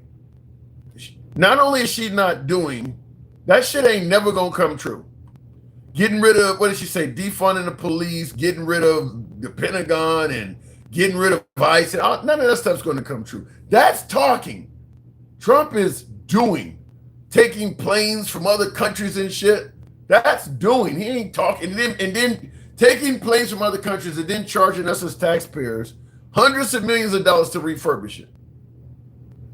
That's doing. It's not talking. So I don't know. To me, I think that if you see the Democrats as more radical, I just think it's because you favor what Trump is doing. But yeah, putting alligator Alcatraz to me is something radical. I mean, deporting people to Africa, I think that's radical. You just favor it. But Trump is doing some pretty radical shit. Do you really believe it's going to be a blue wave this time? In the House, not the Senate. In the House, I think the Democrats are going to win fairly handedly. I'm not sure the Democrats are going to win the Senate at all, but I do believe they will. I mean, listen, blue wave, it depends on what your definition of a blue wave is. I mean, I think I'll just say it like this. I think the Democrats are going to take control of Congress. I don't know about how many seats it's going to be, but I do believe the Democrats, Hakeem Jeffries will be the Speaker of the House. I believe that. So I'll leave it at that. Senate, I don't know. The House is jerry-rigged, the Senate isn't. Well, MAGA, we know the House is very rigged. I don't deny that. I mean, Trump is the one that really kicked it off with the get me 5 more seats in Texas. So, yeah, the House is rigged heavily. I don't disagree with that. Both sides have done it. But I do believe that the Democrats will win Congress. Senate might be close. And the way Trump has taken on enemies of his own side with like Massey and those folks, he gonna fuck around and be in control of the Senate while not being in control of the Senate.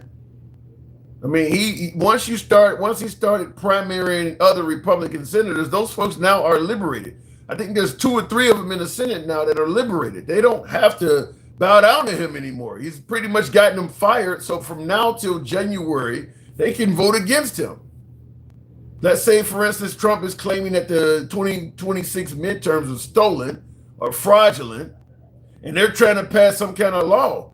Them folks that he don't primary and cause them to lose they're going to be on the Democrat side. Or as MAGA React says, they're going to vote absentee. They're going to vote absenteeism. I don't know, but I got to go. I'll talk to you guys tomorrow. I appreciate the 175,000. It's your boy, Tim, the handsome liberal. You guys enjoy the rest of your weekend. I'll see you guys tomorrow.